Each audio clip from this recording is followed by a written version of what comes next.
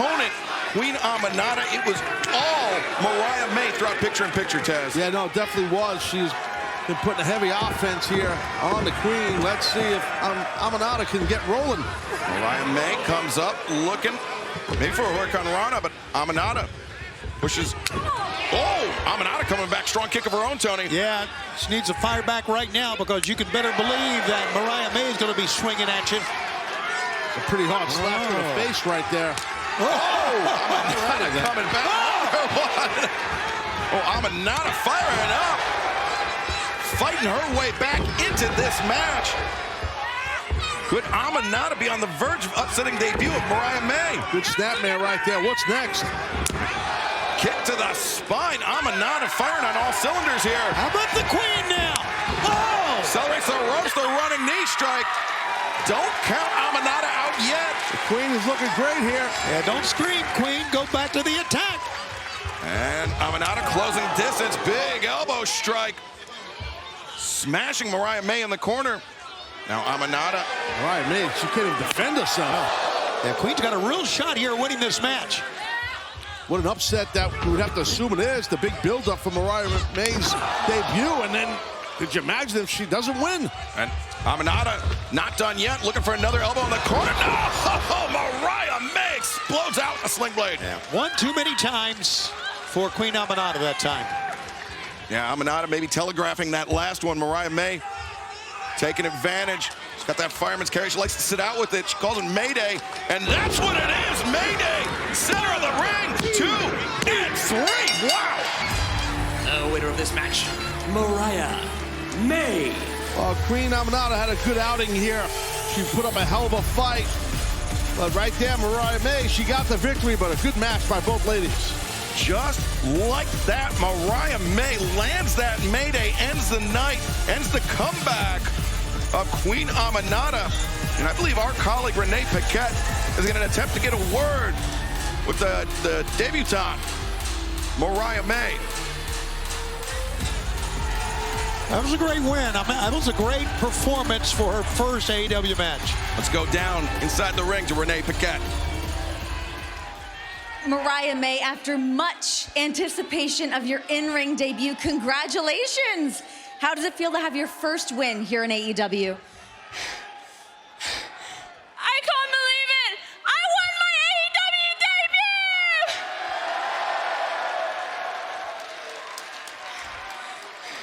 I've wanted to be a wrestler since I was a little kid. So the fact that I'm in this ring on AEW is surreal to me.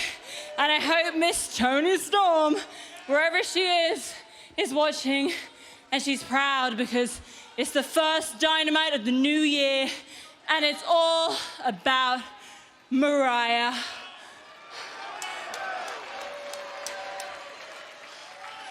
But my only regret is we had to do this in New Jersey. I get her point. I understand. I don't blame her. Wait a second. Hey, whoa. What do we have here? Speaking of New Jersey.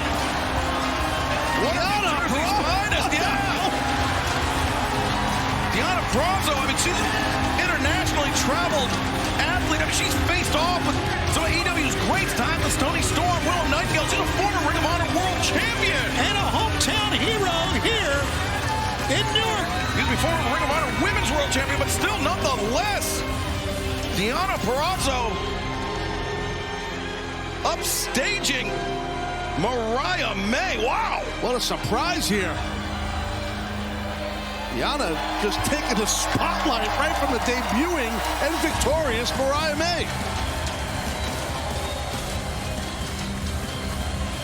Diana, I'm guessing with a Ladies little and hometown gentlemen, pride. the virtuosa, Diana Purrazzo. Diana, it's incredible to see you here in AEW. Oh, Renee.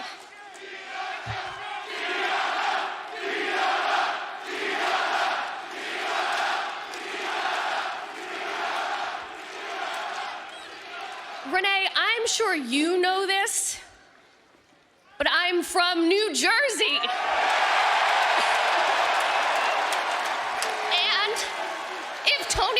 everyone doesn't want to be here, well then trust me, we all don't want her here either. But Mariah, I have a message that you can pass along to Miss Storm. Let her know it doesn't matter where she runs or where she hides. I will find her. Because Mariah, I am all elite. Oh, wow.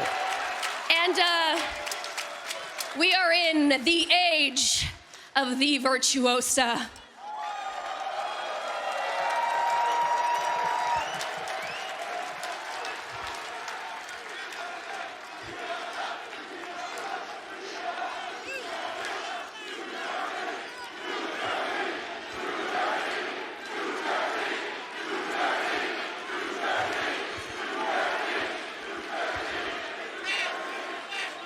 Okay, well, Deanna, I'm not the messenger, so, tell her yourself, bitch. Yikes. Yeah, I'm glad Renee got out of harm's way, because this... You don't want to slap a Jersey girl in Jersey. That's not a good idea. Well, we are headed to a break, but coming up next on Dynamite, the two-time TNT champion, the patriarch, Christian Cage.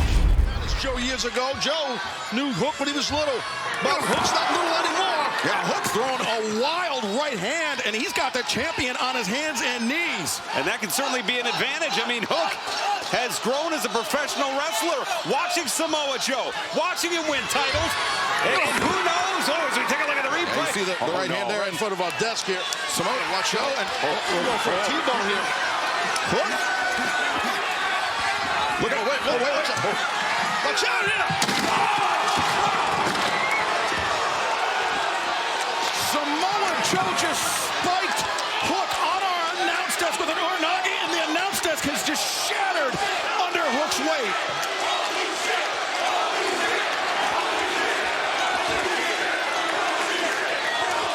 And the spine of the challenger just compressed the head, bouncing off of this solid wood table. And I want to talk about testing Hook's metal. Look at Joe, his hands stretched out. Do you understand yet? Oh, Hooky, get him in the ring. You got from me. Oh, jeez, don't do that, Hook. Don't do that, Hook. No quit in Hook, and no Joe. No. Oh, jeez, no. My Powerbomb on the ring apron. And referee Bryce Remsburg calling for the ringside physician. Absolutely the right call. And Taz, this has got to be difficult to watch. Yeah, nah, I'm going to take my headset off for a minute here. I'm trying to be professional. Yeah, Taz. We definitely understand his concern as we take a look here. Excalibur, we can barely make out the monitor through the carnage. And it was not just the Uranage on the table, the powerbomb on the ring apron. As Hook down, you can see Dr. Michael Sampson checking on Hook. Can he continue? Referee Bryce Remsburg with the 10 count. I mean, I hate to speculate, but it could all just be a formality at this point, Ian. It could. That spine, I just think about the way I saw that edge of the table and then the apron on that C5 vertebrae. Yeah, I don't know if we can get a look at it, but there's definitely some redness, a lot of swelling on the upper back from where Hook. Oh, and He's just not going to stay down. I mean, it's just, I want him to stay down as his father, I promise, but he just won't. And we're up to 9. There's no shit, but No quit in Hook. As Joe sends Hook into the corner, rips him down the power slam. That's gotta be it. 2. And no! What is this man made of? and that's got to be the adrenaline. That's got to be just the never quit, never say die attitude. Hook had nothing to lose coming into this. Oh, no. He's got everything to gain. Death Valley driver, center of the ring. Get him here. 2, and pop it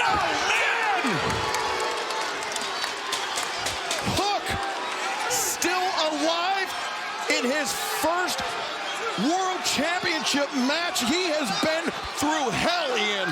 Certainly has, but the eyes are still moving, the feet are still moving. If there is a pulse, if there is a heartbeat, if there is adrenaline going, Hook will not give up.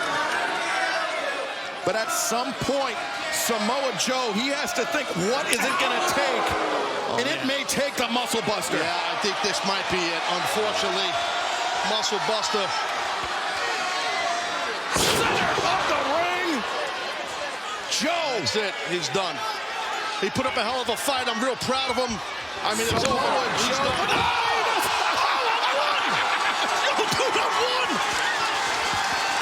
Now he's got to make a move. He's got to make a play. If you can kick out of one, you got something going on. Look at his eyes. Hook brought his whole body into it. A second. A third. Oh, shit, he's on fire. On a vision quest here. Hook, shot to the midsection. Body shots. Are we witnessing history in the making? His hard T-bone. Suplex. Cover him. Excalibur, Joe has no idea where he is right now. The challenger's in control. Samoa Joe set for a ride. The door is open. Can he follow up? He's going to suit in Red Rum. Red Rum. He blocked it. Joe's blocking it. If anybody knows how to block it, it's Samoa Joe. He countered. No. Coquina clutch. It's indeed. He's trying to stop that choke. He's got the hands. Hook does on that forearm. But Joe's got that in tight. And you see he is trying to drag that forearm off the carotid artery. He's got a shot if he can get the fingertips in. But he's fading right now, but he's not giving up. He's got a chance if he can just wiggle those fingers and bring. Hook's lips are turning purple. And that's two. Hook, the last chance.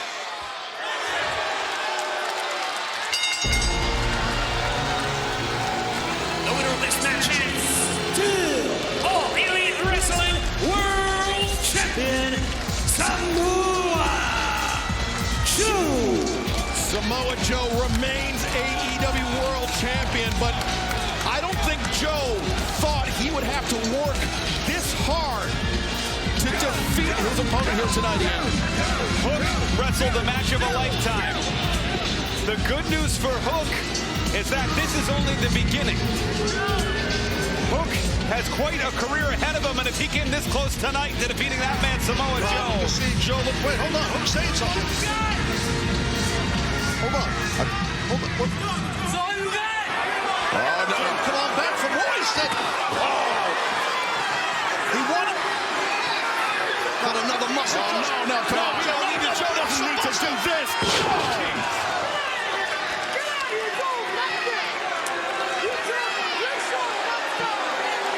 Not after this match. Joe didn't need to do this.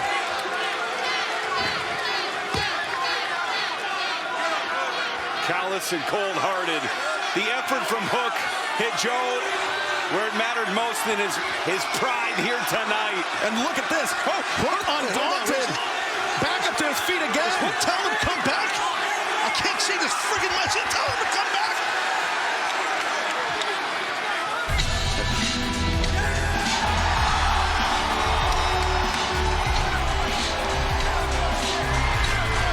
Well, the former AEW World Champion, Hangman Adam Page, the man that has that championship once again on his mind, had seen enough out of Samoa Joe.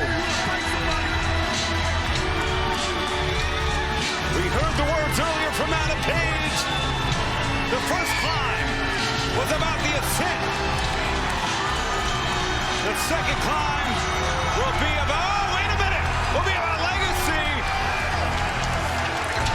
There's the other man with designs on the AEW World Championship, Swerve Strickland.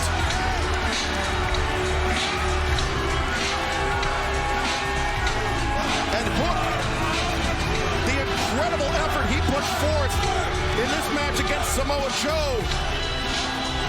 But now, Joe finding himself surrounded.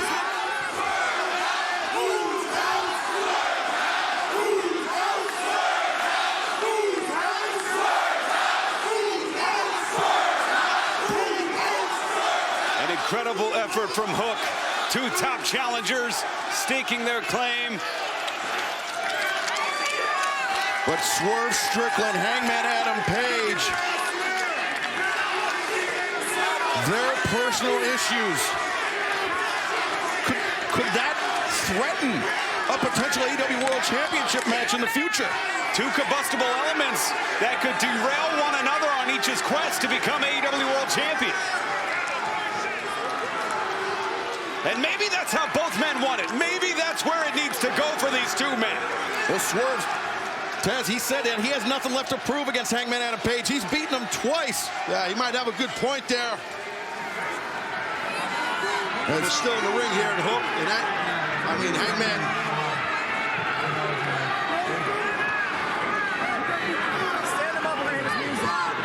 I think Hangman called Hook back into the ring. Even the former AEW World Champion wants to give Hook his due here tonight after the performance in our main event.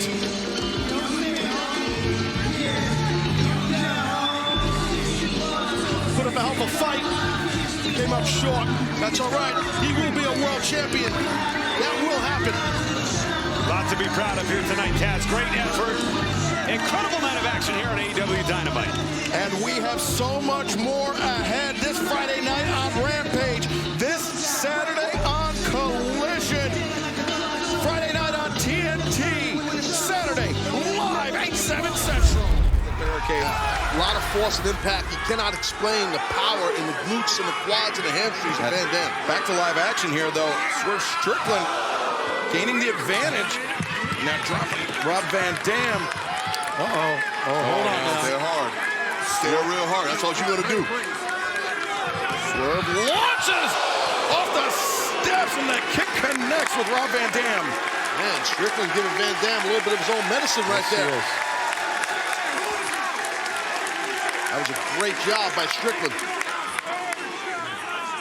Even though Strickland was being beaten up, man, he is still back in this, and he's looking for plunder as well. And here we go.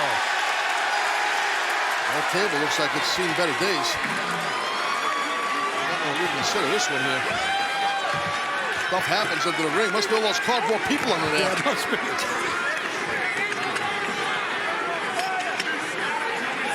And the tables. That frame is not good, man. That thing could fall apart on its own.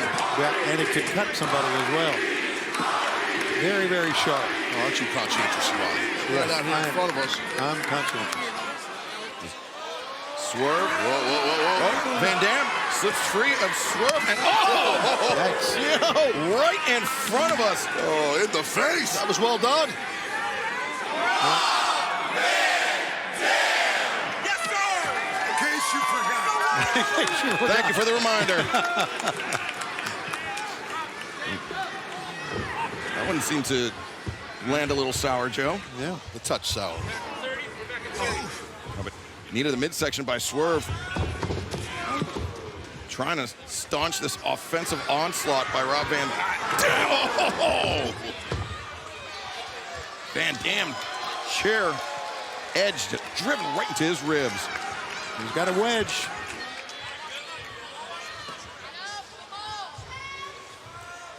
Our main event continues live tonight on Dynamite. Rob Van Dam, Hangman Page's hand-picked mystery opponent for Swerve Strickland. This hardcore match unfolding before our eyes, and Rob Van Dam sent hard into the corner. Samoa Joe, the AEW World Champion, joining us here on the commentary desk. Indeed I am, and it's the cover. Swerve's doing better.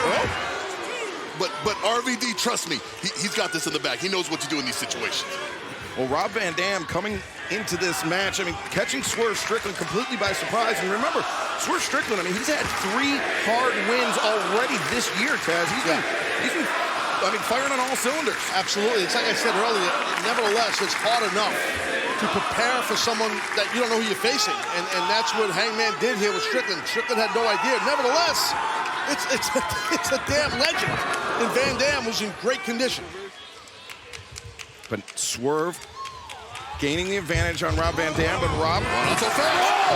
Oh, he went head first at Swerve. Smart by Rob. He dropped kind of dropped his weight forward to change that, switch that around for that reversal. Very smart. And Swerve going head first into the chair, and now rolling thunder. Always pinpoint accuracy by Van Dam. The fans are eating this one up, man. They are enjoying this match. We've enjoyed this night so far. There's a little rolling thunder for you right here in New Orleans. Van Dam, all of his body weight coming down on the chest of Strickland. And then the chair, too. Oh, Swerve. He got crushed in the corner. And now Van Dam, lateral press. Swerve able to kick out. Good job by Strickland on that kick out because he got rocked. Showing his heart, showing his toughness. Yeah, I mean, there's no question that Swerve Strickland is as tough as they make him. But, I mean, to come in here with a Hall of Famer, with a legend like Rob Van Dam. And not even knowing that he was going to be in a hardcore match, right? A little monkey flip here, I think, guys. Oh, look, counter. There's a counter coming. There's a counter. He's did his homework here. Oh, the spine of Van Dam onto the chair. And RVD able to kick out. Wow, how did RVD kick out of that?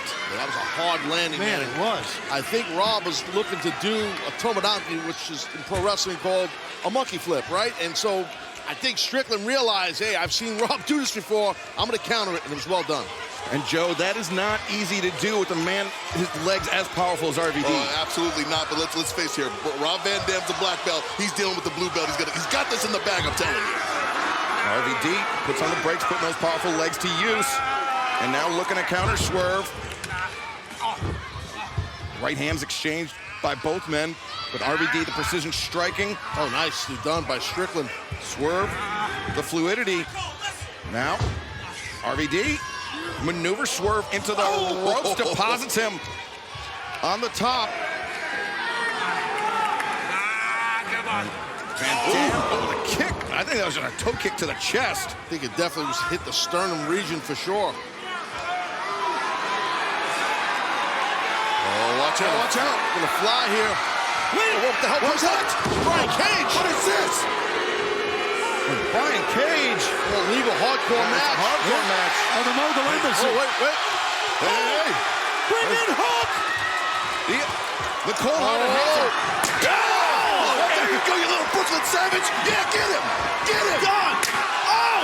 And he just tattooed the machine, Brian Cage, with that chair. Oh, he's going to go after him as well with the chair. Remember, Hook and Rob Van Dam, they've teamed up before. Yeah, they have. And it was Brian Cage who past Saturday at Collision, he had words for Hook. As Hook watching RVD's back, but Swerve watching RVD's back as well. He's got a half and half. Let's go for a half and half. But Van Dam turns it around on Swerve. Oh, nice takedown. To the pinning predicament. And fans, remember, should this match go past the top of the hour, we will stick with all of the action. So don't go anywhere as Van Dam scores with that kick. That was on point right there. This could have got ugly out here if Brian Cage would have stayed out here. But we'll see. Watch Rob, watch Rob. Whoa. Swerve avoids Van Dam. Gets caught. Oh, that might be it, guys. 1, 2, and no.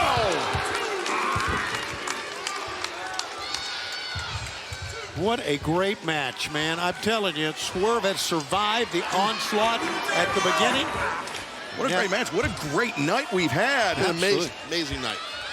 And next week in Phoenix, it's going to get better, brother. Yeah, shaping up to be huge. But right now on the floor, Van Dam, you can see he's very unsteady, dropping to a knee.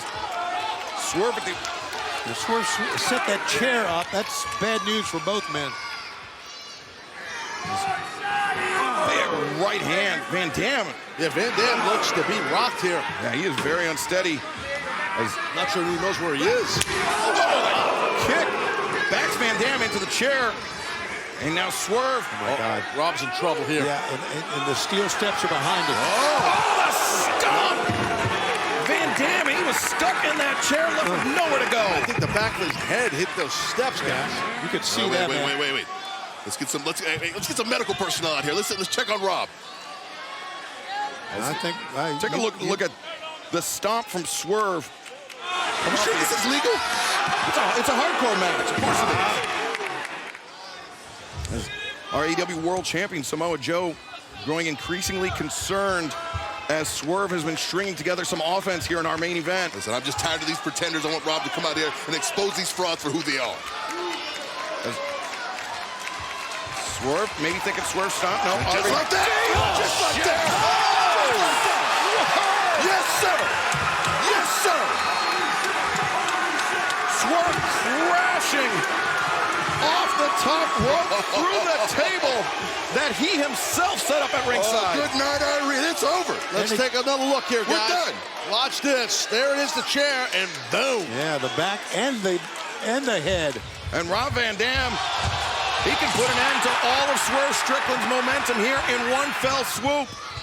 Not just tonight, but these 3 consecutive wins that Swerve has strung together. Yeah, he could take him out of potential rankings. Here's what he could do. This is gonna be bad. You know what he's going for, boys. Well, we're making sandwiches tonight, gentlemen. You know what he's going for. As frog splash, nobody home. Crash and burn for RVD, buddy. But Swerve, house call with the chair. Is this gonna be it? 1, 2, no! RVD's still in it. Man, how about RVD? Holy smokes, he took a chair to the face and he still kicked out. That's what it means to be elite, Tony Schiavone. That's true. Robert Van Dam. Look at that, though. He just latched on to the boot of Swerve. Van Dam still reeling. And Swerve! The face into the turnbuckle. Van Dam. You can tell just by his posture, Van Dam's not right. Yeah, he got dinged up earlier, I think. And, he's in trouble. Rob is in grave danger. He's mocking. He's mocking. And the stomp! The cover! And the win! This match, Swerve Strickland. So, Joe, I know you're disappointed. You can see the face of the world champion, but man, after the ass-kicking that Swerve took in the first 5 minutes, what a comeback this was to win it. Well, but Tony, to that point, what about the ass-kicking that Hangman Adam Page took at the hands of Toa Leona to come back and win it? I think we see a theme here, gentlemen. These both men like to take an ass-kicking, and when they're in the ring with me, I will kick both their ass. What? Speaking of Hangman. Hangman Adam Page coming to the ring. Swerve, once again, very obvious displeasure. Hangman marching out here. What does Hangman have to say to Swerve Strickland? Both men, 4 consecutive wins to start the new year. And not only that, 4 consecutive wins over top quality competition. Congratulations, you evil bastard! Swerve, later tonight, the rankings for the AEW World Championship come out, and despite my efforts tonight, we are both undefeated, so I can only assume that we are at the top of that list. And you said that you wanted Samoa Joe, that you wanted the World Championship, that you needed it. But I need you to look in my eyes, and I need you to know that I will never let that happen. Swerve, I am the next world champion, not you. You still just don't get it, Hangman. You still out here repeating yourself over and over again. I've beaten you twice now. I got nothing to prove, not to you, not to anyone else. I don't care. You're just upset with the simple fact that you just can't beat me. Hey, Swerve, you keep saying that, and I think it's because you believe if you say it enough, it will be true. The 2 times that we fought, you didn't beat me. It took all of the Mogul Embassy. Swerve, I know that man to man, when it counts, Swerve, you can't lace my boots. Whoa. You know what?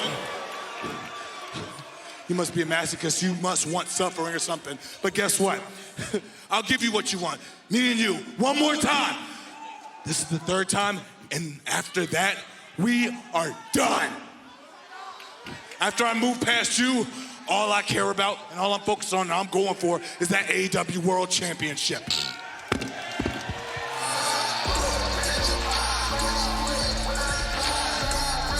Wow, Tony Khan has just made his official for next week. The winner faces Samoa Joe at Revolution. It will be Swerve Hangman, Part 3, live in Phoenix. Plus, the AEW World Tag Team Championship on the line. Big Bill and Absolute Ricky Starks looking to defend against Darby Allin and Sting. Jericho, Takeshita, one-on-one. Plus, the stars of CMLL will challenge the Blackpool Combat Club in a trios match. And Tony Khan has a huge announcement next week on Dynamite. But what about this huge announcement we just had right now, Joe? Oh, I am ready. I am ready. And anybody who wins next week, they're just heading straight to their doom with me. The icon. That was funny. Our wild main event for the AEW World Tag Team Championship, a tornado match. Big Bill and Absolute Ricky Starks looking to fend off the challenge of Darby Allin and Sting. And Sting the splash on Big Bill. Meanwhile, oh my God, what a shot. Holy smokes, he just absorbed that big splash. And meanwhile, inside the ring, though, Darby Allin landed a massive drop kick on Absolute Ricky Starks. And fans, while we have a moment to breathe here, I want to tell Tony Khan has just signed a big tag team match this Saturday at Collision. John Moxley, Claudio Castagnoli of the Blackpool Combat Club. Oh, wait a second. Darby. Oh, whoa, whoa, whoa! God. Unbelievable! Oh, that's worth looking at again. Holy smokes. My God. Here it is, Taz. Yeah, you're not kidding. This is just pure power and, man, it's crazy intense landing. Wow. Whoa. Well, as I was about to say, this Saturday on Collision, 8/7 Central on TNT, John Moxley, Claudio Castagnoli of the Blackpool Combat Club, taking on Star Jr. Esfinge, the man in the gold mask from the CMLL contingent. They had words, they had an interaction with the Blackpool Combat Club earlier tonight, so it will be a tag team match this Saturday night live on Collision. International title match, a big one, as well as Orange Cassidy defends against Ishii, and that is coming up. It's building up to be a great collision in Las Vegas during Big Game Weekend. We're coming live on Saturday on TNT. But Tony, speaking of that, what an AEW World Tag Team Championship title match we are watching unfold. Ricky Starks, Big Bill, they've defended their titles 3 times already. Could they do it for a 4th? And could they be the first, maybe the only blemish on the record of Sting and Darby Allin? Yeah, no, exactly. Well, right now the champions are looking good. Big Bill. And let's not forget, we're going to stay with this match as long as it takes. Oh, God. Look at Bill. Oh, my God. Hoisting up Darby. Now just throttling, unbouncing his head off the mat. God, he's a man among men. Violent, too. Oh, my God, it's just pure power. He ragdolled him. That's what he did. Big Bill. He and Starks have isolated Darby Allin. It all started with the biggest boss man slam I have ever seen. And that was only the beginning of the punishment for Darby Allin. And that right cross to Sting's jaw put Sting down. Sting is trying, now looking to my left to try to get back in the ring, but he's still not in. Yeah, now Big Bill getting himself a table here. Table looks like a little kiddie table next to him. Looks like a baby table. Yeah, it does. Giant man wearing mint green Timbs. It's tough getting beat up by a guy with mint green boots. And who's going to tell him it looks bad, Taz? I think they look great. I wouldn't tell him. You think they're crazy? Yes. Oh, brother. Table set up at ringside. Sting on the apron, but both Sting and Darby Allin, the challengers, feeling the... Starks is directing traffic at Starks. I think he was calling for a press slam here, wasn't he? Yep, certainly seems to be. Sting sending Starks into Bill. Darby saved the day there, boys. Boy, did he ever. Darby narrowly averting disaster. As Sting, big right hands, the backhand takes Starks down. Oh, Big Bill though, look at that, the hand. Oh no. Wrapped around the throat of the Icon. And that table is right below Sting.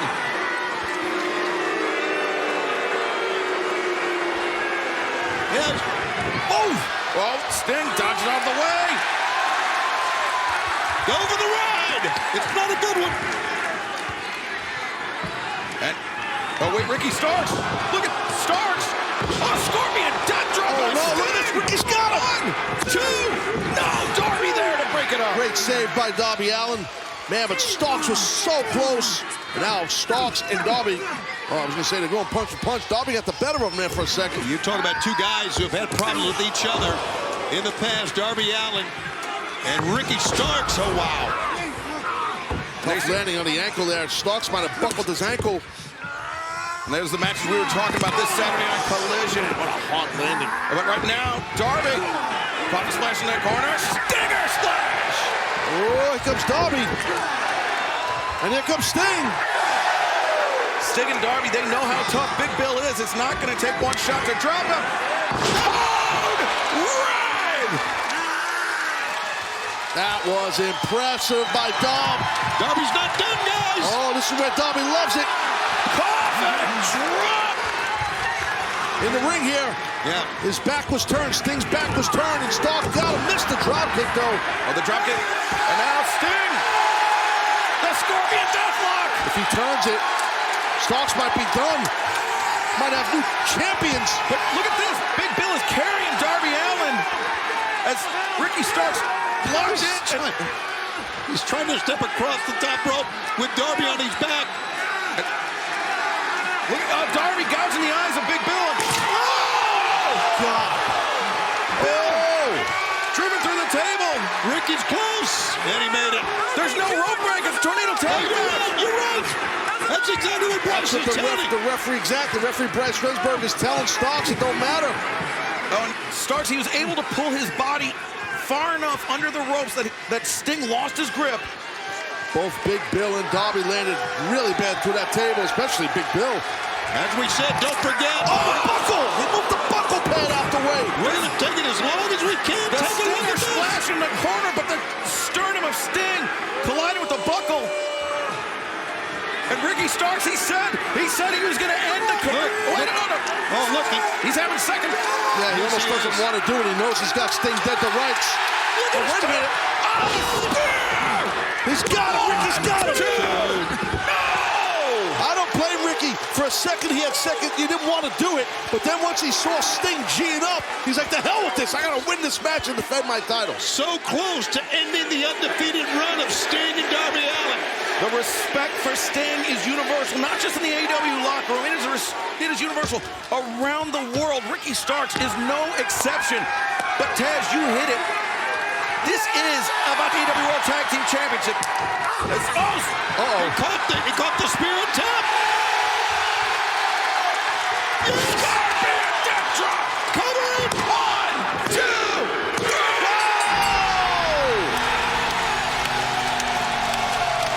And the winners of this match, and Yes,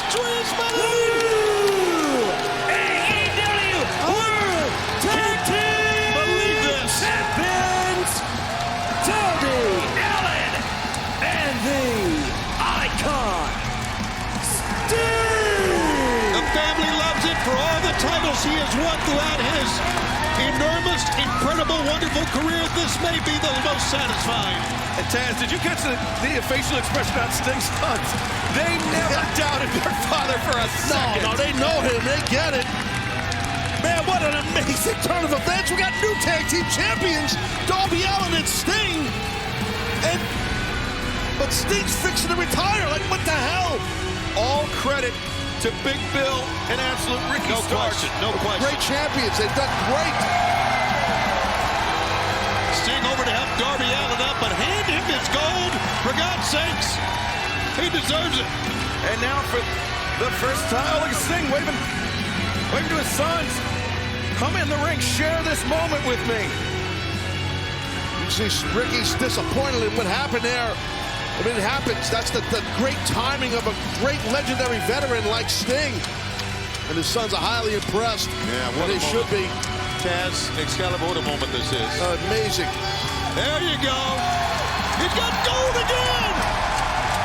What a career. What a run in AEW. Between singles and tag team championship, Sting has been a champion 24 times. And now, adding a 25th title, a 25th championship to his already legendary career. The undefeated star. Whoa. Sting, command God. What the hell? That's Matt and Nick Jackson, the Young Bucks. And those are his sons, for crying out loud. They're not wrestlers. Oh my. Matthew and Nicholas, what the hell are they doing here? These are civilians and Sting's sons. And these bats in hand. Just completely upstaging this moment. This is despicable. Look at them. Completely upstaging. Hell, they're beating the hell out of people.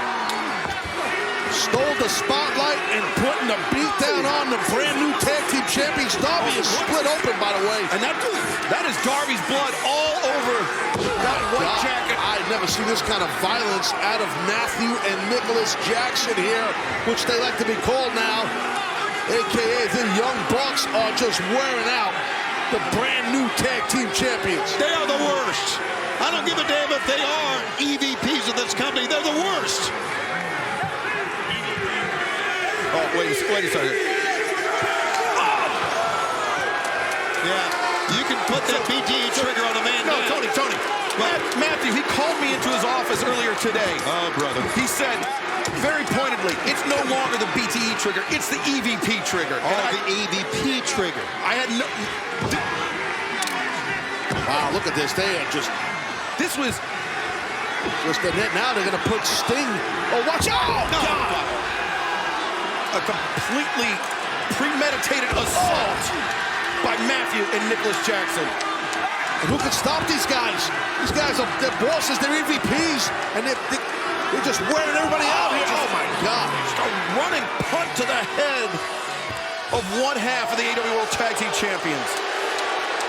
It's the worst I've ever seen. And I've seen a lot of things here at AEW. Look at this violent attack by Matthew Jackson. And Darby just leaking blood all over the suit.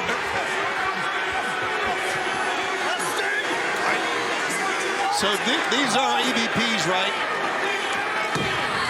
And these are two men that clearly believe they're above the law. Yeah, bullshit. Thank you, Tony. Thank you. This is... Now they got the belts. Despicable. Wow. Utterly despicable. The Young Bucks, like it or not, made a heavy statement right now. Not.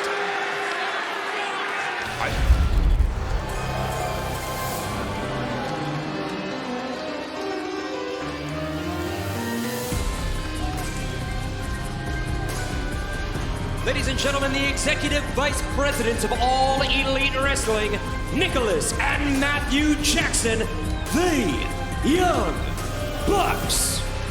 Well, Matthew and Nicholas, they have been looking all night, guys, as we know, for the Stinger. They've been on the hunt for the icon Sting. And this Sunday, Tony, not only do Matthew and Nicholas Jackson have a chance to retire the icon Sting, they also have a chance to become three-time AEW World Tag Team Champions. There's no question, regardless of what they have become, egos run amok. And you know what? I've discovered that they're both got big egos, but nothing like Nicholas. That's a horrible ego. I mean, they're both. These are. I talked about how long I knew Eddie Kingston. I've known Matthew and Nicholas almost as long, and they're just. Oh, look at this now. You know, getting in the face of these Sting fans here at ringside, and. Oh, wow! There's a Sting fan for you! Darby Allin not waiting until Revolution this Sunday, getting the jump on Matthew and Nicholas. Oh, wait, watch out! Brother. He had Darby anchored. Hey, what, the Bucks never expected that. We didn't expect that. I was going to say the Bucks are still great tag team wrestlers. They can do it. But where is Sting? I mean, we see Darby now fighting a pitched battle 2-on-1 against Matthew and Nicholas Jackson. Well, we know Darby's fearless. He don't care. He'll throw caution to the wind at all times. Oh, my God, the bat. That bat to the midsection doubles over Darby Allin. And now look at Matthew. This is, I mean, reminiscent of what they did to Sting's son. Absolutely it is. And that was the last straw for Sting, as we have heard. Oh, now you see the EVP trigger. Yeah. EVP trigger's coming. Darby. Oh, no! And they nailed it. If they land that, if they land the EVP trigger this Sunday at Revolution, we will have new AEW World Tag Team Champions. Why a bat to the gut? After the EVP trigger, obviously Darby cannot even get up.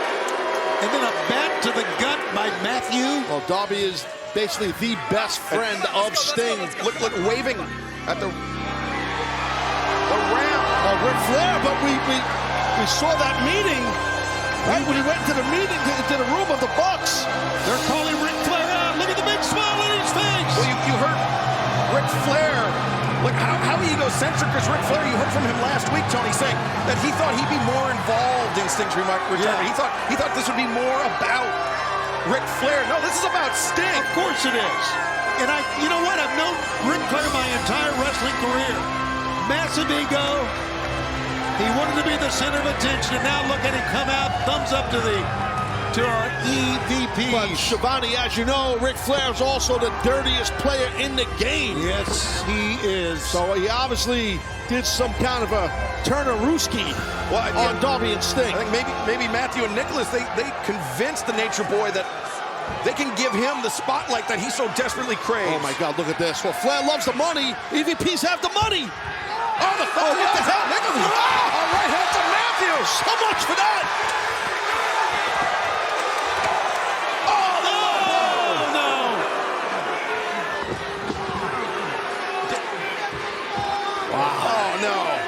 Well, I guess Flair was gonna. You said it, the dirtiest player in the game. He pulled one over on Matthew and Nicholas. He sure did. Oh, Matthew, what are you doing here? Oh, that's a 70-year-old man. 70 plus. We had a problem, Rick. What's your problem? This goes part and parcel with just how disgusting Matthew and Nicholas have been acting as of late, attacking a septuagenarian. You can't even really call them the Young Bucks. Oh, brother!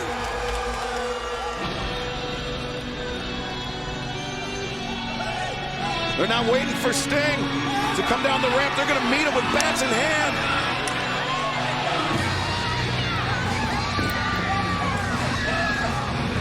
And Matthew and Nicholas, they're prepared for it. Yeah, he's walking into a trap here as Sting.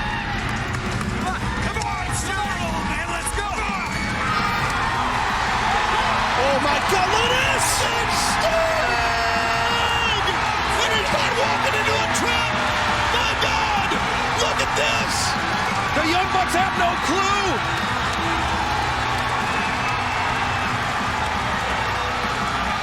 And now the realization sets in!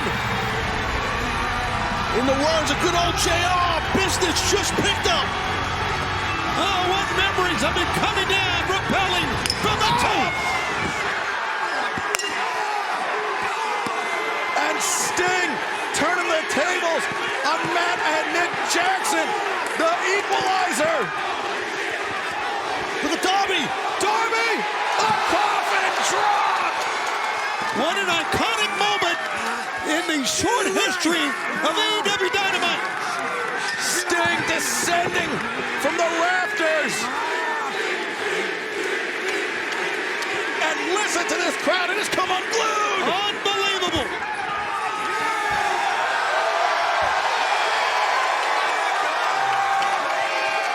Flair smiling from the corner! Scorpion death drop!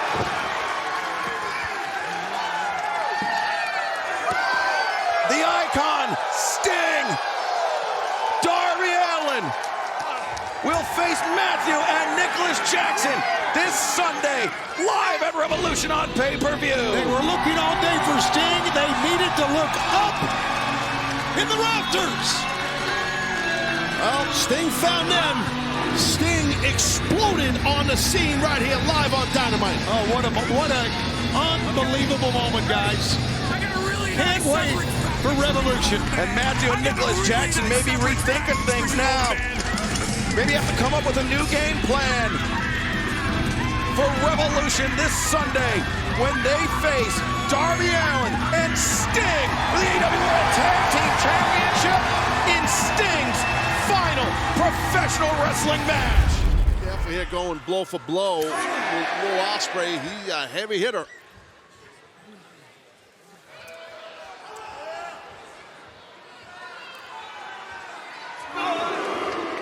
Not a lot on that one. I think Kyle's hurt, guys. Yeah, that's a good call, Don. I mean, getting up slowly. Ospreay sacrificing himself for that Os cutter on the apron. But Fletcher, yeah, he's not pouring everything he has into those strikes. And he's banged up, Fletcher. He's definitely banged up. He can't stand up. Equilibrium is off. That's not a good sign against Ospreay. Referee Paul Turner doing a great job checking the action, checking the eyes, of Kyle Fletcher.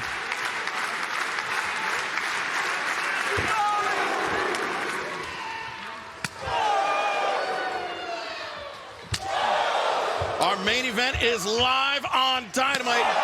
Kyle Fletcher, Will Ospreay just engaging in a firefight in the center of the ring. They're laying it all on the line. I feel like a proud older brother here. Much older, but yes, I agree. And Fletcher, he's been on the receiving end of, there you go, Kyle. Quite a bit of punishment. He's trying to will himself back into this match, Taz. Yeah, no, he is. Because he was dinged up a bit, but he's starting to bring the wood, Kyle Fletcher. Fletcher accelerates. Ospreay lands on his feet. Step up Enziguri. Oh, God. It's unbelievable. He is. Nice job, Kyle. Ospreay hits offense in bunches, guys. And Fletcher likes this tombstone, the twisting tombstone, but Ospreay reverses. And no, Fletcher counters. Maybe another snake eyes in the corner. No. Poison Rana. Oh, no. Oh, my God, that Poison Rana was nasty. Holy crap. And unfortunately rolled right into the middle of the ring. He's going up top, guys. He's pointing to the turnbuckles. Look at the fans. Will Ospreay, he's earned that moniker, the aerial assassin, with good reason. But Fletcher knew it was coming. What a great counter. Excellent counter. That's really knowing your opponent and having history with him as a friend. And it's a simple counter. He just pushed him and made him lose his balance. Beautiful in its simplicity. The simple stuff is the best stuff at times. Did it look like for a minute that he was going to go for a dragon? I think that's suplex from the top. Avalanche Dragon suplex here. Well, he's got an overhook. No. I don't care for this. Ospreay landed on his feet. That would have been over if he'd hit that, I believe. Cheeky grin on the face of Will Ospreay, who floats over the top. Liger bomb! 1, 2. Oh, Fletcher kicking out. Nice work by the young man. Ospreay kick across the jaw, 2 of them. And now the double underhook. Could be thinking Stormbreaker. Fletcher escapes out. Transitions through, double underhook by Fletcher. On the shoulder. He's got him. And Ospreay somehow kicking out. I thought he had him. He landed on the right shoulder. That shoulder was roughly landed. You're right, that was bad. And Fletcher now. Oh, my God. What the hell? 2, and again Ospreay beats the count. You could see Ospreay's head bounce off the mat. If we could get another look at that. Watch the head. Oh, my God. How did Ospreay kick out? I think if he dropped that arm over a second earlier, he would have had a 3. Will Ospreay, obviously dazed. Kyle Fletcher expended. And wow, look at this matchup just popped up on the bottom of your screen. This Saturday on Collision, Chris Jericho takes on Teton from CMLL, one of the best young stars in CMLL. But right now, Ospreay and Fletcher struggling their way up to their feet. Fletcher with the advantage. And now, charging, and another Another kick in the corner. Tell you, the momentum has shifted. We're looking at Fletcher. He is rolling right now. Fletcher, he took a moment to compose himself, but now he has the advantage. He's going to do what Takeshita did to him, maybe. Yeah, looking for the buckle. Oh! No, Ospreay. Ospreay with a head. Cheeky Nando's. And Fletcher, his head came out of the corner, but he is still on the ropes. He's still dazed. Oh, my God. Oh, my. Oh, boy. Is he still alive? The avalanche. Oh, my God. Fletcher got wiped out with the back elbow. 2. What a kick out. And if you're Will Ospreay, Taz, you got to be asking yourself, what is it going to take to beat this kid? Yeah, that's exactly what you got to ask yourself, because the picture tells a story. And that's right on the top of your skull there. Fletcher, I hope he's okay. Amazing. Elbow. I hope he's all right. Amazing, absolutely amazing. I just want to point out, Will Ospreay, he's still got the Stormbreaker. He's still got the Hidden Blade. He has so many weapons, but Kyle Fletcher has just been so resilient all throughout this match. Would that even be enough? At 25 years of age, man. Yeah, look, Kyle needs to roll out of here. And the ref might need to contemplate. This guy can't defend himself. Oh, no. Ospreay. Taz, I'll step in if necessary. Take care of the family. Don't get hurt, Tom, but I understand. That's nice of you. Very noble. But look at this Fletcher rising up. I mean, credit to Kyle Fletcher. When the fans are with him, listen. Oh, those are stiff shots right there. Fletcher's got something left in the tank. Oh, maybe a little bit of rope-a-dope there from Ospreay. It's the ropes. Fletcher ducks underneath. And reverse it. Oh, wow. Fletcher reverses out. Well, Fletcher. Whoa. Ducks. Thrust kick. Caught. Ospreay. Oh, bottom of the Spanish fly. 1, 2, and no! Again, Fletcher kicks out. Gotta watch the follow-up here, guys. Awesome cutter! Wow! Wow! 1, 2, no! How tough is Kyle Fletcher? Double tough. Here comes the Hidden Blade, I believe. Nope. Fletcher rising. He's looking his friend right in the eyes. He's asking for it. And Ospreay obliges. Nothing hidden about that one. What a great night for the Don Callis family and professional wrestling. And for Dynamite. And for AEW. Holy shot right there. Fletcher basically, he knew he was going to eat it. He just said, come on, just do it. Just do it already. I mean, and Ospreay did not back down from doing it. No fear, just fought it and blasted Taz with Fletcher. We talked about sometimes when you're in the ring with a friend, you turn it on even harder. You go to another level, and that is what Kyle Fletcher and Will Ospreay did tonight. No doubt about it. Yeah, you're exactly right. You can see the respect for each other right here. Uh-oh. This is someone who's not in the Don Callis family. This is a very interesting development. Danielson coming out here. I'm sure he respected and loved that match. Bryan Danielson, somebody that loved pro wrestling violence. He got a great display of that tonight here on Dynamite. We are going to keep our eyes glued to the situation. For nearly 40 years and countless memories in professional wrestling, just in life. It's been one of my profound pleasures to call him a co-worker these last few years. He made me feel like a heathen. Love Sting too. I'm gonna miss him. Yeah.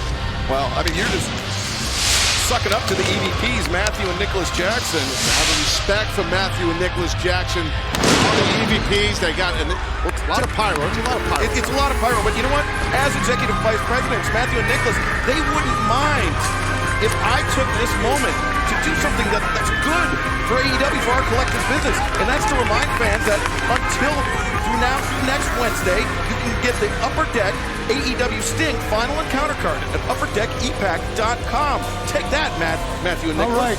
Yeah, take that. Well, I wanted to congratulate you. Great entrance after the ass kicking that you guys took on the... Oh, what the hell? Get the hell out of our ring, Tony Schiavone. Get out. Get out. We're moving past that. For God's sakes. Matter of fact, Sting and Darby, you guys cheated. Sting, you invited all your friends from the retirement home. You even had your sons, who happen to be 6'8" and 305 pounds, and beat our asses, and you guys cheated!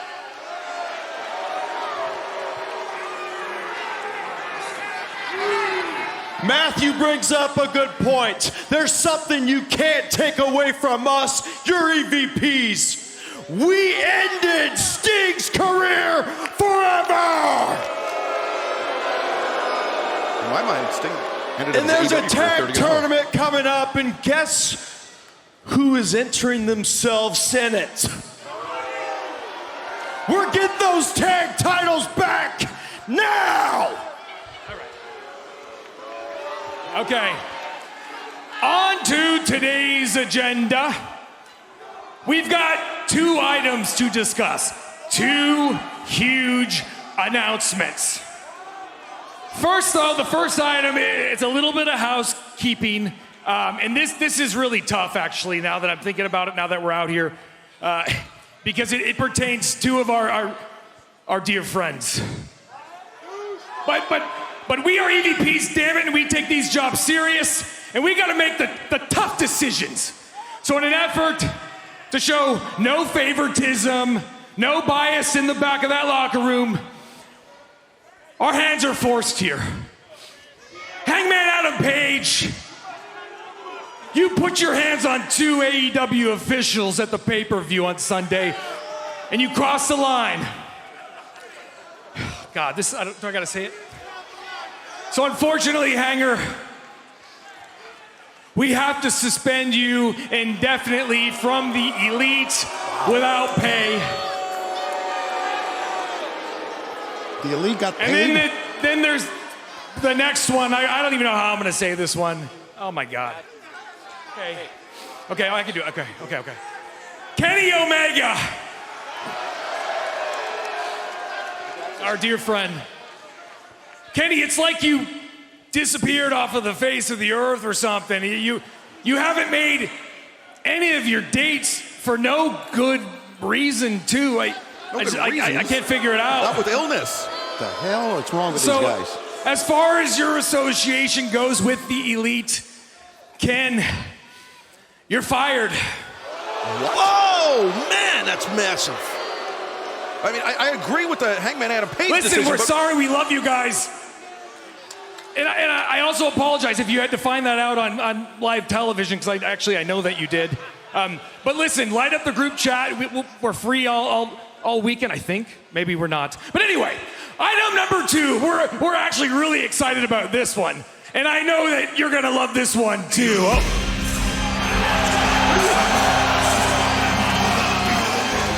Well, thankfully, somebody has heard enough. It's the Continental Crown Champion, Eddie Kingston. Kingston, who this past Saturday earned the respect of the American Dragon, Bryan Danielson. And the Mad King don't look too happy neither. Cut it! Yeah, by the way, I'm wearing sweatpants and Timbs. So, the hothead here, right? Your brother, the hothead, you said if I talk crap about you guys, I'm gonna be fined, right? You might as well do it now, bitch, because I got stuff to say. He's trying a handful of money out of it. Relax. This is unprofessional. Hey, let's take this conversation offline, okay? We can talk like gentlemen. Yes, let's go to the back. Don't air our grievances on national television. Nicholas Jackson put his hands on Eddie Kingston. Oh, there from Matt. God, you could see that coming. Oh, it's what the Young Bucks have become? Am I really seeing this? Eddie Kingston, after going to a war with Bryan Danielson. Kingston, he did not show respect towards these EVPs. Let's be honest here. Come on.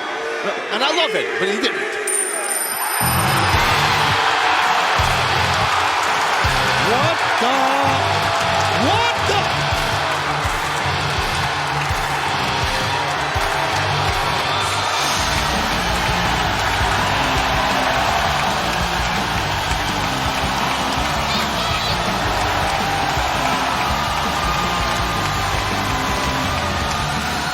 The Rainmaker, Kazuchika Okada.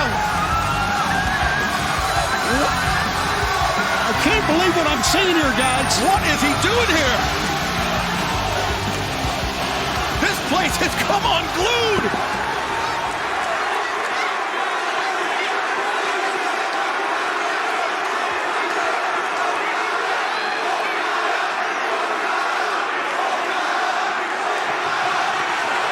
Whoa, whoa, whoa. The Rainmaker for Eddie Kingston. Money!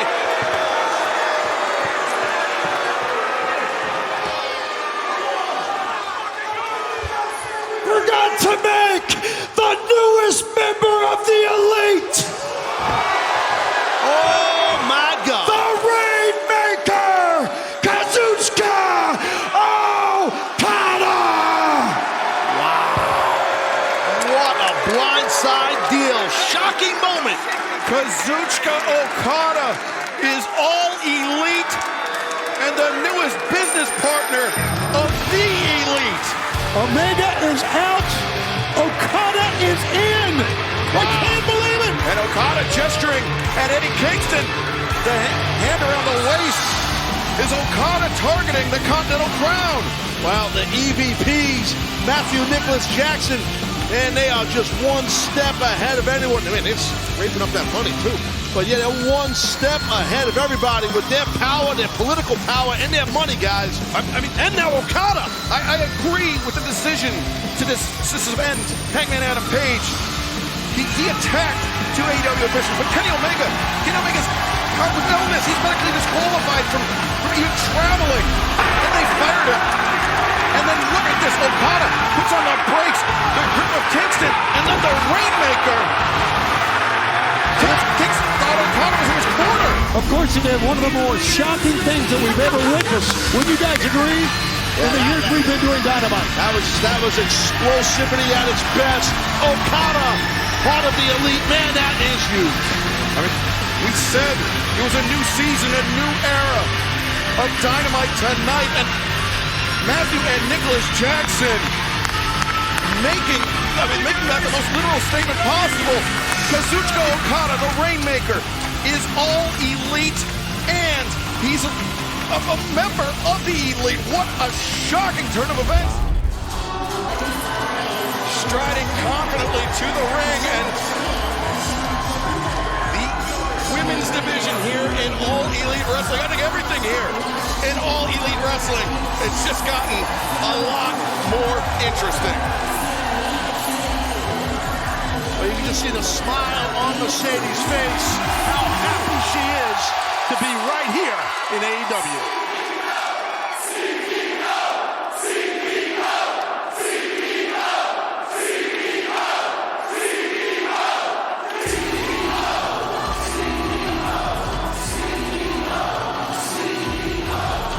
Well, she's just eating it up right now, as well she should. Yeah, what a homecoming in her hometown, as you mentioned, for Mercedes Moné, the CEO, who has center stage, and she is just basking in it.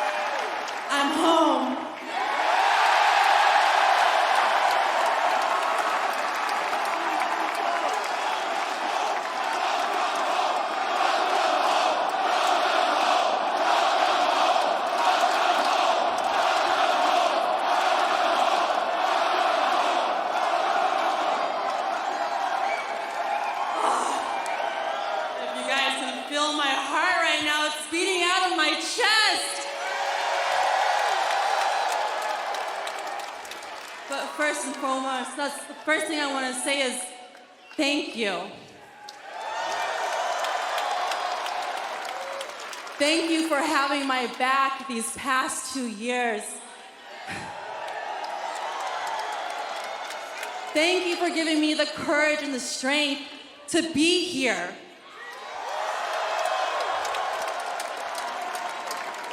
Thank you for sticking with me from all of my lows, all of my highs, all of my milestones, all of my titles, all of my moments, the history-making moments.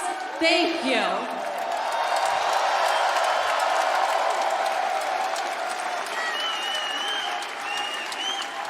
And trust me, we are going to be creating so much magic and so many moments together.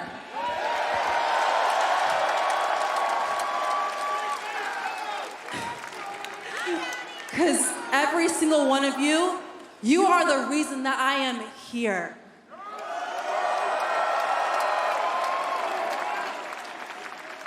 So thank you.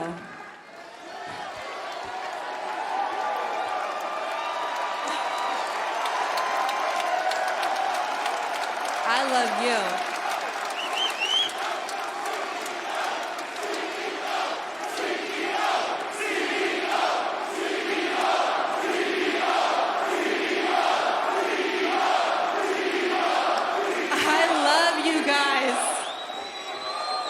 And if you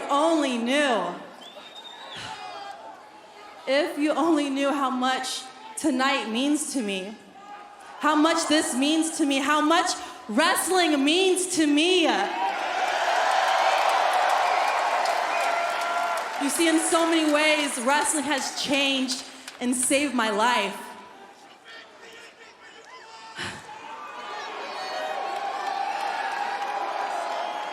Wrestling has given me hopes. It has given me a place to dream. And people and legendary people like Eddie Guerrero gave me a place that I can believe that I can do this one day too.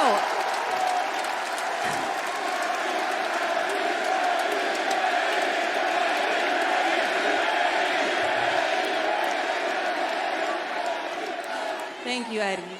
Thank you for letting me believe in my dreams. You see, my dreams got me to lead a woman's evolution.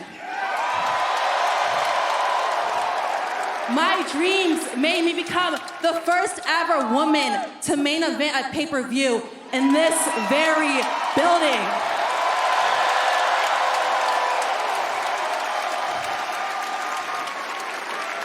You see, my dreams started when I was only 10 years old. And when I was 13, I dropped out of school to take care of my brother.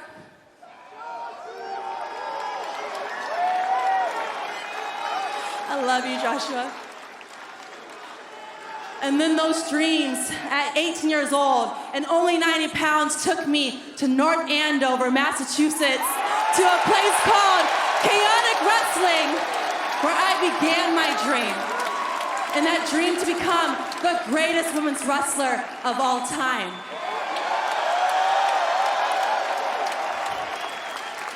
And I want you guys to know, if I can do it, you can do it too.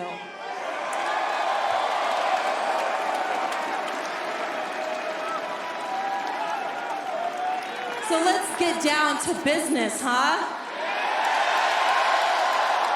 You want to know why I'm here? Because I need to be here. I want to be here. AEW is the only place where this revolution can be global.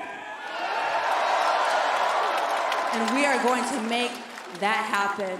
You see, I've been watching week upon week upon week, and everybody in that locker room, ooh, I can't wait to tear it up with every single one of you. But let's start with our main event tonight. Rio versus Willow Nightingale. Now, Willow,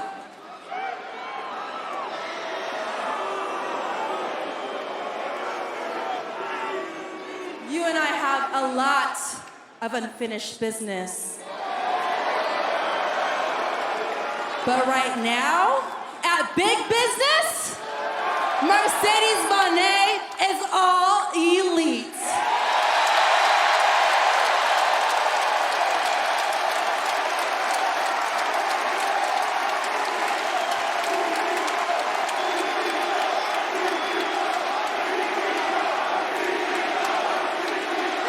So to our chairman, Tony Khan, thank you so much for that tweet.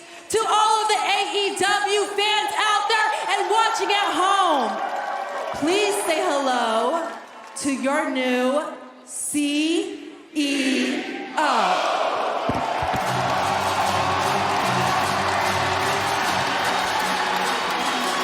Mercedes Moné making an entrance fitting of a CEO. It's going to be a moment that we will never forget here on Dynamite. In the almost 5 years, what a moment. So Big Business going down in Boston tonight, and this, Taz, this is just the start of it. Oh, yeah. Yeah, well, what a moment here for sure. I mean, this is, Shibata, you're right, it's going to be hard to forget this. This is amazing. Welcome to AEW Mercedes. Making a splash on her first night with All Elite Wrestling. And undoubtedly, for months and years more to come.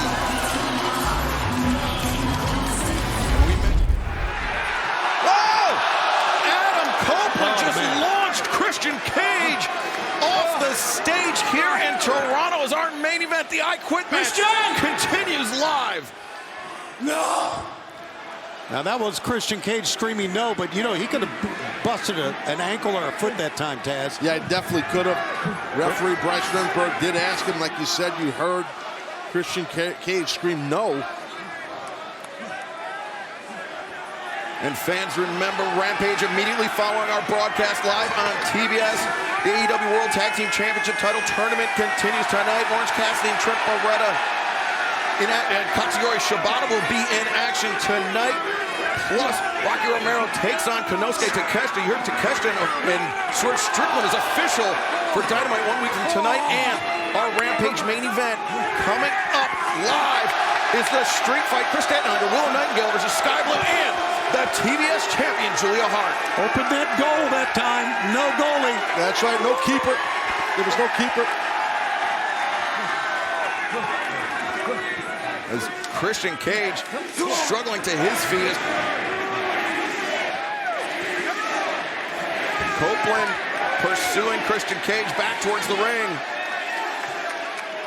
Tell you, the rated R superstar losing a lot of blood here, but still looking good offensively, Cope is.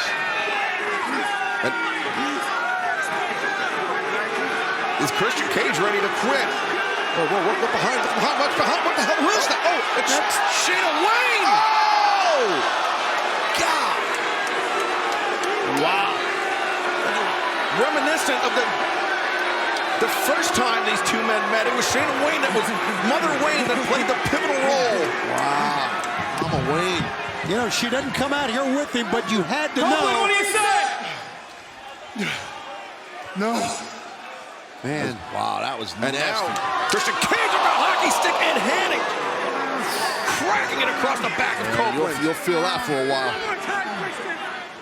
The stick splintering. That's when that hockey stick's broken in half. That's even more of a weapon, man. You're not kidding. The point of the wood and all.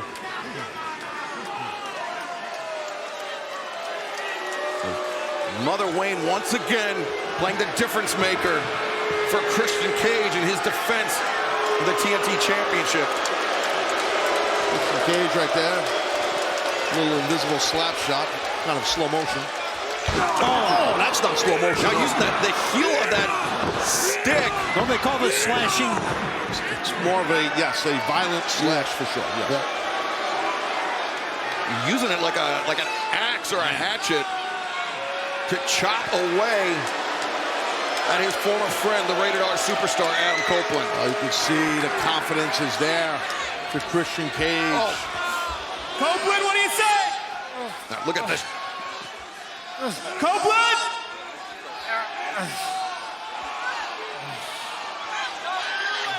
Talk to me, Copeland! Oh, boy.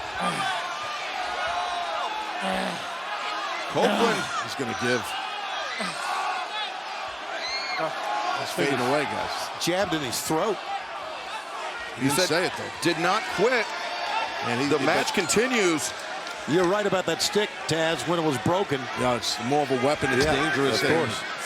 And I'll tell you, Cope seems really in rough shape in the middle of the ring, but now what the hell else has Christian got in mind here?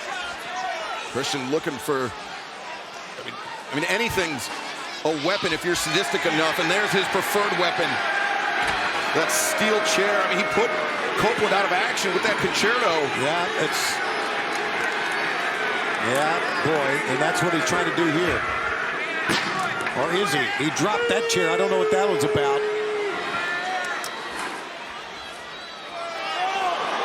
Oh, barbed wire wrap chair. Yeah, you got to strongly assume that was planted there, obviously, by Christian Cage or someone he's tight with. Probably Mother. Or Nick or any, yeah, sure. She's an evil woman. And now he's got choosing his weapon. He's going to. Oh my God! This could be a wicked concerto here. Oh my God! This is bad. This could potentially be career-ending. That's right. That is right. Sometimes you got to wonder. Don't How do this. far do you have to go to prove a point? Don't do it, Christian. Copeland, thankfully moving out of the way. Cope almost got wasted right there, and now, brother, oh man. Kick to the midsection. Copeland collapses. As look. Christian Cage looking for the kill switch on the chair, but Copeland. Nice counter. Copeland turned it around. Christian bailed out. And now Copeland with a stick right across the throat. Definitely a cross check. And now look at this. What do you say, Christian? With the stick in the mouth. He can't answer with the stick in the mouth. Copeland, I think, realized that. Right. Oh, he's taking his drawstring off. Drawstring out of his tights to choke him out, maybe. That's what he's going to do. Oh, look at that. Oh, my God. Christian! Using it like a garrote. This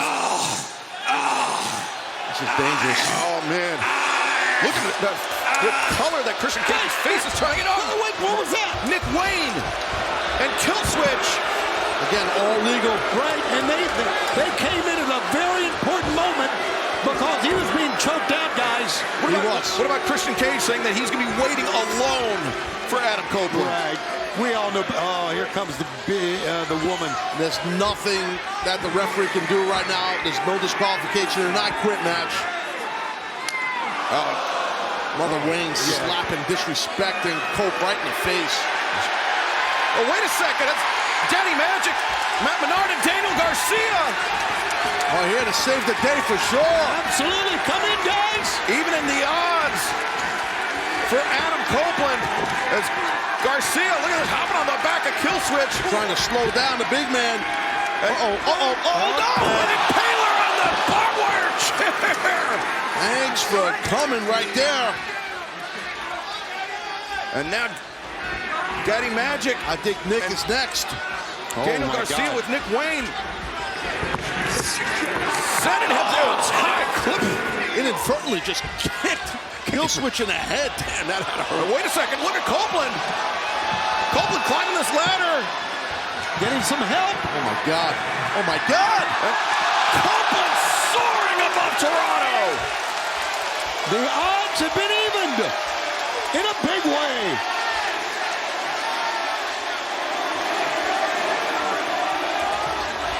And Copeland not done with Nick Wayne yet. He's going to teach him a lesson. Garcia. Got some handcuffs here. They got a game plan, it seems like. Cope and Garcia along with Daddy Magic. Copeland with Nick Wayne. I think the handcuffs being applied. Nick Wayne's trying to fight it off, but these men had a game plan coming out here for sure. And Garcia and Daddy Magic, they're restraining kill switch. Well, you know, Taz, they had to have a game plan because they knew what would be up on the other side. Correct. Well, the big man, he ain't gonna get out of that, and neither is Wayne. Nick Wayne and kill switch both restrained in the corner, and now Mother Wayne.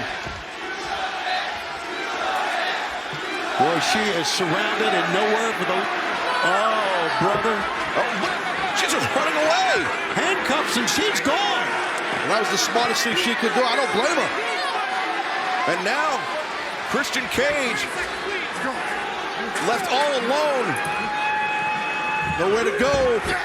He's trying to fight his way out of it, but getting pinballed here. Yeah. Oh, the game just ended with that spear. The pinball game, I should say. And now a third set of handcuffs, this time being wrapped around the wrist of Christian Cage. And this is a genius plan here. It really is. By Cope and these guys for sure. You know what? I think I know what Cope is going to get. I think we all do. Yep. Yep. Spike. Oh boy. Well, if you haven't seen Spike, ladies and gentlemen, you're fixing it. It's pretty wild. Yeah, we saw it on Saturday night on Collision. Oh! Well, payback there from Copeland, but I think I'd rather take the... Christian, what do you say? No. God, he's still in it. Surprised his voice isn't higher. Oh my God! Just repeatedly. Holy, good Lord! What do you say, Christian? Go.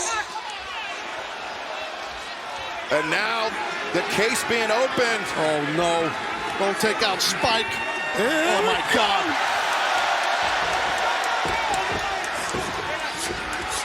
Oh! Christian!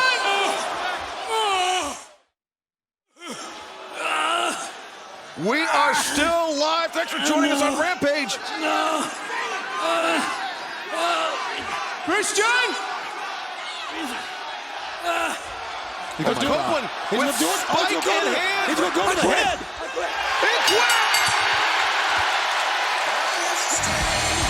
The winner of this match and new TNT champion, the Rated R Superstar, Adam Copeland. It was a battle that raged all across the arena here in Toronto.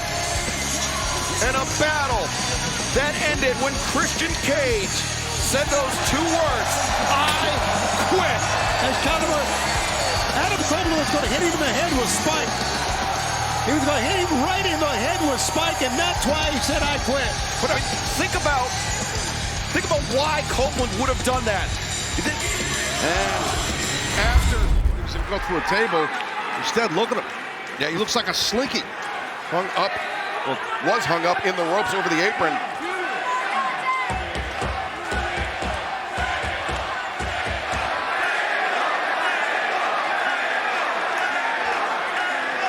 The Casino Gauntlet match continues live tonight on Dynamite. The Murder Hawk, Lance Archer, making an immediate impact in this match. He's propped up two tables, but he got distracted.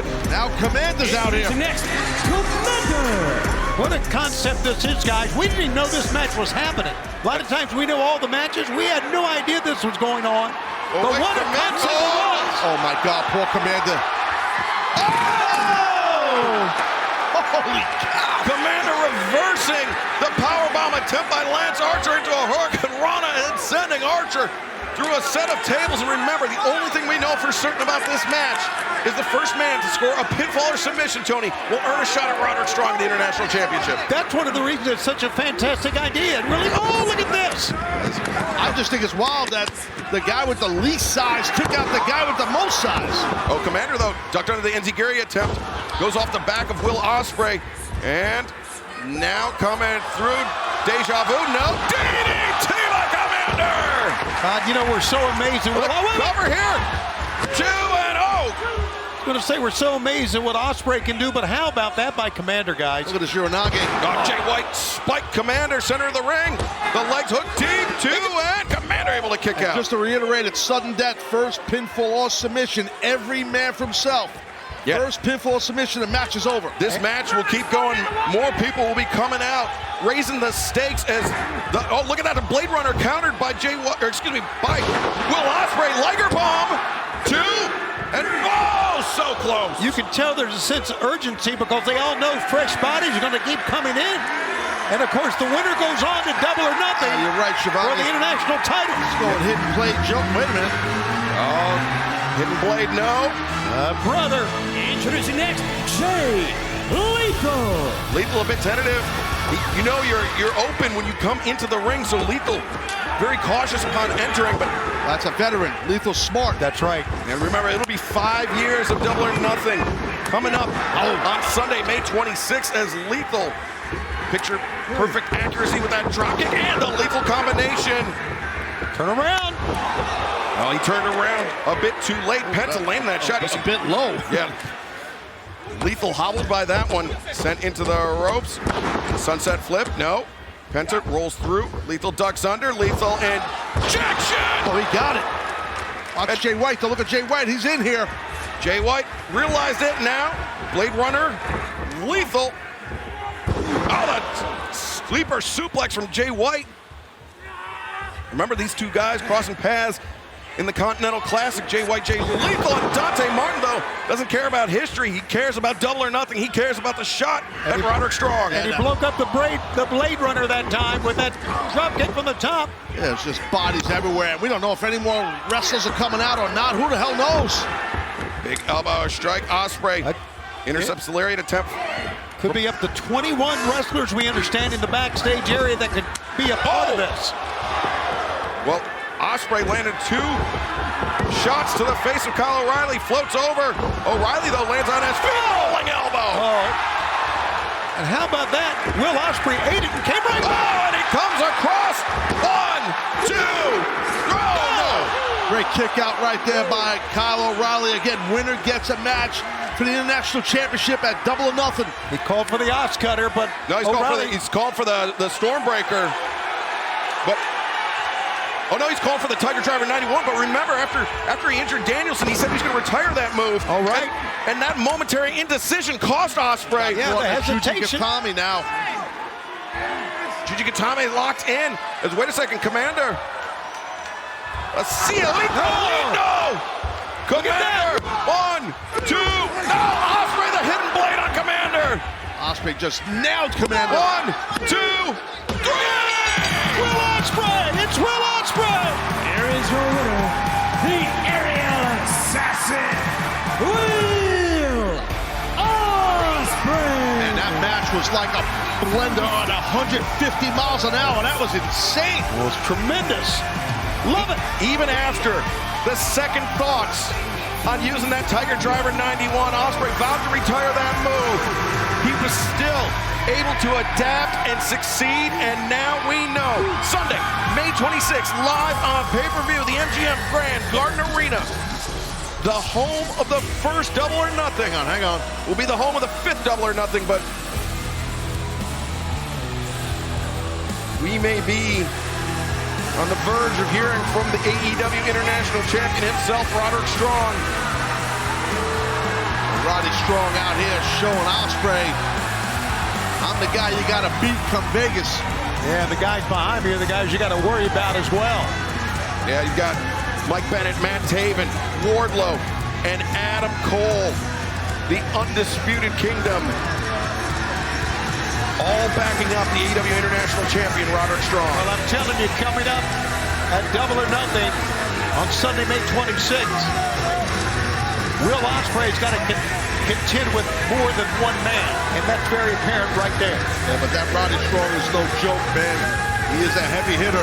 Yes, he is. Bring your lunch against him. I'm telling you, Ospreay, he's tough.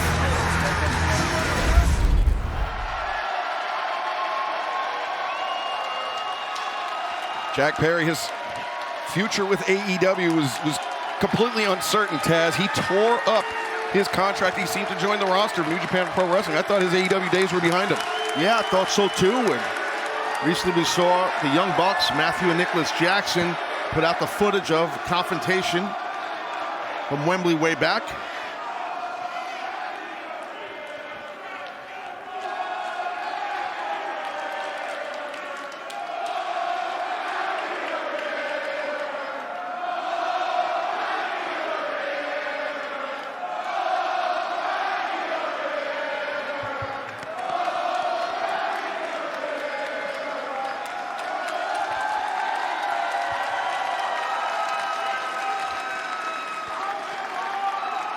First things first, I want to say that I've had some of the best nights of my entire life right here in Jacksonville.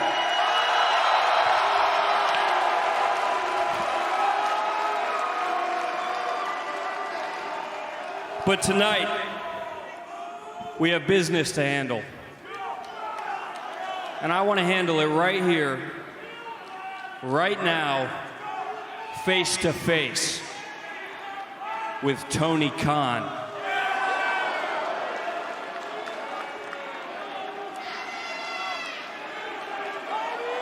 We heard from Matthew Jackson. It's crazy to me that this is.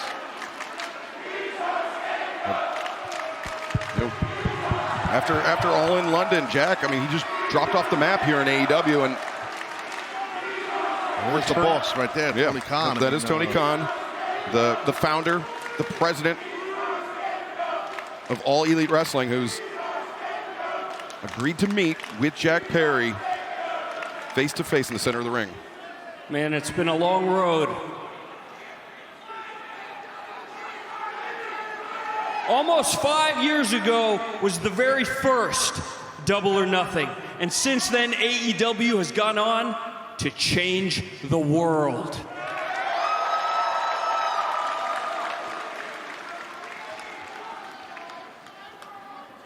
Now, Tony, it's no secret we've had our ups and downs.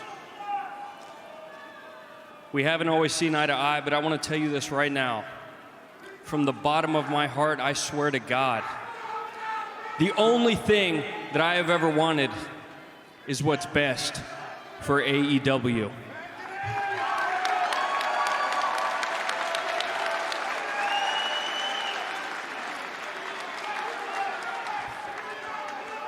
So I want to ask you to please shake my hand, reinstate me, and let's go on and continue to change the world together.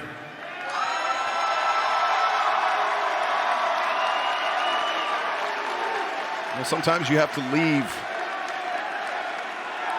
for you to really set in. He's a great boss. He's a great guy, and he's such a giving guy and forgiving guy. So this doesn't shock me. But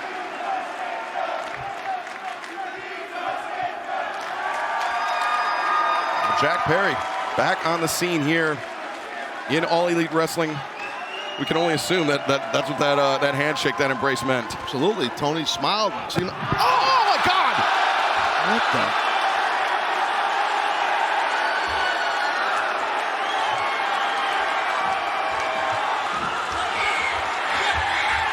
What?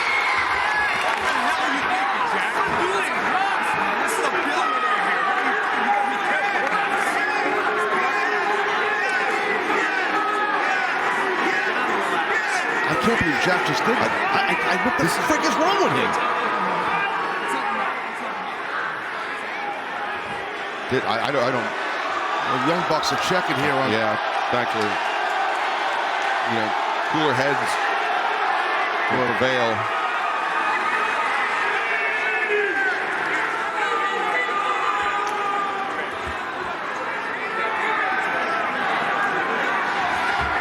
Wait, no.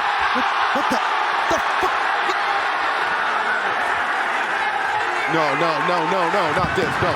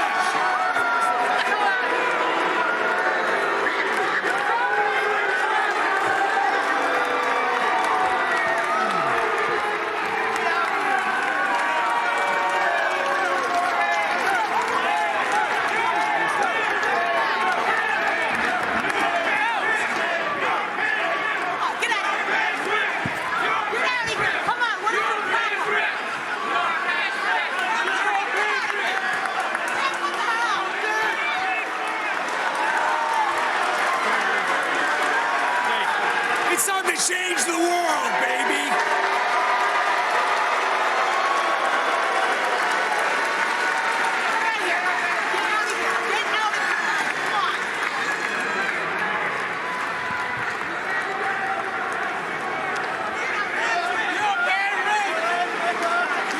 Thanks, everybody. Thank you for coming to the show. What a show. What a great show. What a great show, everybody. Check on Tony. We've got our things. We've got you paid rent.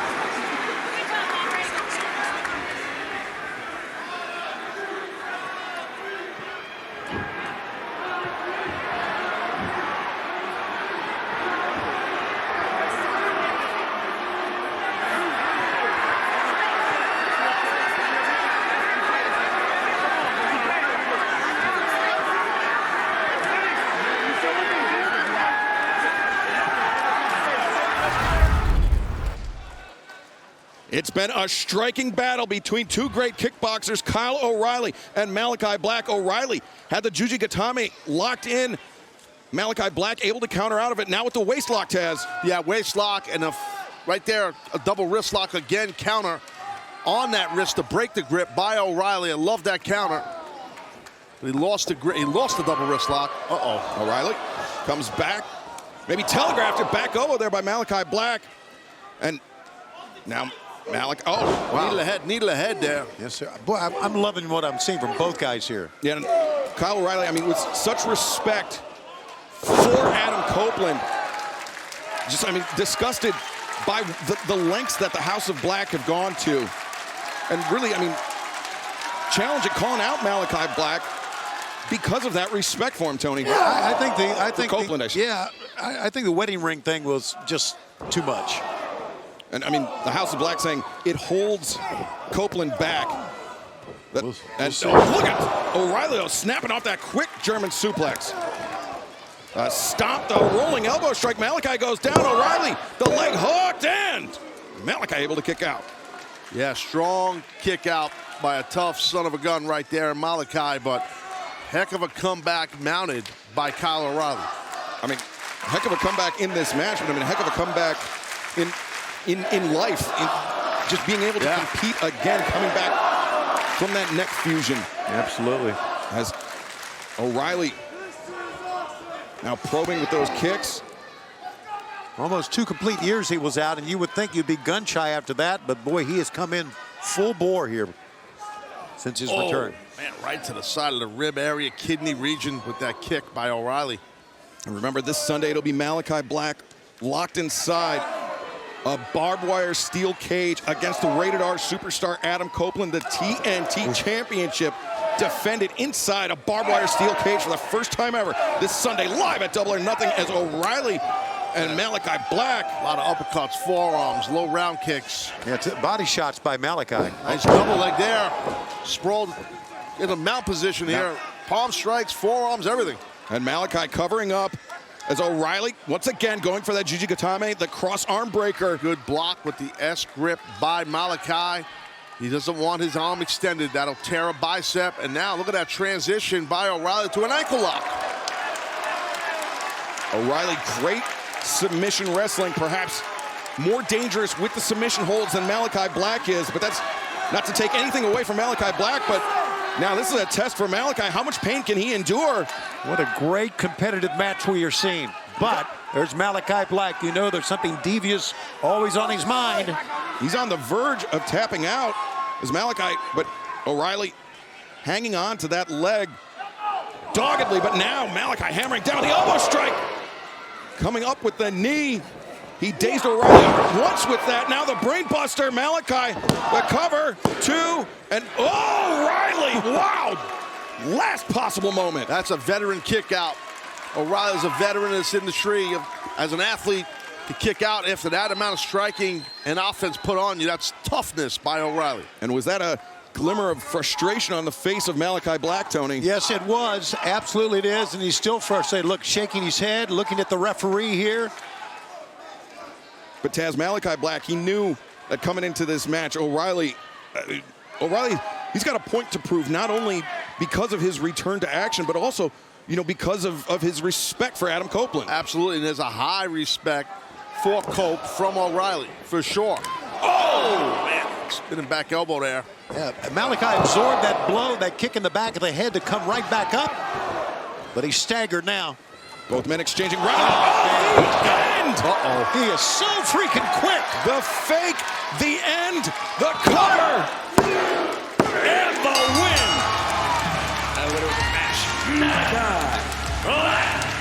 Wow, what a match. What a freaking match we just saw. Malachi Black, he feinted the front kick and then came around the corner with the end, taking out O'Reilly and scoring the win. Some important momentum for Malachi Black heading into Double or Nothing this Sunday, Taz. Absolutely, for sure. That definitely is a momentum grabber for Mr. Malachi Black. Yeah, 7-match winning streak now for Malachi Black. 3-0 here in 2024. And look, you could see the hand is raised, but you could just see how much he's gone through to this match. He could barely stand. Yeah, no, definitely. Wait, what the hell? What is this? Hold on. Some kind of a head game going on towards Malachi. It's usually the other way around. Yeah, absolutely. Just what I was thinking, Taz, is the lights flickering here on and off in the arena. And what the hell's going on? Jeez! What the hell? Oh, we got hit. Oh, what the? What the hell was that? I don't know, but it's all over us. He's drenched in it, Malachi. What the hell?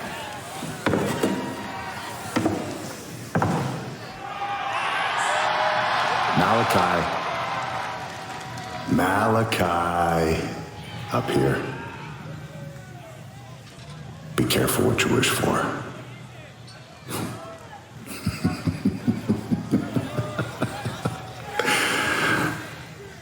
See you soon.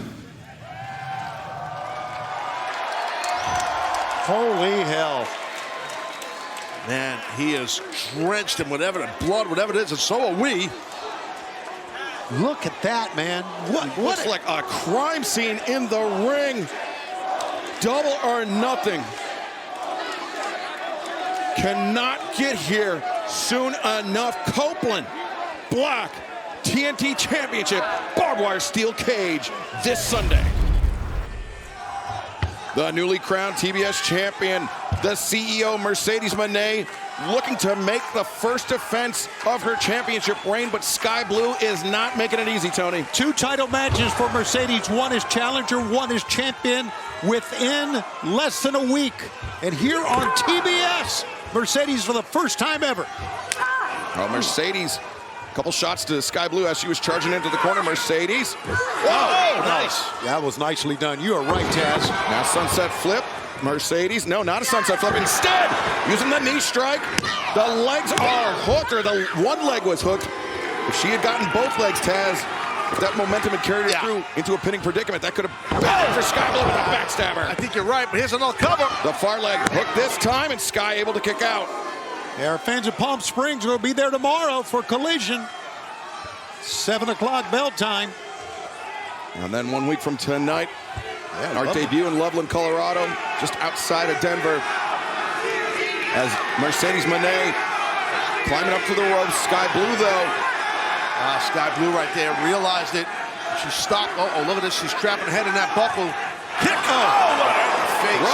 Kick to the face. Mercedes Moné sinks down in the corner. Now Sky Blue perhaps thinking powerbomb. Champ's in trouble here. You're not kidding. No, maybe not.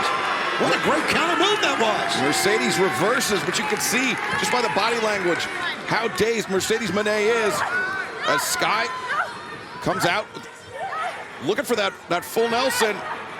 And she's got Mercedes up, lands her down. Yikes. Face first. Whoa. Sky Blue, is she going to take it here? 2. No, Mercedes kicks out.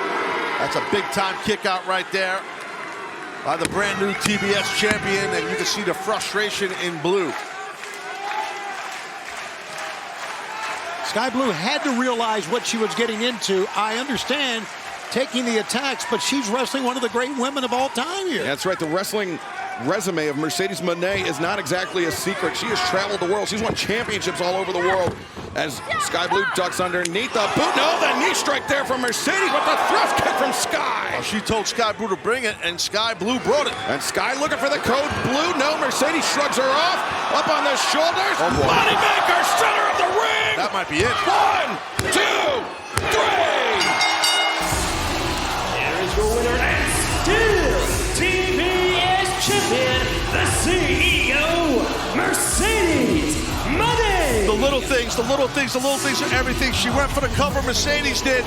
She knew she had that arm under the shoulder. She moved her hand out, Mercedes, to make sure the shoulders were down for the 3 count. Little subtle things like that is why this lady here is going to be tough to topple.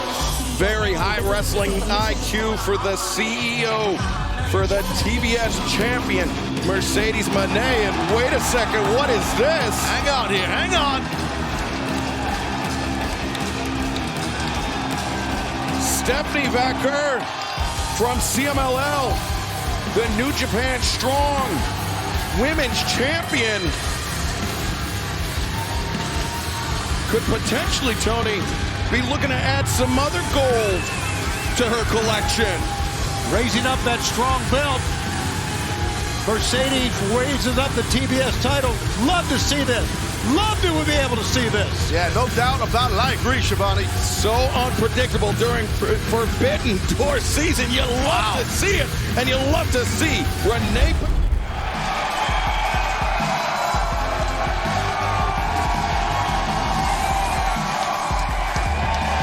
Tony, we hadn't seen MJF since the end of 2023, World's End on pay-per-view, until he made a surprise reappearance at Double or Nothing. Got my music. Never mind, Tony. Just like the old days. Just like the old days. The fans reading out of his hand here, though.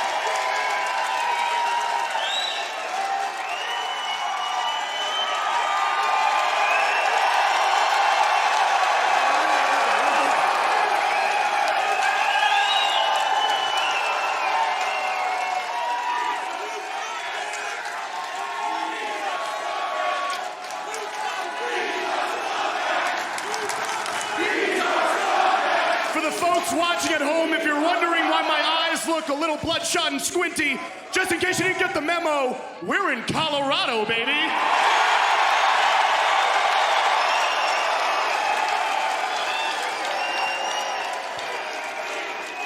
And MJF is back. And he's rocking that brand spanking new MJF merch, available now at shopaew.com. Get yours today. Done shilling. I'm done shilling, okay? See, folks, I'm here to put everybody on notice. While I was out nursing my wounds, I'm sitting on my beautiful couch in my palatial estate in the most magical place in the world, Long Island, New York. UBS Forbidden Door, Long Island. Daddy's coming back home. Probably gonna wrestle some random guy from Mexico or Japan. Doesn't matter. Get your tickets today. Done shilling.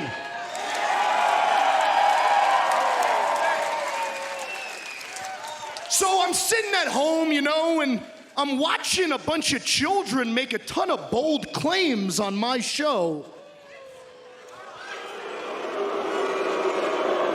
I got one guy walking around saying he's the Rainmaker.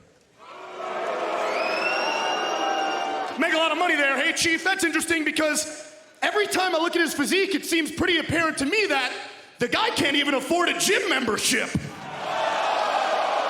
But you know, I had another bold claimer going around. As a matter of fact, he was swerving around.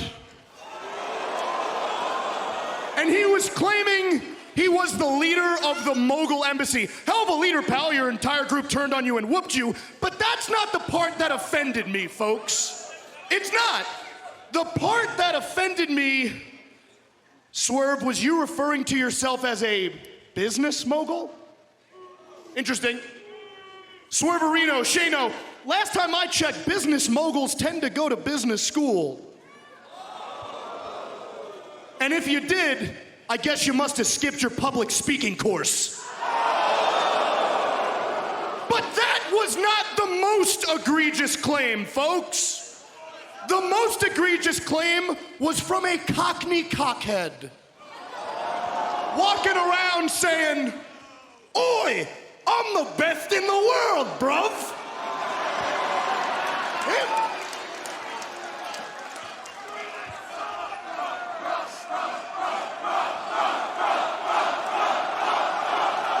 It's a great word.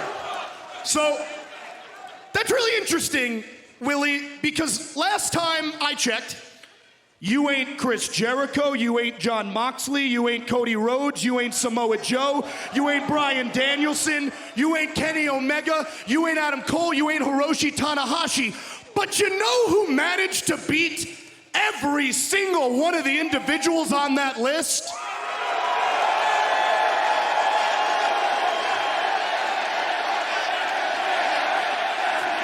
It's on the tip of my tongue. Oh, that's right. Maxwell Jacob Friedman, MJF. So the next time you want to come on my show and lie through those disgusting, British, crooked, yellow-stained teeth of yours, watch your tone and check your mouth. 'Cause silly Billy, you ain't the best in the world, bruv. I am the guy who did the impossible. In 5 short years of national television exposure, I became the man, the face of AEW.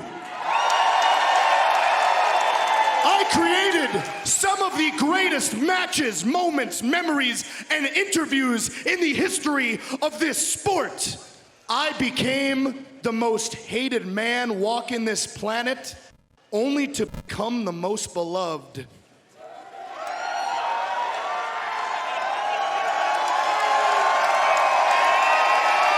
And that don't happen by accident, babe. So imagine how I felt when I go home to heal from my wounds after carrying this place, and people had the audacity to try to smear my name?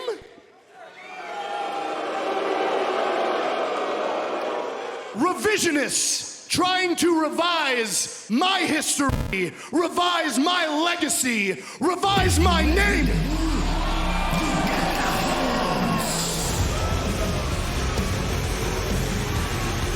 Well, we heard last week, Tony, there was one person none too pleased to see MJF making his return to AEW. Yeah, this right here could be a problem for MJF. Wouldn't want to see that man walk out during my promo, I can tell you that. Music. El Toro Blanco Roosh. MJF!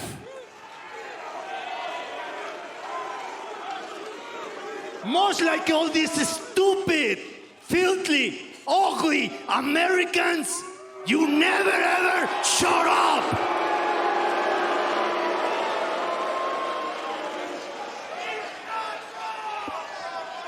Listen to me, but listen well, perro. When you've been gone, I've been here working hard, wrestling, winning, y rompiendo madres, cabrón. So now, you come back and you get a big celebration. Where's my celebration? Where's my big moment? Where is my big moment?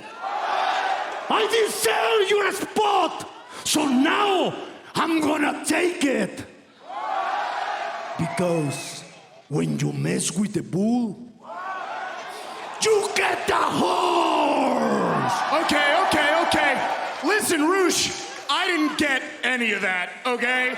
But it's not your fault. Listen, when Tony Khan, no offense, when that Mark was running this place, it was pretty rough, but now that the Elite have taken over, it's gotten worse. I think Brandon Cutler's running the production truck. I don't know what's going on anymore, okay? I couldn't hear Roosh. Could you guys hear Roosh? I said, could you guys hear Roosh? Roosh, can you run that by us all one more time? I said, we don't give a shit. You come out here in your dime store suit making your bank account look real dry. You know, dry, Roosh. Like every woman you've ever slept with. Oh, you know what? Hold on. I took it too far. I took it way too far. Hear me out. Hear me out, okay? I'm not gonna stand here and pretend I don't know you, brother. At one point in time, I paid you an exorbitant amount of money to take out Bryan Danielson. I know how talented you are. You come from wrestling royalty. Your father is a lucha libre legend. Now, granted, some might call you a Nepo baby for that. Not me, not me, not me. Listen, don't do that. Don't do that. But you proved that's not the case when you sold out, I'm getting serious now, when you sold out arena after arena in Mexico.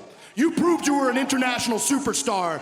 You came to the US and in record time you became a Ring of Honor world champion. You stepped foot here in AEW and you managed to bludgeon some of the best this sport has to offer. But here's the problem, Roosh. I ain't one of the best. I'm the best. But out of respect, love, and admiration for you, Roosh, I want to tell you how you interrupting made me feel, but I want to make sure that nothing gets lost in translation. So here goes it.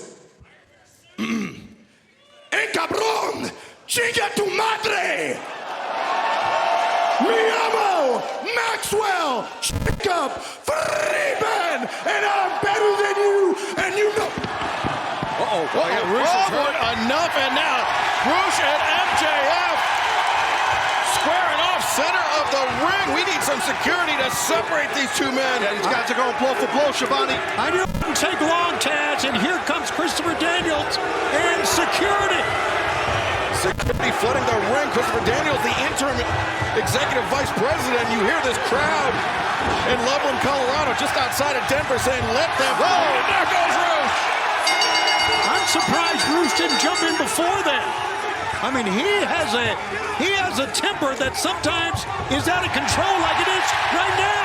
And MJF returned the favor right there. Yeah, MJF's temper, that's nothing to scoff at either. It's now shots raining down from both MJF and Roosh.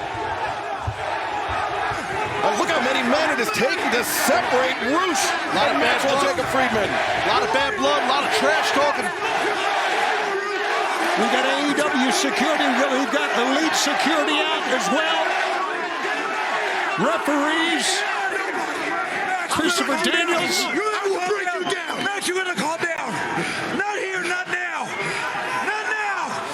Well, it certainly seems like MJF and Roosh are on a collision course, but right now, let's take a look at one half of our main event tonight on Dynamite. Some of the greatest wrestling fans in the world are right here in Chicago. And now, ladies and gentlemen, please welcome back with me to Dynamite, the one and only Dr. Britt Baker, DMD.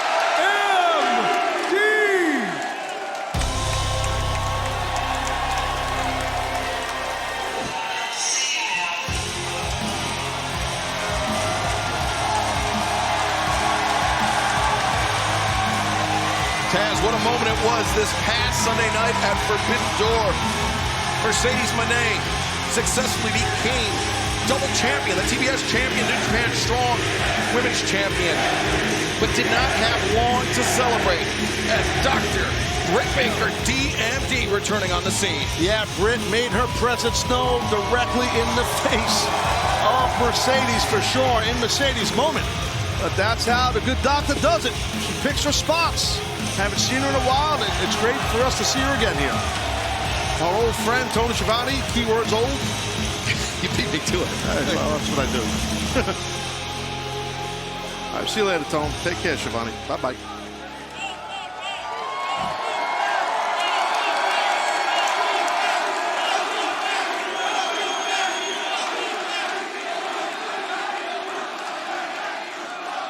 Damn, I missed you guys. I thought way too long, way too hard about what I was gonna say my first interview back, and then I said, Britt, shut the hell up, stop thinking, so I'm just gonna talk to you if that's okay. I'm going to talk to you about 3 things that we all have. And that's a past, a present, and a future. Our past is our lesson. Our present is a gift. And our future is our motivation. Let's start with the past. For the last 10 months, I'm sure a lot of you have been wondering, where's Britt? And anytime that question was asked, the answer was given, she's injured. Yeah, but I think you guys know me by now to know that it would take more than a couple herniated discs and a torn hip labrum to keep me away from this place. Back in November, physically, yeah, I was banged up, and mentally, I was probably running on empty. But every time I looked myself in the mirror, I said, I'm good. Until one day, I wasn't. Because one day, I started feeling really sick. And the room was spinning, my vision was blurry, and my right arm was tingling and numb, and it was, something didn't feel right, but I looked at myself in the mirror and I said, I'm good. I tried to open a bottle of water, and I couldn't. And my entire right side stopped working. To sum this story up, I spent a week in the hospital with a diagnosis of a TIA, which is a transient ischemic attack. And the doctors explained that to me as an instance when your brain is not getting enough blood for that moment, and it is a major warning sign for a stroke, so much that they call it a mini stroke. And at that moment, I looked myself in the mirror and I said, Britt, you are not good. And I told Tony, I need to stay home. I need to get myself right. And he said, okay, Britt, let me know when you're good.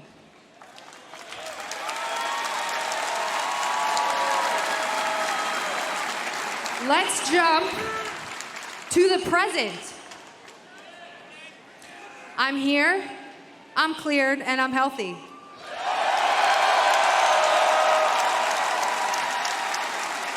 But I have to be honest with you guys, in my entire professional wrestling career, I was never more nervous than I was Sunday night at Forbidden Door. And you're probably wondering why. All you did was stand at the top of the ramp, Britt.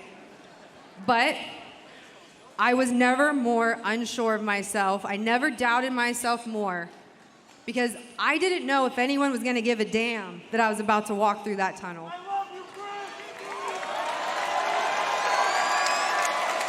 And you're cheering right now because you all have felt that. You have felt the fear of rejection, and it's irrational, but it's persistent as hell. And the fear of rejection is often worse than the rejection itself.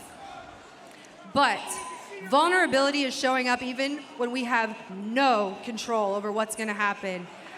And Sunday night at Forbidden Door, when I needed professional wrestling, when I needed all elite wrestling, when I needed you welcomed me back with open arms and DMD chants.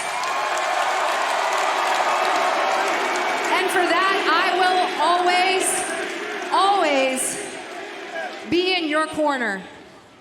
Because at the end of the day, I'm one of you. And I mean that from the bottom of my heart. Let's go to the future now, which is your motivation.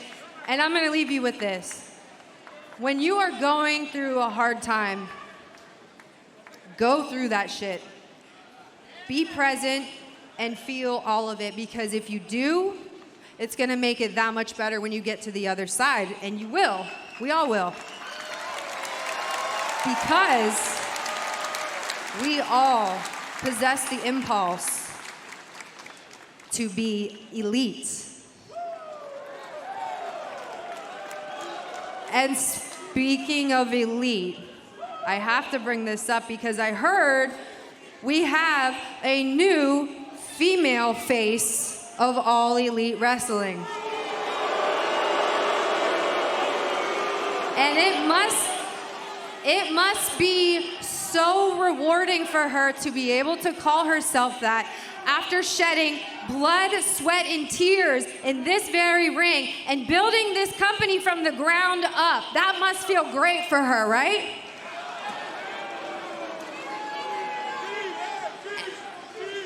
And CEO, those 3 letters, I'm sure she worked so hard and studied for over a decade to earn those 3 letters. And it is honestly brilliant to manipulate your fan base to chant those 3 letters by piping them in your entrance music.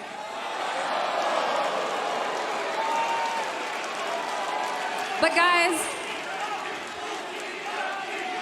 I don't think we need music to tell our new friend the only 3 letters that matter in this company are D.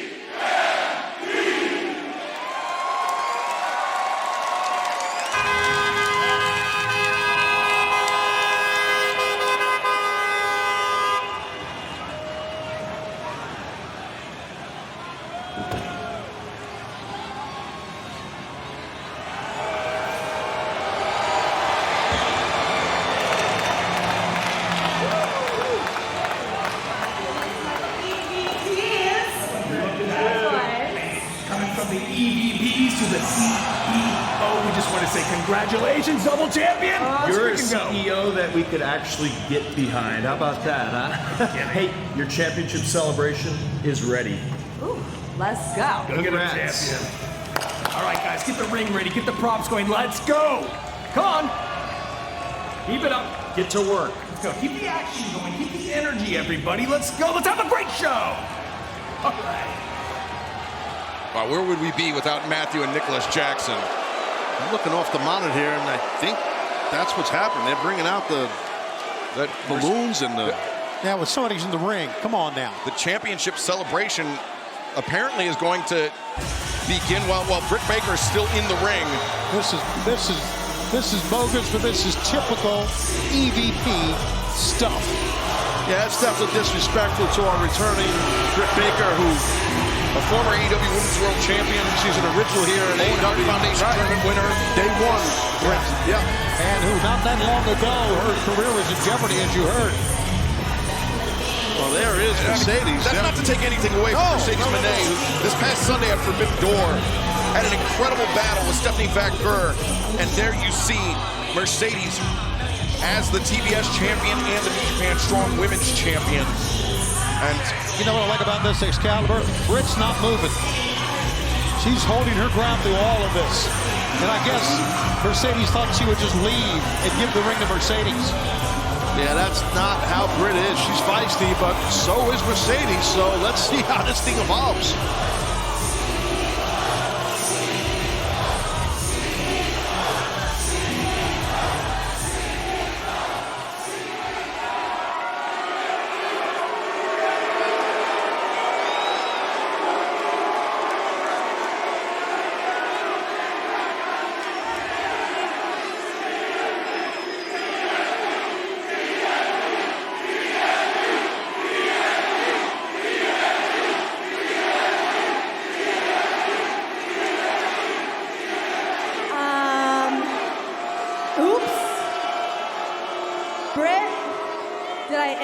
Something?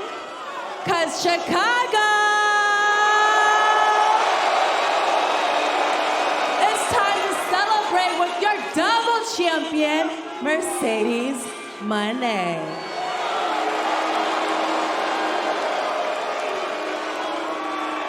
I get it.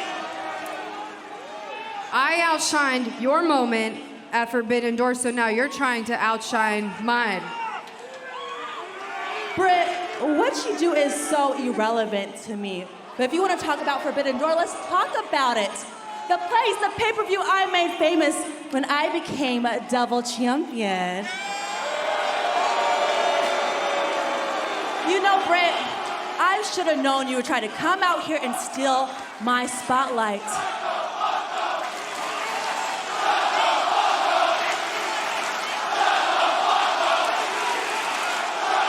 But unlike Chicago and like you, I want you to get a real good look at what a real star looks like.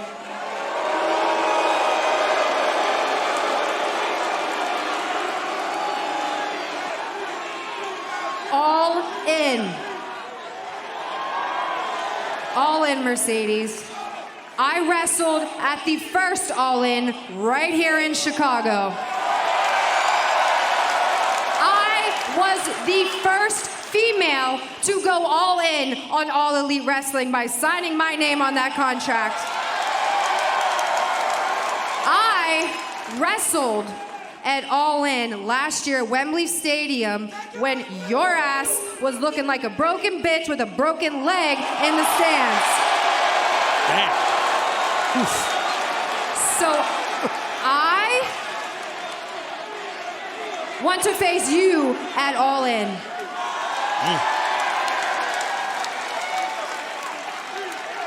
Brother. Britt, I'm never broke. I stay rich. And since I am a double champion, there is a long list of girls who are waiting in the back. So you need to get in the back of the line, bitch.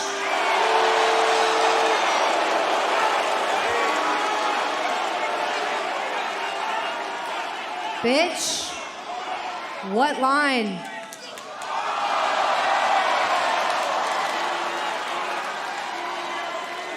Well, I see you're a fan, so you obviously know what I'm gonna say next.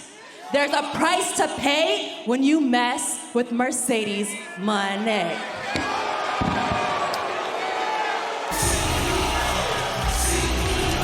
Wow. That thing got hot real quick. Cold-blooded. This is going to be a very interesting situation to watch develop. But fans, let's take you back. What a match to begin our program. Hard for me not to stand, to be honest with you. Yeah. I am on tenterhooks. Nigel, what we just saw, Hangman Adam Page, he absorbed that roundhouse kick from Bryan Danielson, but he was able to land that discus elbow, forearm, yeah, on the money. But it was just on sheer instinct alone as we take another look at this. Yeah, exactly to your point. Both men, the same idea, impact at the same time, with the same result. Yeah, Hangman, he may have been out on his feet in that situation, but both men to their opposite corners, both men to their feet. Hangman's bleeding. That could have been that laceration that he suffered this past Saturday at Collision, opening back up. As Hangman and Danielson marching towards center. Wow. Danielson just ate that. It's coming back for more. Look at him staggering. Got to give Adam Page the strength advantage, the power advantage here. And that's why Bryan took him to the corner, because he knew in the center of the ring, Hangman's got his number. Now Danielson could potentially be thinking another spider German suplex on Hangman Adam Page. Man, or something more. Danielson has Hangman on the top turnbuckle.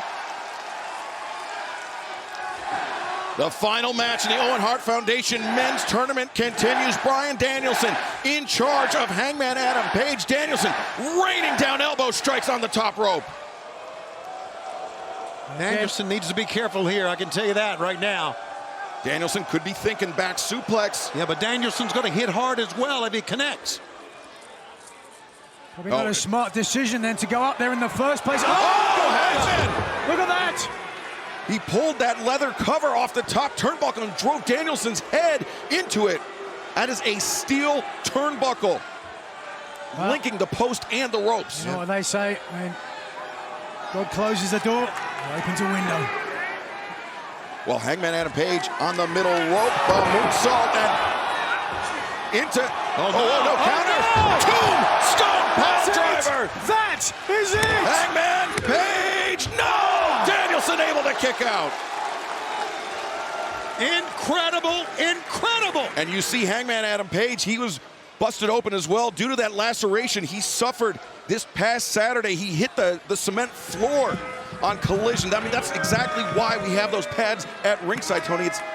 They're very thin, but they're there to prevent people from being busted open by the floor. Yeah, and he was bleeding profusely. It was a moment I thought they may stop the match. But no, it goes on as this one does as well. Look at this. All right. Jarrett standing. Just a special enforcer making sure everything is on an even keel here. Hangman Adam Page maybe thinking Orihara moonsault, but we'll never know because Bryan Danielson sent him crashing into the ring apron. And Danielson now returning to the ring. Let's be clear about this. Tonight is Bryan Danielson's final shot. His last step of his odyssey. Oh, Bryan Danielson! The springboard! I haven't seen him do that in more than a decade. Pulling out all the stops here tonight. And it looked like he hurt his elbow in the process. He's in a lot of pain. No, he's not. He's holding on to his neck. I've got a lot of memories. That's deja vu for me. Look at the hip of Bryan Danielson. It hits his opponent in the head. I've been knocked out on more than one occasion from that. But Danielson potentially suffering a stinger there as referee Paul Turner checking in on Danielson. Danielson backing him off, and Hangman Page still on his knees as Doc Sampson even stepped in there. Danielson, the kicks to the chest and taking a moment to compose himself.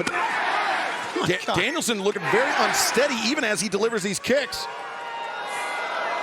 Now Bryan looking for the knockout shot. Hangman. Oh, yes.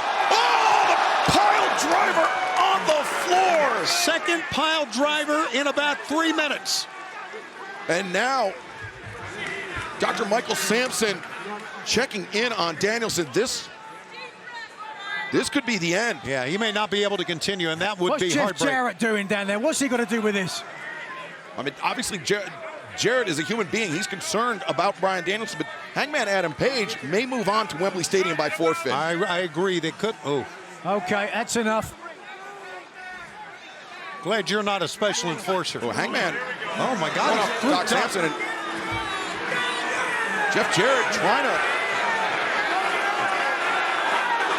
Oh, Hangman just pie-facing Jarrett. Jeff, keep your composure here, buddy. Yeah, Jarrett had to take a moment to think about that. You see him, he shook his head. That's not the respect. That's not the integrity that Owen Hart represented. That's right. That's not what this tournament is about, and I congratulate Jeff Jarrett for not taking Hangman's bait. Me too. He's a great pro. He is a great pro, is Jeff Jarrett, one of the greats of all time. He's not going to go for that, but, buddy, look at this. Daniel cannot even get to his feet. When is somebody going to show some sense? Bryan Danielson is in no shape to compete. Well, Paul Turner inside the ring is up to now 8 on the 10 count as Danielson. Someone said to Danielson, not sure it was the doc, he said it's not worth it. Oh, but Bryan Danielson said, I'm going to do it, and he's back in. As much as I hate to say it, smart move by Hangman Adam Page, swarming Danielson the moment he returned to the ring. Now, Page has got to be careful. We all know where Page's focus is, Swerve Strickland at Wembley Stadium. But if he thinks too much about Wembley and takes his mind off of Bryan Danielson, well, I've got to give his due, can catch you at any point. And now stripping off the kinesio tape, off the back, off the neck of Bryan Danielson. You know, I really think Bryan Danielson's thinking a lot about Wembley as well because he missed All In a year ago in our debut because of that broken arm. Because he broke his arm. One bone out of 206 bones in the human body. Well, Bryan Danielson, I mean, he said that this is his last year as a full-time active wrestler. Imagine if he were able to go to win the Owen Hart Foundation tournament and then go on to Wembley to win the AEW World Championship. A lot of people are saying that. That's out in the universe. Hangman was looking for the discus, but instead, Busaiku knee! But Danielson cannot capitalize, cannot go for the pin. What an amazing match, and we're still going to crown a women's champion later on tonight. That's right, our AEW, or excuse me, our Owen Hart Foundation Women's Tournament Finals. Will Nightingale, can she make it back-to-back, or will Mariah May win the tournament and challenge? We will find out in our main event. They took absolutely everything out of Crying Brian there to run to the corner and make it all the way back for the Busai Kuni, unable to capitalize. What must Jeff Jarrett be thinking of now? Well, Danielson barely able to keep himself upright, but same can be said about Hangman Adam Page. A headbutt. Danielson shaking his head and delivering a headbutt of his own. It amazes me each and every week what these athletes we see here in AEW go through. Another roundhouse kick. Hangman, though, stays on his feet and lands on his feet, counters out of the German suplex, ducks underneath, and Danielson lands on his feet. Danielson ducks underneath the lariat attempt. Oh, the cycle knee on Paul Turner. Hangman Adam Page, I think he knew Turner was at his back, and now that's it. Discus lariat. Oh, there's no justice. Where's the referee? And look at this with the belt, just like he did to Jay White in the semifinals. Referee not there to see it. And Hangman Adam Page. Oh, how befitting. Here we are in Calgary. Cowtown. The Dragon's getting branded. He has snapped. Jeff Jarrett is going to the ring. Jeff Jarrett, that's exactly why Jeff Jarrett was at ringside, to prevent something like this from happening. They had to around the throat, the belt around the throat.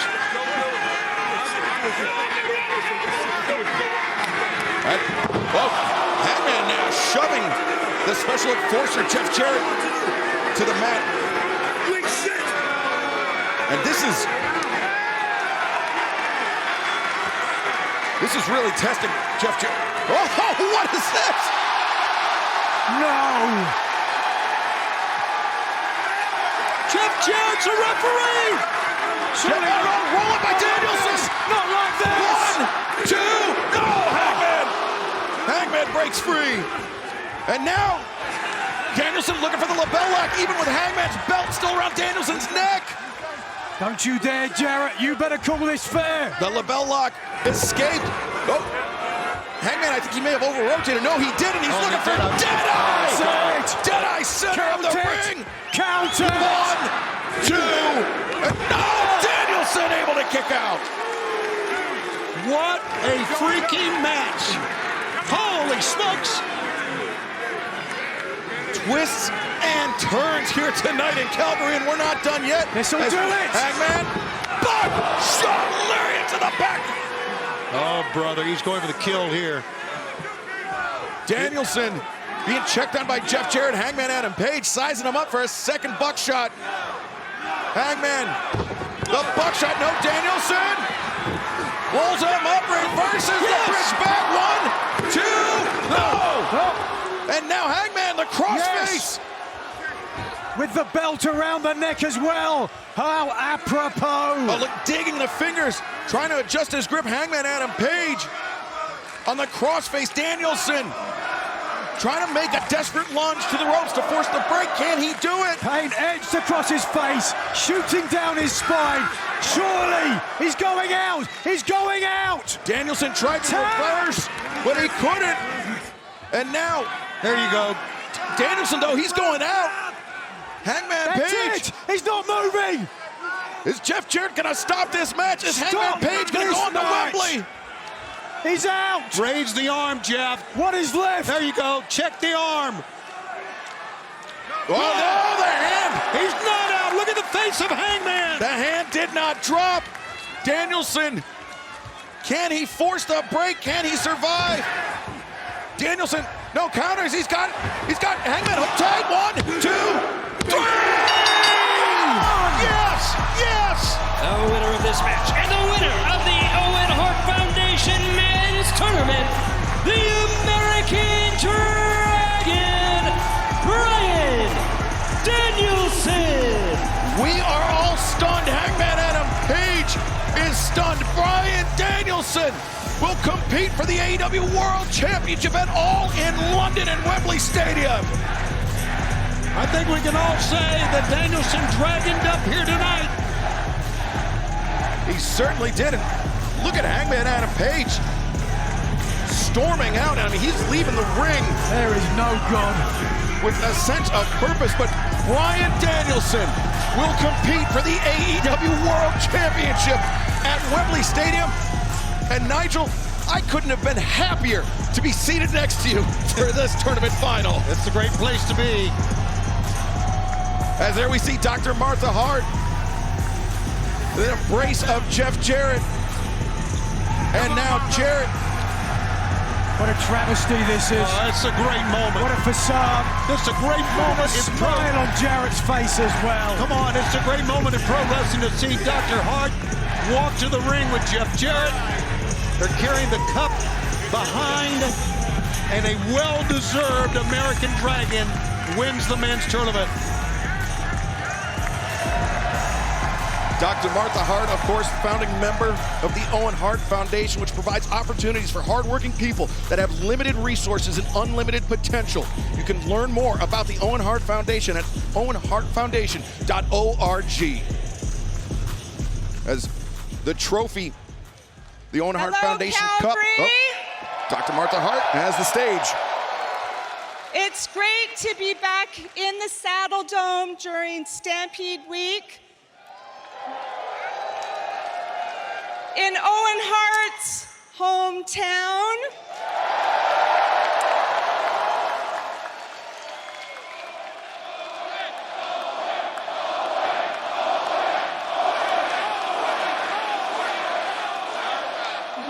And it is with great pleasure that I award the Owen Cup to Bryan Danielson.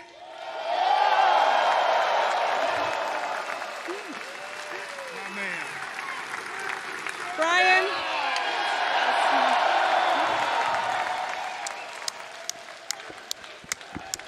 Bryan, we'll see you at Wembley Stadium in London, England for your title shot. Bryan Danielson's going to Wembley. Sit down before you fall down. Not my champion. Well, thanks to Dr. Martha Hart presenting the cup and the title to the 2024 Owen Hart Foundation men's tournament winner, Bryan Danielson. There you see at the bottom of your screen, it is official for August 25th. We are live tonight, our Dynamite main event, the final round match of the Owen Hart Foundation women's tournament. Who will go on to All in London? Who will challenge for the AEW Women's World Championship at Wembley Stadium? Will it be Mariah May or Willow Nightingale? We are on the verge of finding out as we saw the AEW Women's World Champion Timeless Toni Storm nervously looking on. Luther looming large over her shoulder, but right now this could be a hip attack by Mariah May. God, Willow got the hands up, it still didn't help. And the DDT, Mariah May. Is this her chance to Willow? Able to kick out. Willow is a great story in AEW. She started in 2021, was 0-10. She's now gone on to have 51 AEW wins. She can win the Owen for the second straight year. What a story. But what about the story of Mariah May wrestling in only her 20th AEW match and already on the doorstep of challenging for the AEW Women's World Championship? She's got to get out of that corner, though, I can tell you that. What a night that would be if Mariah May... Oh, hold on. Spinebuster, the high stack by Willow. Mariah able to kick out. Can you imagine a spectacle beyond imagination? May Storm at Wembley Stadium, but she's got to get by the babe with the power. As Willow Nightingale stepping through the sharpshooter, she took a moment to absorb the scene here in Calgary, and that allowed Mariah an opportunity to fight her way out. I think Toni Storm would like to see it. She loves Mariah so much. She wants Mariah to face her. Yeah, Toni Storm has been Mariah's most ardent supporter. Toni Storm has had Mariah's back the entire way through this tournament, and now the suplex. As you see Toni urging on Mariah, and Mariah the uppercut in the corner. Toni Storm, the excellence of elocution, calling out to her bon vivant. Mariah, the hammer throw reversed. Willow, no. Uppercut again connects by Mariah. There she goes. Those hard slugs from Mariah, one of the hardest hitters in the women's division, no doubt. Mariah May on her path to this final round match, defeating two former AEW Women's World Champions in Saraya and Hikaru Shida. And now, with a chance to defeat the 2023 tournament winner, Willow Nightingale, the Hurricane Rana, Mariah to Willow. Oh. Able to kick out. It's gonna take a lot more than that to keep Willow down. I think we all know that. Mariah kind of getting frustrated now. Cannot focus. Mariah cannot afford to get frustrated or flustered. Willow has been in this situation before 1 year ago. As Mariah sizing up. Willow, oh, the knee strike avoided. Willow, the roll up. No, not the roll up. Instead, counters. Willow Nightingale, a fisherman's bomb to Mariah, kicking the legs and able to kick out. Oh, barely. She's still in this. As Mariah, though, finds her feet, swinging a miss. Willow sends Mariah, and the no! The headbutt by Mariah. Right time, right place. Wow. Watch it, first the power, off the blade with the power. A quick kick out. You could see Mariah May had all the pace. Needed it to take down. What is this? Some of the Sting sweatshirt on? Tony Storm. What is happening here? This chaos. Oh, Chris Statlander. Stokely. Good God. Little snitch. Stokely Hathaway. The official didn't see it. He was having a discussion with Tony Storm, I think. Timeless Tony Storm. Perhaps providing the intervention that Mariah May needed, and Chris Statlander providing the kick to the head that Mariah May needed. Oh, that'll do it. The knee strike. No, Willow is still in this. Obviously, Stokely and Stat were pissed off about what happened in the semifinals. A split second away from a dream come true. And now Mariah looking for Mayday on Willow. Can she get her up? Nope. The leg trap, the roll through. This actually beats Cheetah too. No, again, Willow able to escape. So close. Don't forget, we're going to stay with this long. Timeless Tony Storm, I couldn't hear what she said, but she maybe imparting some words of advice to lariat there from Willow. 1, 2, no! We're going to stay with this, of course, past the top of the hour, if need be. Willow looking pretty good right now. But Willow, she lands that Dr. Bomb bait with the power bomb. That could be curtains for Mariah May. No, Willow, the straps are down. Willow thinking cannonball in the corner. Cannonball indeed! That's going to be it, Nigel. Willow, the fireman's carry. Center of the ring. Not like this. Death Valley, no. Instead, reversal. Mariah. 1, 2, 3. The winner of this match and the winner of the Owen Hart Foundation Women's Tournament, Mariah May. What a match, man, what a match. What a moment. Willow Nightingale and her quest for a repeat denied by the 2024 Owen Hart Foundation Tournament winner, Mariah May, who we now know will face her mentor, Timeless Tony Storm, for the AEW Women's World Championship Sunday, August 25th, all in London. The London native, Mariah May, going home to Wembley on the 25th. The love affair of our age. I'm mad about Miss May. And Nigel, I think the only person happier than you and Mariah May is Timeless Tony Storm. Look at her, she's skipping up the ramp. I know it's stupid to be mad about Miss May. I'm so ashamed of it. But oh my God! What the hell? She hit her in the head with the damn belt.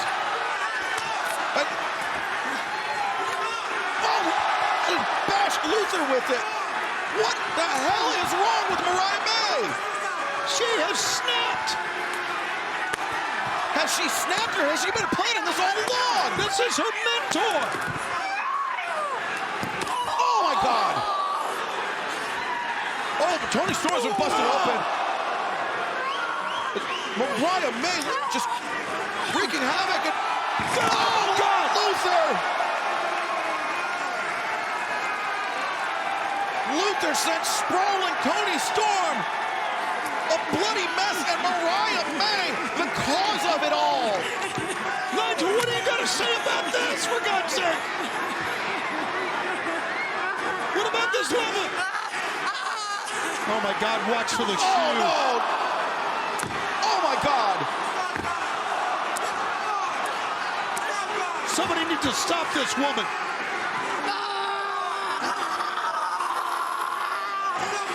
Was this her plan all along? Looking for the first opportunity to betray Toni Storm. Shut down Aubrey Edwards. There's no control in her.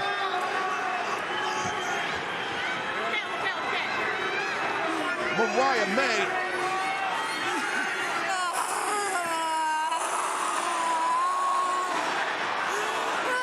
What?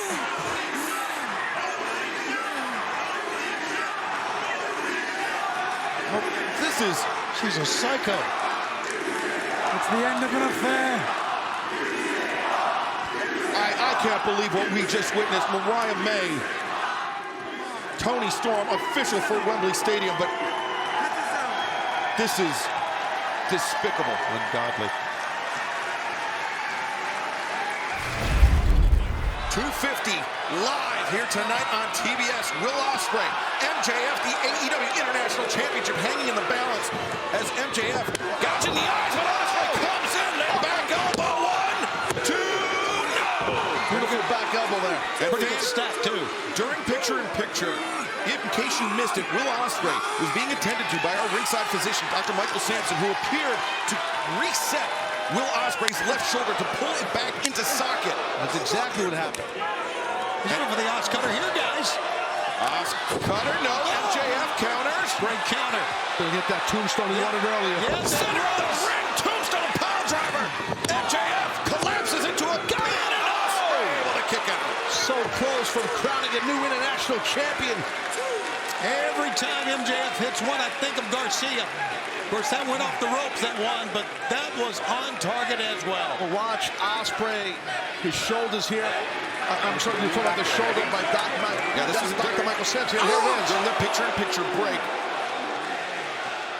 And you heard the bump by Ospreay as his shoulder was pulled back into socket. And using that right arm, not the left arm, that was reset, the right arm to score with the elbow strike, but MJF scoring with the tombstone pile driver now, retaking the advantage, and he's got his own tape, the wrist tape around the throat. Hey, who's that? Who's that? And this is the MJF we've known for years, Tony, a man that's not afraid to take shortcuts. Absolutely, one that Samoa Joe knows very, very well as well, with that tape around the throat. MJF sending Ospreay pillar to post.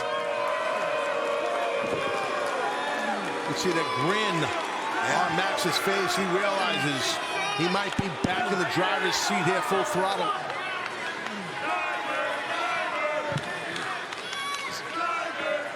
MJF and Will Ospreay battling. And Taz, we mentioned it in picture-in-picture, but it bears repeating.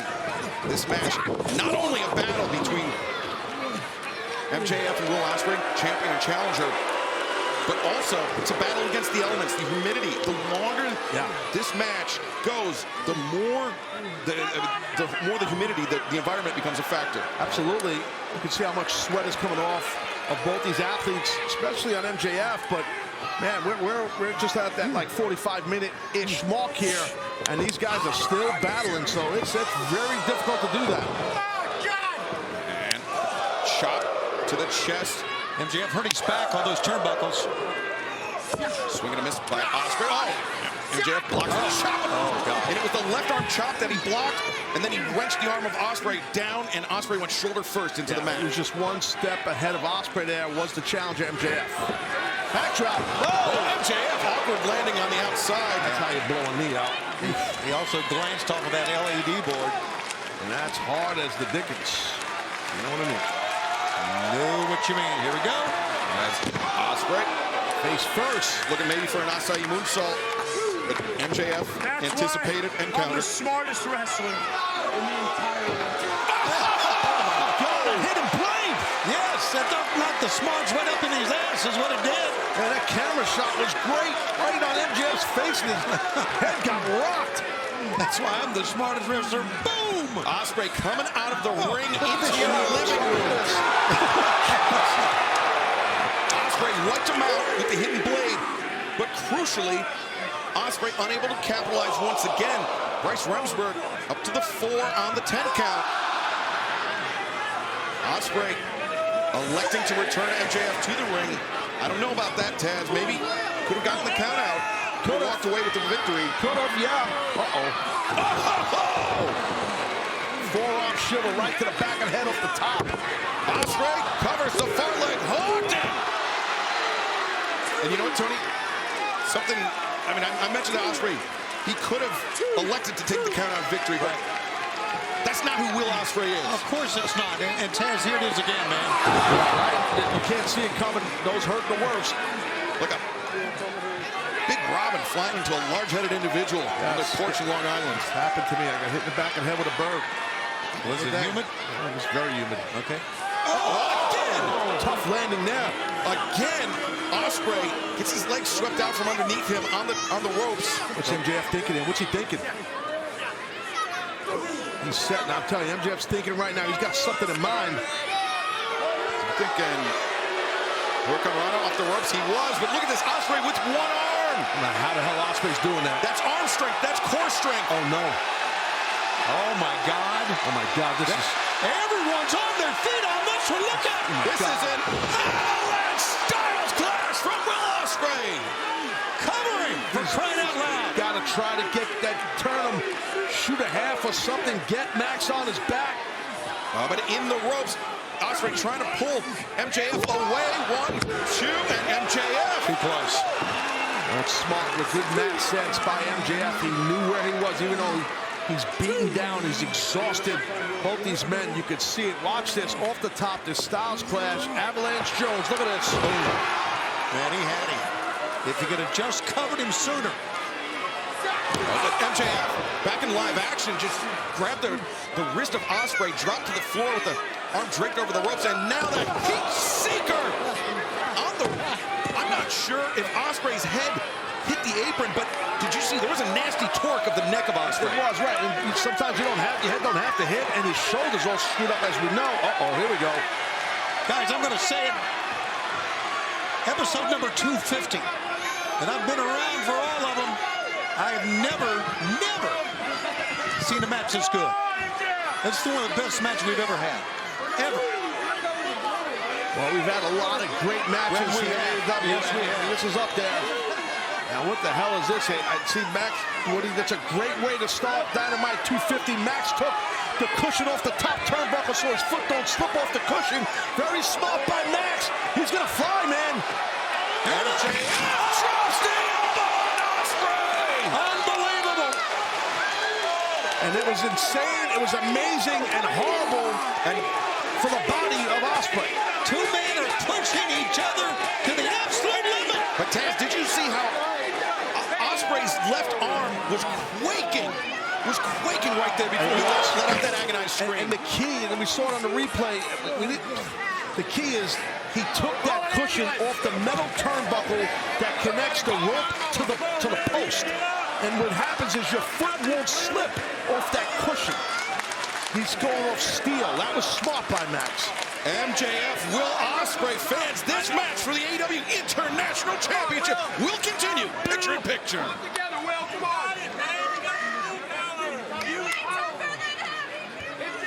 If Will Ospreay can continue, it's going to be an absolute miracle. Well, right now, both guys on the outside. Obviously, MJF needs to do his best to get Ospreay back in that ring. He cannot win the international title on the outside. You got to get him in the ring. I don't want to be Captain Obvious here, but it's a fact. Now it bears repeating, Taz. This match contested under AEW rules. He's looking for the count out here, guys. That's what he's looking for. I think MJF's just looking to escape. It may not even occur to him that the title can't change hands on a count out. Right, and you're right. He just wants to get out of here with a win, and but you're right. It's not gonna go down with the title that way. Up to 5 now. Ospreay. The grimace of pain etched all over the face of the AEW International Champion.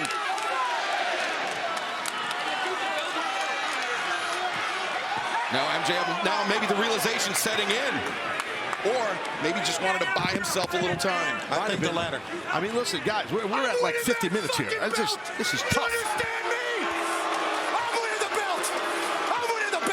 Would you wait, Taz, this deep into a match, would you waste time? No. Energy and screaming, no. That's what you're going to ask me, right? Yes. Yeah, I would not. But, I mean, that's kind of what MJF is, right? That motivates him. He's a psycho. You're not. Well, I don't know. I mean, but ask the security guards last week in Calgary when they injected Taz from the building. I was flipping out. Glad I wasn't there. Both men are exhausted. They put them, each man, through hell. I mean, that's what's going on here for the International Championship. Oh, just a nasty stomp to the ankle, maybe the Achilles by MJF. And at this point in the match, though, take any advantage you can get, I suppose. Hey, you got it. Who cares, man? Just if you could snap the guy's ankle, do it. It sounds sick, but you want to win. You want to win, right? You do whatever you can to gain a championship or retain it. You know, if you're Ospreay. And once again, biting. See, I don't know what this accomplishes, to be honest with you. I mean, I get it. He's injured him. He's injured the shoulder, but what does biting the wrist or the hand do? I mean, it hurts. I got it, but come on. He's went just about to every body part to put pain on Ospreay. I get your drift, Shivani, but that's what he's trying. He's just trying to hurt every part of his body. But you know what that tells me, actually, just what I saw from Ospreay. He's got feeling in that left arm. Right. It might be diminished feeling, but he does have some feeling in that left arm. Abdominal stretch here by MJF. Digging the knuckles into the intercostals of Will Ospreay.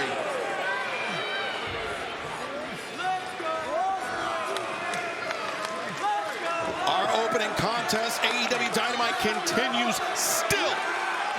Here live in Little Rock, Arkansas, MJF, the challenger, has the champion, Will Ospreay, in the abdominal stretch.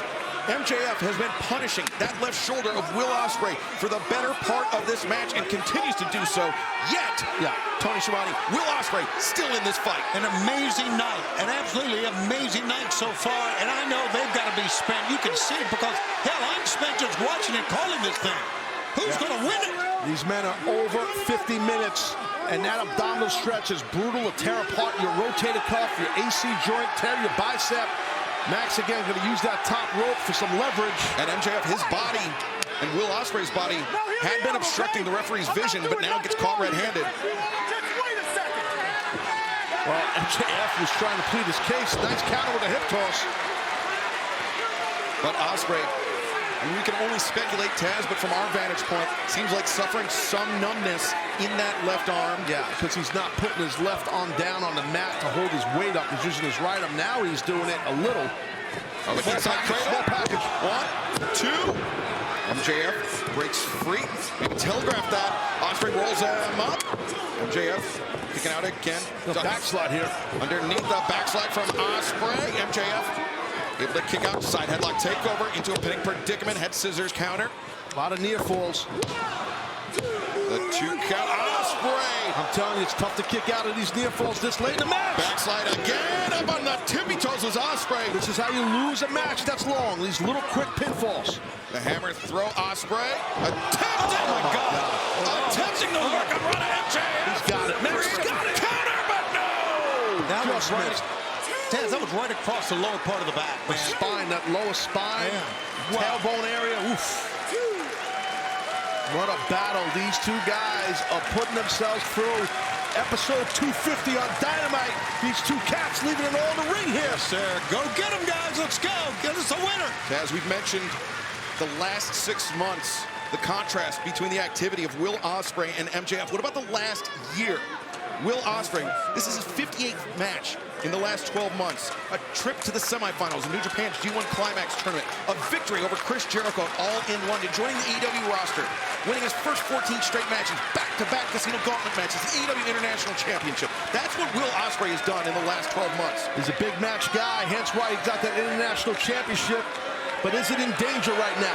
I've been told we're over 53 minutes into this match. I've been saying that, Shivani. You gotta pay attention. 53 minutes into this match. It's all kangaroo kick my ass. What a match this has been. Taz would love to kangaroo kick your ass. I know he would. And here's the kangaroo kick. No, avoided by Ospreay. The catapult into the corner. MJF grabs onto the ropes. Oh boy. Oh, his head shot. His head shot. In the corner. Cheeky nails from Ospreay. What is Ospreay thinking here? What is he thinking? Ospreay up to the top. Falters a bit, but no, MJF landed on his feet. Amazing. Great counter. Amazing.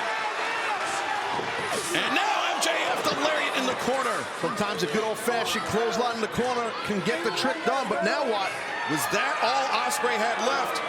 As now MJF lewdly taunting the AEW International Champion Will Ospreay. Work on Ronda. Ospreay lands on his feet. Wow.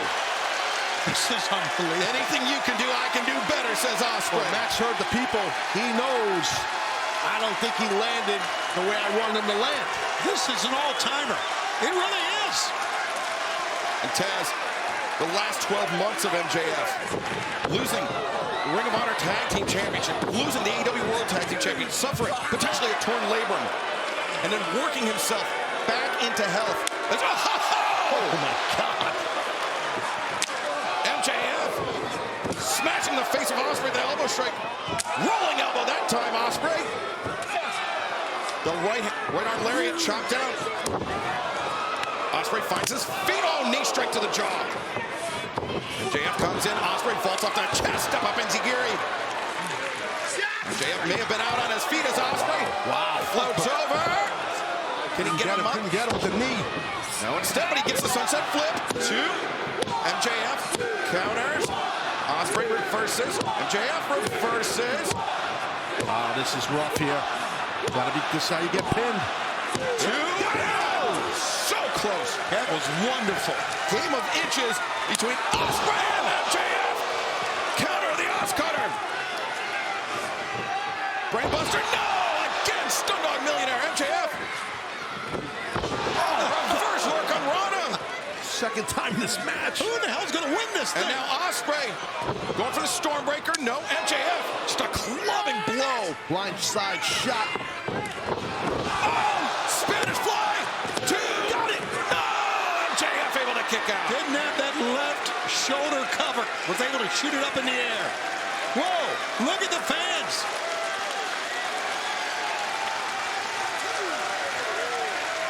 That's the respect by these fans here in Little Rock. Yeah, they are on their feet here. As we take another look, Ospreay, the Spanish fly, he didn't get all of it, but he got enough. And we're close to an hour here, guys. That's the thing, Taz. I'm thinking we are in the dying embers of this match. Should it go to a time limit draw, the champion, Will Ospreay, will retain the title. Yeah, fans, you're witnessing something very, very special here tonight. My God. And we still have a ton of great stuff coming up. We still got Nyla Rose, Mercedes Moné. Oh, we got the Learning Tree, Chris Jericho. Boo. We got Mariah May. And for the first time ever, Swerve Strickland, Kazuchika Okada one-on-one in our main event. My God, and they still got something left, these two men. I mean, will Ospreay retain the international title? Will MJF be crowned a new international champ? Over 57 minutes. This is insane. They're still going at it. Here's the thing, though. Ospreay, is he making an error here? Should he be wrestling defensively? Should he be going for the draw? Wait a minute, guys. Oh, God, he's going just like he did to Daniel Garcia. Is going to try to take out Will Ospreay. My God, he saved himself, did Ospreay. Ospreay. Cutter! Cover him! He's got hidden blade. Hidden blade! There it is! There it is! 1, 2, no! My God! JF somehow kicking out. going wild. They can't believe this. I'm sure they're going nuts wherever they are watching this. Will Ospreay, the champion, does not want to settle for a countout. Does not want to settle for a time limit draw. He wants to beat MJF definitively. Set up for a hidden blade. That's hidden. Hidden blade, no. Great timing. Guess he's got eyes in the back of his head. Either that or he cheated in a good way, Max, looking at the Tron. That's a good call. I was thinking maybe he heard the footsteps, but you're right. You look up that big screen, right, you could see it, but I mean, that's just clever by Max to do that. I'm assuming that's what he did. But either way, you see Ospreay laboring towards MJF as the clock now becoming a major concern for the challenger, Maxwell Jacob Friedman.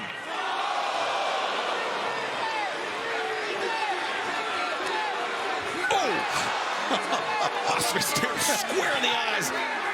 Lands the headbutt, and now... you know what he's thinking here, Excalibur. You know what he's thinking. You know what he's thinking. Yes!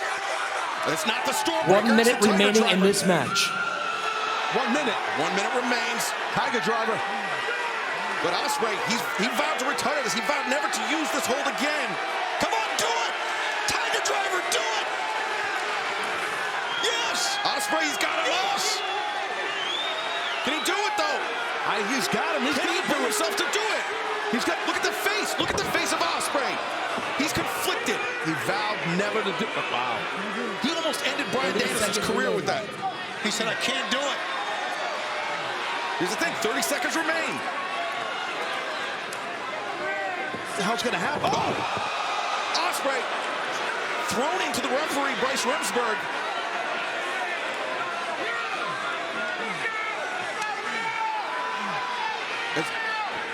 Now, what did he hit him? What did he have something? Did Max have something in his hand? I couldn't. The free foot. Oh, my God! Oh, my God!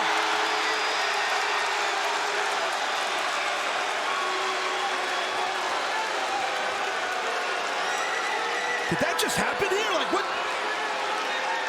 We got a new international champion or what? Ladies and gentlemen, the winner of this match and new AEW International Champion, Maxwell Jacob Friedman, MJF. Man, I'm assuming he had something in his hip. Maybe the ring, I couldn't tell. There it is. There it is. That son of a bitch is. The referee didn't see it, but we all saw the count. 59 minutes, 58 seconds. Wow. I'm telling you. Wow. I know MJF is going to say that Will Ospreay was afraid, was a chicken. But when it comes right down to it, MJF is no good. He is worthless. He is a cheater. And Will Ospreay has the moral fiber that MJF could never have. Hold on. But what he doesn't have, Ospreay, is an international title anymore. It's about winning titles. I understand what you're saying, Shivani. He did what he had to do. The ref was down. He cheated MJF. But you know what? You want that title. That's how I see it. But I get your drift. MJF succeeds tonight being a deplorable scumbag. Will Ospreay loses the international championship by being a decent human being. Obviously, both men are. Yeah, you're right. That's exactly right. Ospreay was being a decent human being. Some would say, man, you got to have that killer instinct. I'm not even implying that Ospreay doesn't have that killer instinct, because he does, but he made a vow not to use that Tiger Driver. Unfortunately, it cost him. That's also what cost him that diamond thick ring that Max used to drill this man in the head while the ref didn't see it. Once again, the oxygen tank. Remember how MJF used that against Bryan Danielson. MJF playing all the greatest hits here tonight. The ring. Jon Moxley is the only other man to hold the international title and the world title, and now MJF follows suit. Rarefied air indeed for Maxwell Jacob Friedman, MJF, and Will Ospreay. You know, to put yourself through the hell that Ospreay did, that shoulder so obviously injured, having to have put back into the socket. Ospreay could be facing some serious injury. We will have to keep an eye on that. But fans, Dynamite 250. Let's head to the back. It's Maxwell Jacob. Our colleague. And you can thank me later. Our colleague Arkady Ora is standing by. Baker having to dig deep as Hikaru Shida really testing Britt Baker here.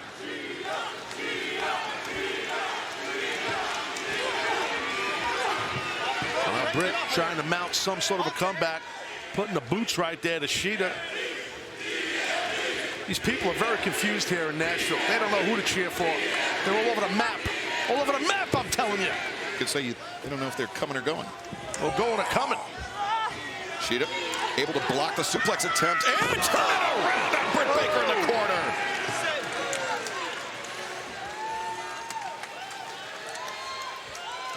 Welcome back to AEW Dynamite. We are live in Nashville, Tennessee. Former AEW Women's World Champions Hikaru Shida, Dr. Britt Baker, DMD, longtime rivals, battling it out here tonight, live Dynamite Blood and Guts. No one has won more singles matches in the women's division than Hikaru Shida with 75. And right there, Shida, I think that was that dive we saw her use on Saturday night, the one that injured Sky Blue. Want to wish her a speedy recovery, but Britt Baker able to avoid it and able to avoid the back elbow, but Shida not able to avoid the neck breaker. And Britt applying the elbow strikes in the corner. The reversal, though, by Shida. Sling blade by Baker. Tough landing back of the head of Shida, whiplashed off the mat. And Britt knows she's got Shida hurting. And there we see the glove. If you've joined us sometime in the last 9 months or so, you may have not seen the lockjaw. Britt Baker, the practicing dentist, uses that glove, puts it on her hand, and presses down, punishes, pinches the mandibular nerve in the mouth of her opponent to force the submission. Made a little mistake there by turning her back on Shida that time, and Shida's going to take advantage of it here. And Shida behind the back, German suplex, maintains control of the waist, Taz. Yeah, good snapping German, now rolling into a Juji Katami here. Yeah, well done. Cross arm breaker, Britt Baker immediately identified the danger, but in rolling into it, she may have put herself in position for a triangle sleeper from Shida. Great escape. Britt did the right thing. She just kept moving. You got to keep rolling when someone's got control. Oh, now watch out. Guillotine here. Front guillotine there as Shida had it locked in tight, but instead comes in with a knee strike. Holy cow, that was a knee strike and a half there. That'll knock some teeth out of your head, even if you're a dentist. Yeah, Britt's going to have to go to one of the dentist friends to get new teeth. Britt avoids contact as Shida rolls through. Britt connects with the kick, and now look for that stomp on the back of the head, the ripcord elbow strike. No, Shida counter and connects. Great job by Shida. Oh, look at Britt. Excellent. Britt, the thrust kick. Yeah, Shida drops to her knees. And these two picking up right where they left off after their previous battles. Yeah, well, we laid it out, guys. You know, awesome rivalry between these two ladies here for sure over the years here in AEW. Hikaru Shida rolling out, reversing. Now the jackknife by Shida. Two. No, Britt reverses. Two. And now Shida deep cover. Barely escapes. That was a high stack too, Shivani. Man, Britt, good job by her kicking out. Yeah, she barely got out of that. And she still has that glove on. Let's take note of that. So she still would like to slap the lockjaw on if she can. And Hikaru Shida now maybe thinking Falcon Arrow. Britt finds her feet, chokes her down. Armbar, yeah. But can she get the right arm of Shida captured to open her up, open her mouth up? Again, Shida smart, laying flat and scooting her hips towards the rope. You keep your body close to the canvas and just scoot your hips towards the bottom rope. That was very Shida now with that kendo stick. She doesn't want to use it, but she does. She's conflicted here. Look at Shida this. knows how much it would mean to get a win over Britt Baker, but doesn't want to do it. Now Britt, ripcord elbow. And Britt Baker, a snapping neck breaker. Can she get her? The cover by Britt, two, and Shida barely kicking out this time. Good toughness by Shida. Now look at that quick transition by Britt. Push that right arm back. No, but Shida couldn't do it. Shida breaks free, catches the boot, and now question mark kick by Hikaru Shida. Shida now the Falcon Arrow. Is the path clear for the Shining Samurai, Hikaru Shida? Is it time to unsheath the katana?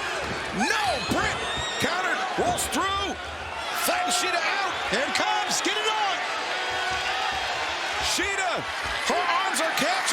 she's in trouble. She's in trouble. And there it is, the lockjaw. Hikaru Shida, no choice but to tap out. Here is your winner, Dr. Britt Baker, DMD. What a tremendous comeback win, Taz. Yeah, no doubt. I was going to say the same thing. What a battle by these two rivals.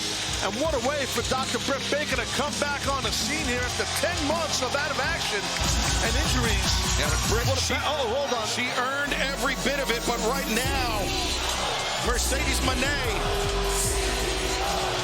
has said anybody but Britt. But right now, the double champion, no problem, upstaging the good doctor.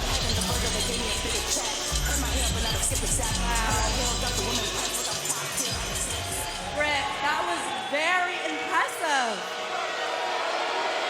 And what a strong victory over a former champion. Now, Britt, I know that you want a shot at this at All In. And what would be hotter than the CEO versus the DMD? So let's get to it. Because I know that you and everybody here is waiting to hear my answer. And that answer is no.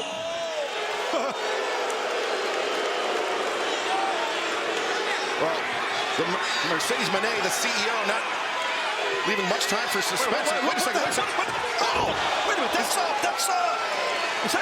That's Camille. That is Camille. We've seen Camille here in AEW before, not for a long time, but yeah. I heard rumors that she is a free agent. Maybe she signed up with the CEO. That's right.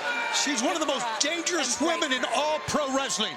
No doubt. Yeah, extremely powerful athlete for sure. And look at this now. She's going torture rack, it looks like. Just look at this with Britt Baker on her back, torture rack by Camille. After that grueling match with Shida. Camille gonna snap her in half. God. Look at the size of Camille. Look how she's gigantic. She's fast, she's powerful, and as you said, Tony, she is dangerous, as Dr. Britt Baker found out firsthand.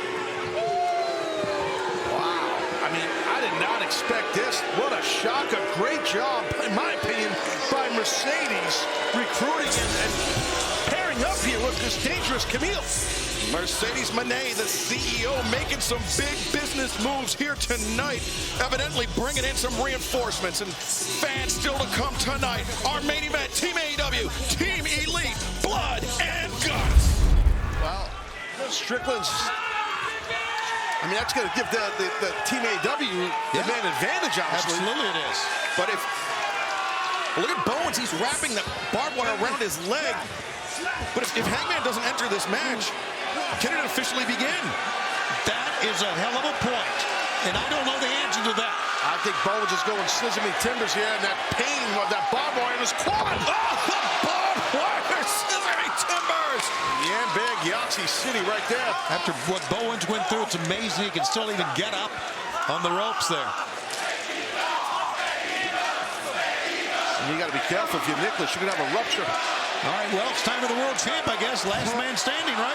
So to speak. But Swerve Strickland, such a complicated history with Darby Allin, with the Acclaimed. He ascended to the top of AEW. And the final participant, Swerve Strickland. Swerve Strickland ascended to the top of AEW. He ascended to the AEW World Championship by being ruthless, by being cutthroat. And you can't do that without making some enemies along the way. I guess Hangman showed up. Yes, sir. He was biding his time is what he was doing. And there is no enemy more profound for Swerve Strickland than Hangman Adam Page. Oh, now Hangman, I think he just pulled. What has he got? Handcuffs for sure. Oh my God, you're kidding me. All 10 are out there. The match can end at any time right now. But it's going to be legitimately 5-on-4 the rest of the way. I mean, like this or not, it's a smart game plan by Hangman right now. Damn right it is, Taz. You are right, my friend. And Team AEW, they recognize the danger that they are in. As Okada sends Briscoe into the board with the barbed wire. Hangman right restrained. He took that AEW World Championship. But as much as this should have never been yours. This is Hangman Adam Page's worst nightmare. You alive? Returning to AEW with Swerve Strickland as the world champion. He thought the Owen Hart tournament was going to be his path to redemption, his path to revenge on Swerve Strickland. What are you doing? Hangman, what the hell are you doing? Look at me. You look at me when I'm talking to you. We had a deal. Hey, a deal is a deal, Hangman. Last time we suspended you, you sat at home. Okay, if you don't get your ass in this ring, you're fired. Whoa. Get your ass in here. Well, Hangman Adam Page. There you go. Well, now. With his job, with his livelihood. Lock the cage. Lock the cage. I don't care. I'm an EVP. Ring the damn bell, Bryce. Ring the bell.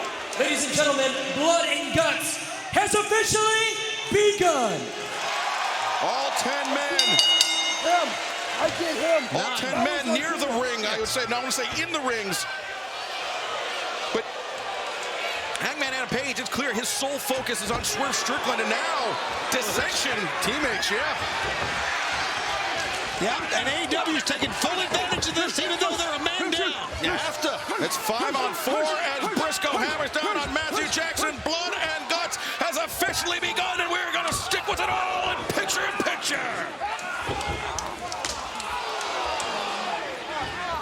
And remember, from here on out, it's submission or surrender, the only way to win for the Elite or Team AEW. But Swerve Strickland, thus far, a non-factor. The world champion has been neutralized, isolated on the outside. Prince Nana was knocked down. You know he would try to. I don't know if you can cut him loose or you can find it. Obviously, you can't find a key. I wouldn't think. No, I think bolt cutters will be the only thing that can free Swerve Strickland.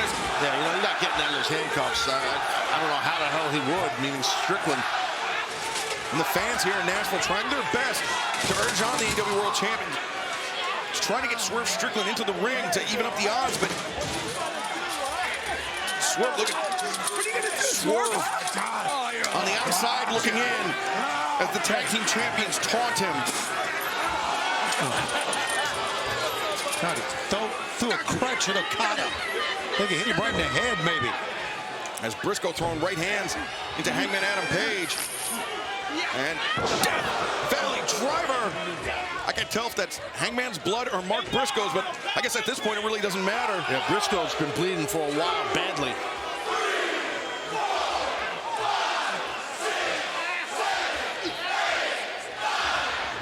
Maybe a froggy bow here. Mark Briscoe. Yep. Oh no, Hangman got the knees up.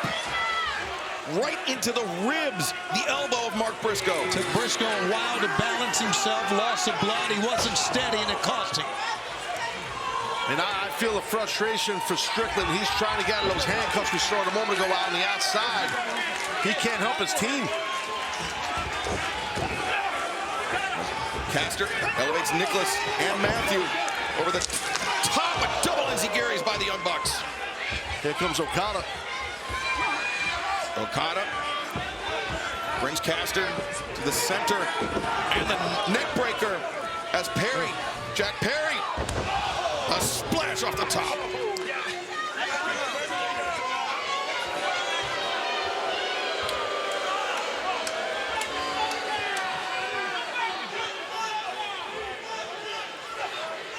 The Blood and Guts match is officially underway.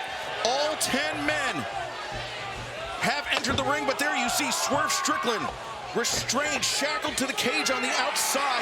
The Elite with a 5-on-4 advantage. Hold on, Jarrett. What the hell? Hometown boy right here, Jeff Jarrett. And Jeff Jarrett. Yeah, they're cheering him on as he walks down. Well, there's that knucklehead Brandon Cutler. The stooge for the EVPs. careful with Jarrett. Cutler also better be careful with the Mr. Big Daddy ass. Billy Gunn. Oh, no. Boom. Yes. Thanks for coming, Cutler. Look at this, Billy Gunn and Jeff Jarrett. They got a key.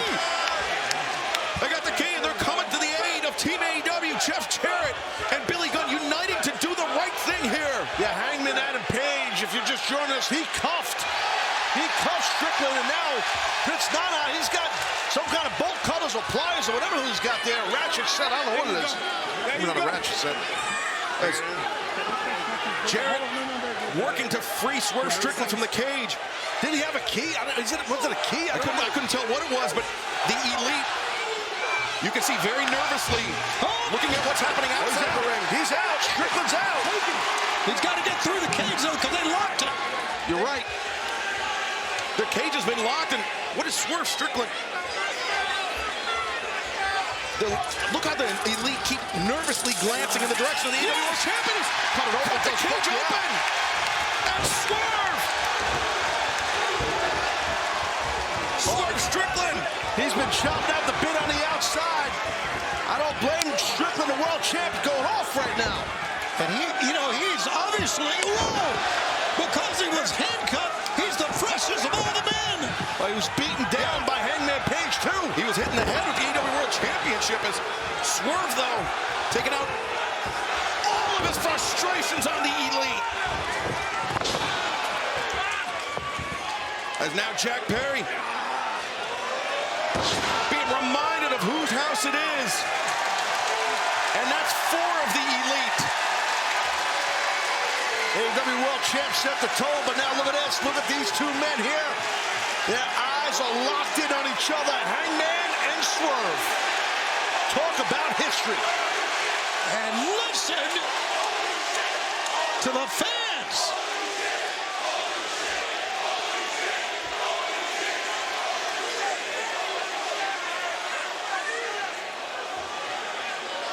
Swerve Strickland, Hangman Adam Page in no man's land. They met in the middle. And Swerve gaining the advantage on Hangman, but Hangman, the lariat sends Swerve over the second ring. Oh, he's gonna go buckshot, boys. Buckshot, no. Oh, nice. Swerve was looking for big pressure. Good arm drag counter. And now Swerve looking to snap the arm. Remember, from here on out, it's only submission or surrender. The only way this match can end. Oh, no. Barbed wire's on there, right? Yeah, the barbed wire board. That's Darby Allin, the code red. Remember, Darby Allin and Jack Perry, they've been in this match the longest, the most fatigued, the most beaten down. Okada just dropped Darby. Well, you can tell fatigue is setting in on a lot of the guys here. It's tough. And here's the thing, Taz, this type of match may not be Kazuchika Okada's forte, but he's such an athlete. He's such a tremendous professional wrestler that he can be the difference maker for the Elite. Of course he can. He's competitive. He's a fighter. He's a killer. He wants it. Oh, there goes Jack Perry. Got lit up by Swerve. What a freaking night. I think Max Caster busted open over his eye. Anthony Bowens, of course, he was sandwiched between those two barbed wire boards. Moving slow. Oh, no. Swerve Strickland with the... That is... No. A little staple gun action. Thinking back to the Texas death match between Swerve Strickland and Hangman Adam Page. This is a nightmare. Oh, the low blow. Well, it saved Hangman, I can tell you that. And again, it's all legal at this point. I mean, Taz, you're going to find out here. Yeah, what's in this box? What's in this case, I should say. What the hell is it? Are you kidding me? More staple guns. You know, Okada, like you said, has never been involved in anything like that. He's looking at that staple gun. Look at this. Oh! The Elite! Look at this. Just puncturing Swerve Strickland with the staples.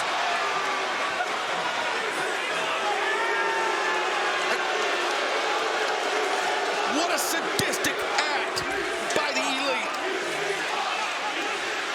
Yeah, but look at Strickland, he's laughing it off. He's a sadistic SOB, man. Oh! Got creative. Matthew Jackson got a stick on the face, and so does Nicholas. Jack Perry. Oh, the backbreaker. And a stable for Jack. In the neck. In the freaking neck. And Okada, though. The drop kick. He's thinking Rainmaker. That was awesome. Box it up. Box up for Okada. Oh, in the jaw. In the freaking jaw. House called. Blood and guts. Living up to its name. And the action continues in picture-in-picture.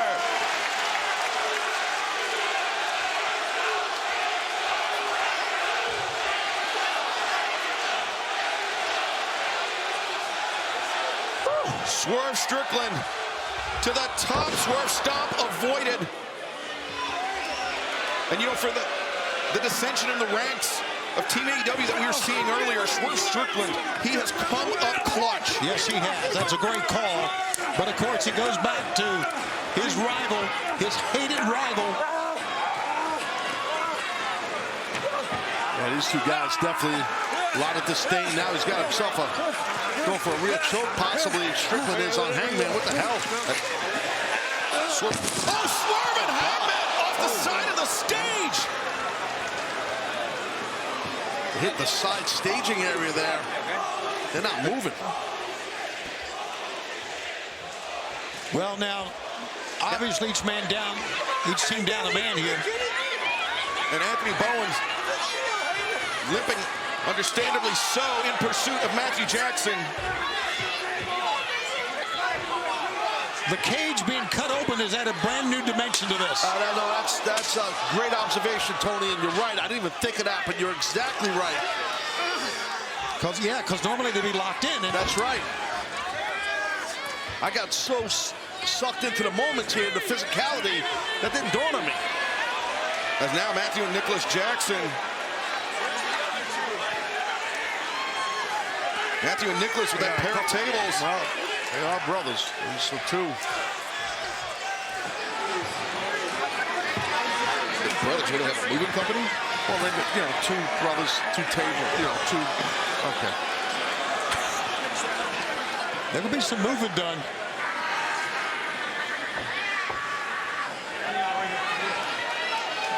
Matthew and Nicholas Jackson positioning those tables up against the edge of the cage as the action spilling out. Swerve Strickland and Hangman Adam Page. We still don't know what's going on over to the side of the stage, but our cameras are on the action inside the ring as Nicholas Jackson now stacking up a second table, no, 4 total tables. Is Jack Perry, look at this. Jack Perry is the referee. You see the referee getting into position. He might give. Jack Perry might. Yeah, that's he and Darby, the first 2 men of this match. This could be the submission. This could be the surrender.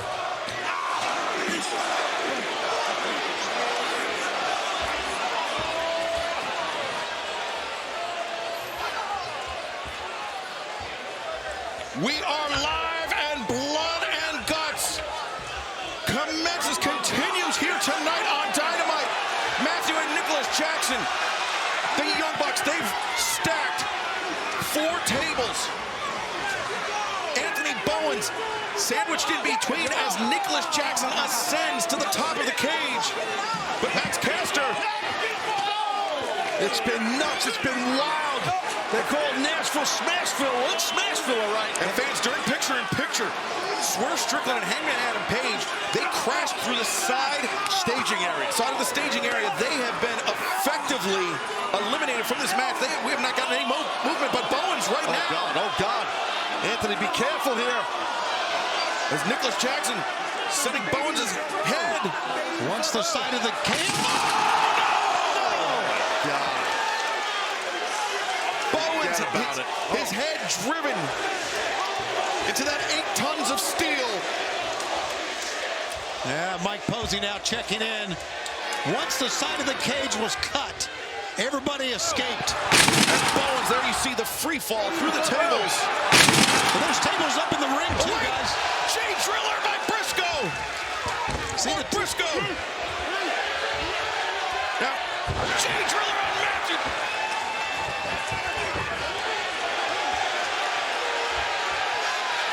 A Jay Driller for Jack Perry. Good God, Briscoe, where's he getting this from? Drawing on the power, the memory of his brother, Jay Briscoe. Briscoe to the rescue. Put it up to the heavens. You know his brother's up there smiling away, loving this. Loving it.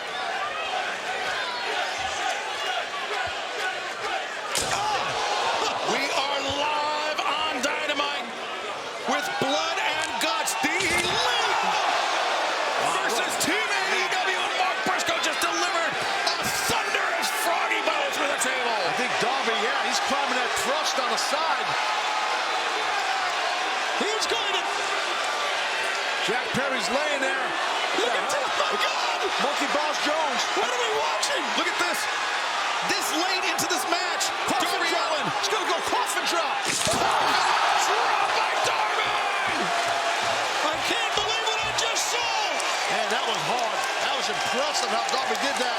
Talk about some core strength. The first 2 men to enter this match, Darby Allin and Jack Perry. And Darby Allin was able to draw on all of his strength to deliver that coffin drop. The Bucks brought this other case out here. We don't know what's in that one. The other one had a bunch of staple guns. What the hell's this? Looks like handcuffs.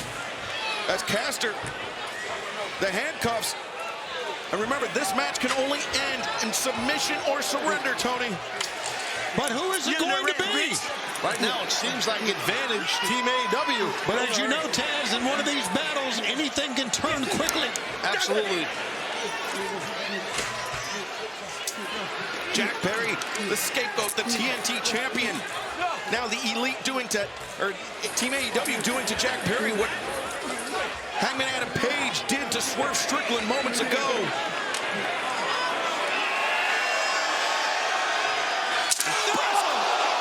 Wow, Jack Perry's defenseless.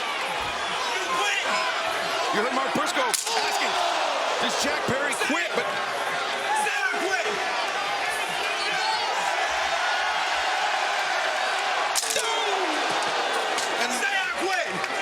that kendo stick splintered.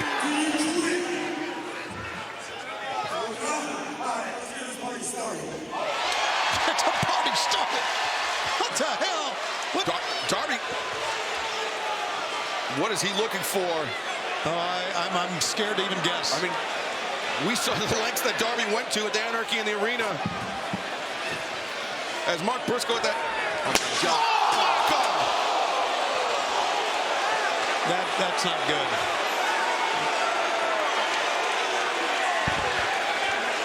Mark Briscoe is violence incarnate.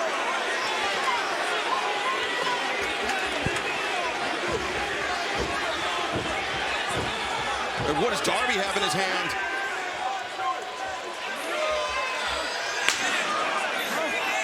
What's he?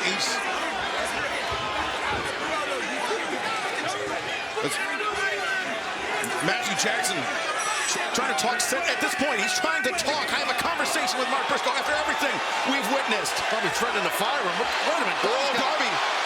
Guest hand, huh? All right. Definitely amping things up here now. For God's sakes.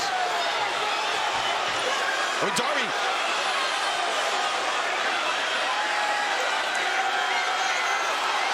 Oh, my God. We can smell that from here. This is gasoline. Yeah, buddy. Oh, my God.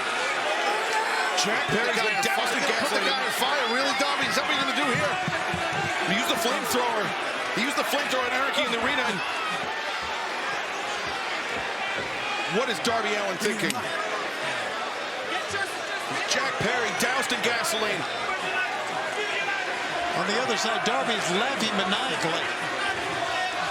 I am gonna light your ass on fire if you don't quit. Oh no, this is a little too close for comfort for us. All in for the TT Championship. Agree to it, or I'm gonna light your house on fire.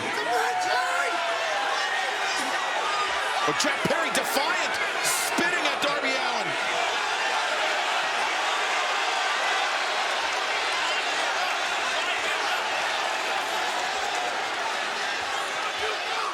Look at this. This is going way too far. You want a match? You want a match? You want to take the title match and all in? You got it. Say it again.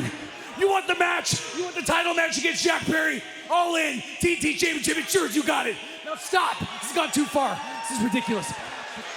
No, hell no. You say I quit. Say you're gonna light his house on fire. All right, damn it. That's it. We quit. Let's go. Team AEW has won blood and guts.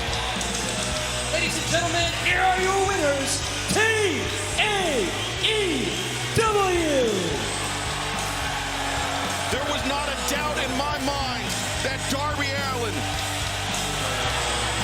would not have lit Jack Perry on fire if Matthew Jackson did not quit. Right, and I'm telling you this, I don't want to take sides, but Jack Perry said to hell with it, I'm not quitting. Well, thank you for joining us tonight for Blood and Guts. This Friday night, the Royal Rampage, 2 rings, 20 men who will earn a shot at the AEW World Championship at Grand Slam this September. We will find out Friday night. For Taz, for Tony Schiavone, I'm Excalibur. Thank you for joining us tonight for Blood and Guts. Stay. You know what that means. AEW Dynamite is coming to you live from Greenville, South Carolina. I'm Excalibur, joined by the great Tony Schiavone, the human suplex machine, Taz, and our AEW American champion, Maxwell Jacob Friedman, MJF. Didn't have a bad taste in your mouth. You got one now. Taking a look at this. Ladies and gentlemen, the American champion, Maxwell Jacob Friedman, MJF. Well, MJF here, he feels like he's an American hero. I'm not sure, but he does feel like that. And I'm not even sure if that American Championship is an American Championship. That's not the original name of the title. Am I not wrong on this? No, it was 1 week ago that MJF rechristened the AEW International Championship as the AEW American Championship. He's a fraud. Absolute fraud from top to bottom. Interesting. Now I know you people down south ain't too bright. This is what we call low-hanging fruit.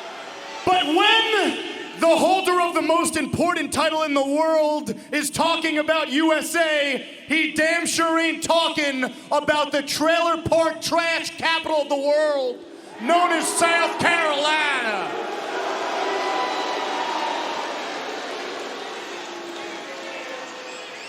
So you simple-minded folks, do yourselves a favor and keep your meth-addicted mouths shut.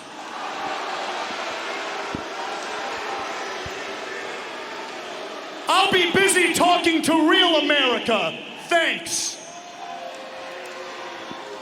Ladies and gentlemen, I said shut your mouths!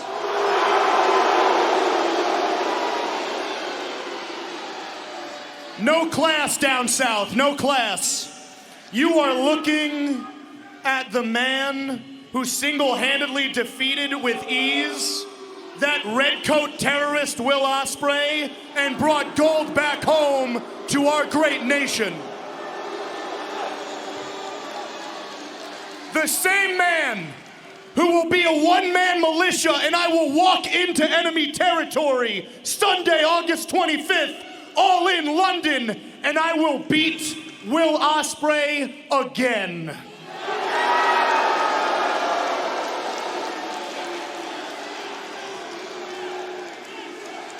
So, allow me to ask you people, for once in your miserable, worthless lives, show some respect, have some decorum, and please rise for your American hero.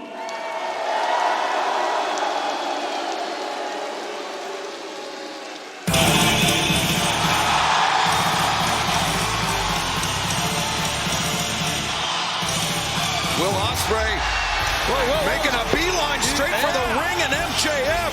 Ospreay coming in hot. Well, there goes your American hero. Max! And MJF running for the hills. Max! You better do yourself a favor, mate, and keep running, because after what you said about my family last week, bruv, I'm gonna put you through pain that you can't even imagine, bruv. You're running around with that American championship. Last time I checked, I'm in the United States of America. I know one thing about Yanks, mate. They love that flag the same way I love my own country's flag. But yeah, not a single one of these people refuse to acknowledge that championship. Do you want to know why? Because some prick like you is holding it.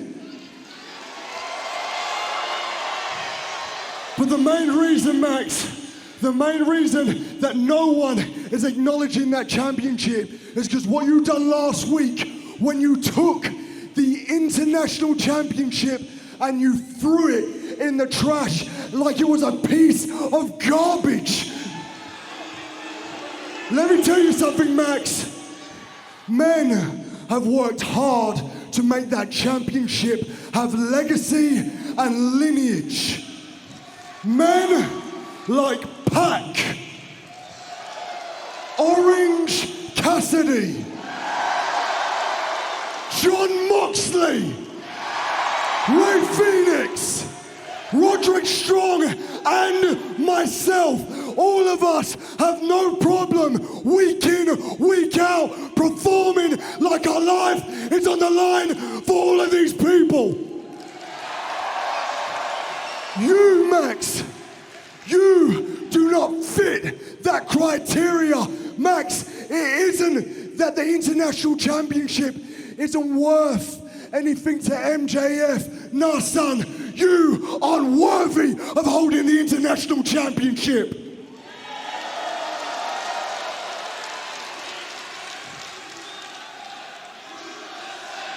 Adorable.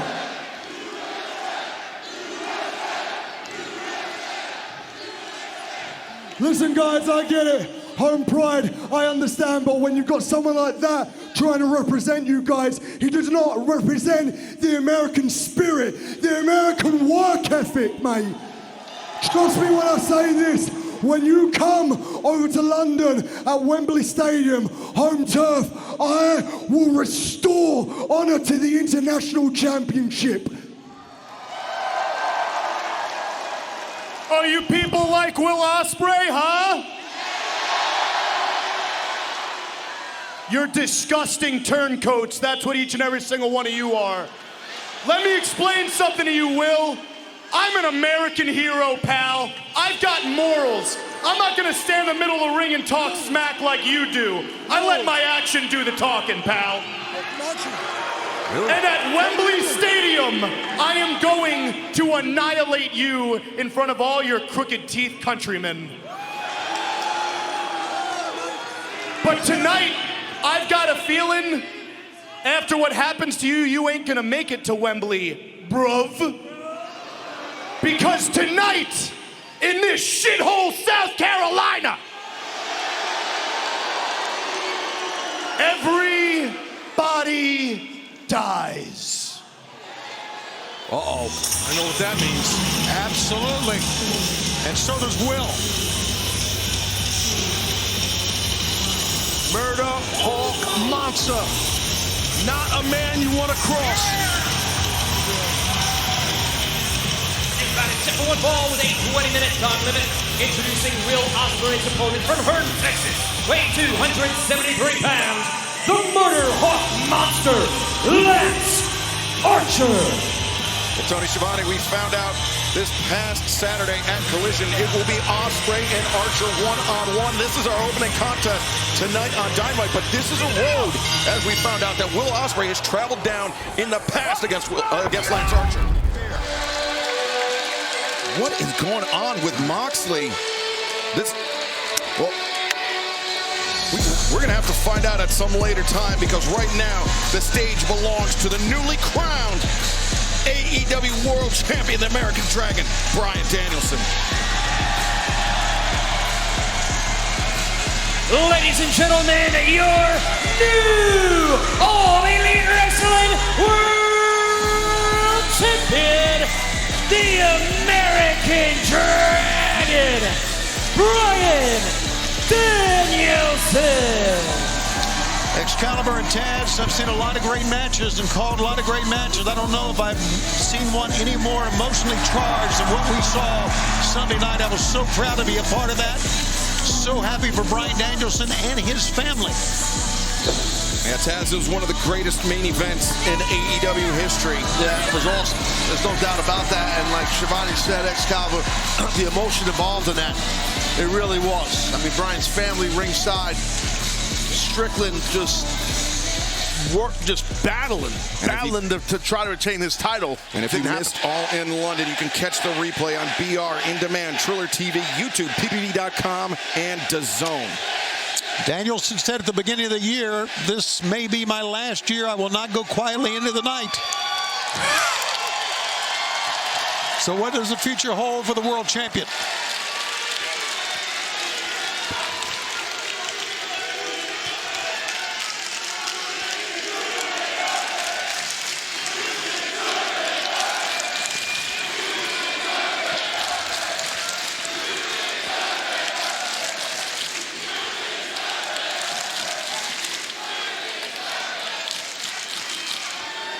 You know, after trying and failing and trying and failing and trying and failing and trying and failing, finally, Bryan Danielson, the American Dragon, is the AEW World Champion!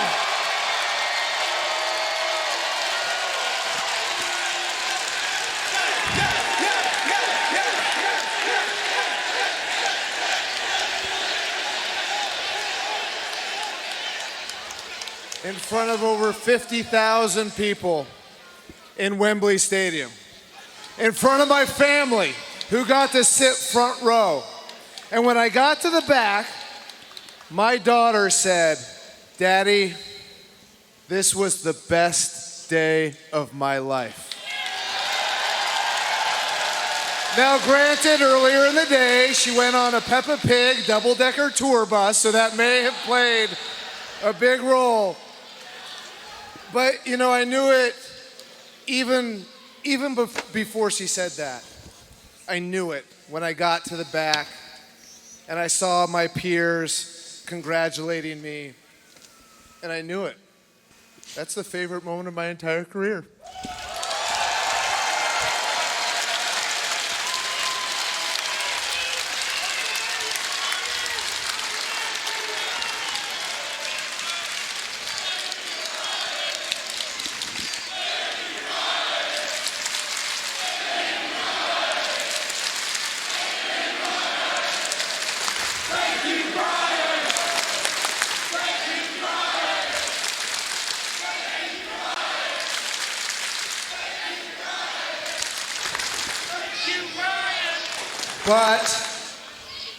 But then when I got to the press conference at the end of the show, they asked me the question, what's next? And my contract with AEW expired on August 1st. I'm gonna be needing neck surgery sooner rather than later. And my family's ready for me to come home.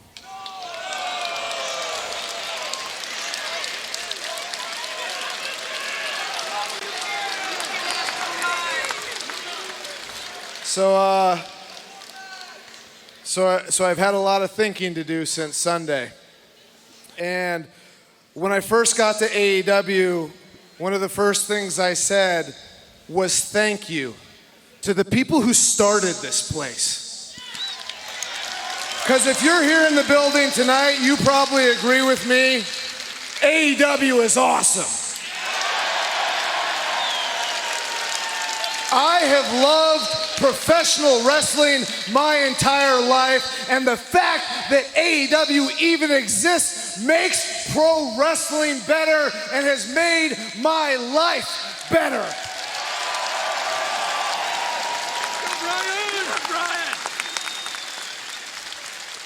So when I think of all the things that the people who started AEW did, and then when I got to the back and I looked at all my peers that are wrestling for AEW now, and then when I think of all the people who are going to wrestle in AEW in the future, I realized it's probably time for me to go home.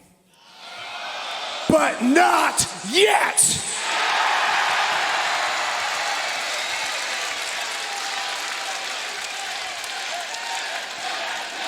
I will not retire as AEW champion. I am going to fight for this championship as much as I possibly can. And granted, don't get this twisted. As soon as I lose this, my full-time career is over. But that's not going to be anytime soon because I still have a lot of heads to kick in. So in 2 weeks, All Out, Chicago, I get it. We've got a young, hungry locker room back there, and I've got an AEW World Championship to defend.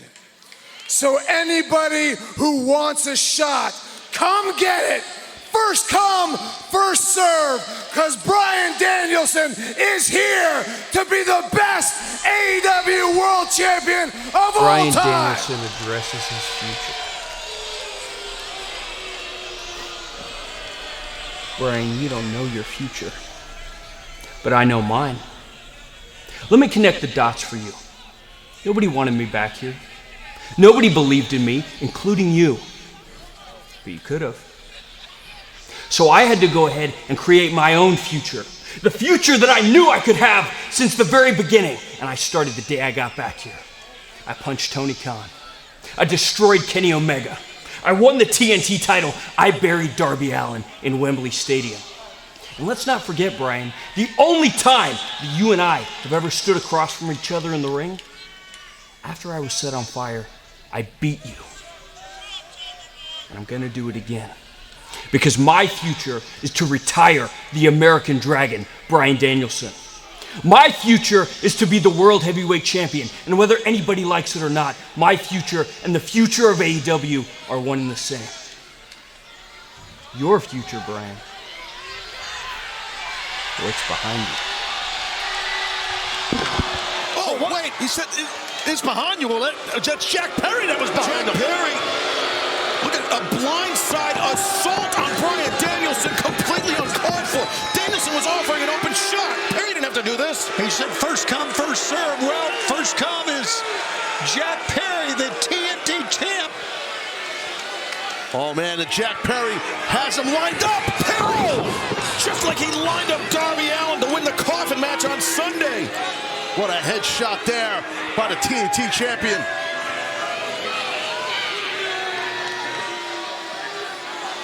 And Jack Perry answering the challenge and calling his shot for All Out and Bryan Danielson. Wow. What did we just witness?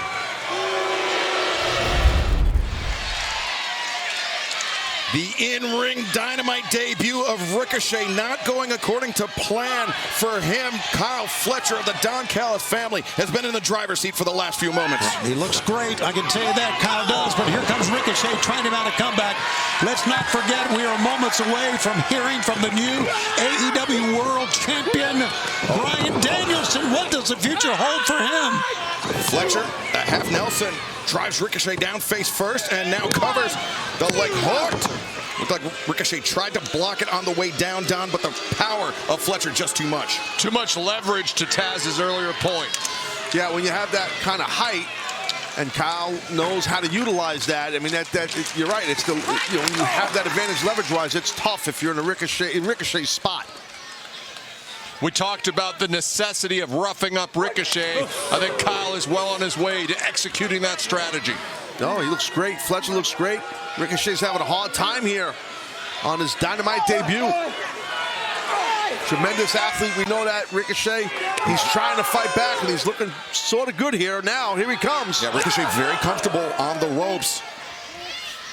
More comfortable than perhaps Kyle Fletcher, and that headbutt sends Fletcher crashing down. Hell of a headbutt. And Ricochet, Kamagiri, catches Fletcher flush, and now Ricochet lays out and takes out Fletcher. Love the body control that Ricochet has coming off the top. Well, that springboard clothesline really dropped Fletcher. Looks like it caught him in the windpipe. As the fans here in Champaign chanting the name of the newest athlete to be deemed all elite in Ricochet, who lands a combination on Fletcher to the midsection, trying to keep the oxygen out of the lungs. The man who's a member of the Don Callis family. Springboard back elbow there by Ricochet. Great one-on-one matchup, no doubt. And a great prelude to what we've got coming up next. As Ricochet accelerates into the corner, shoulder to the midsection. Right hand staggers Fletcher back out towards center once again. Ricochet looking for the springboard. Fletcher. Nope, Ricochet blocked. Enziguri tags Fletcher, and now Ricochet. So fluid. Northern Lights. Oh, he's with a... Wow. Sheer power from Ricochet. Now this is interesting because at different points in either man's careers, they were known as tag team specialists.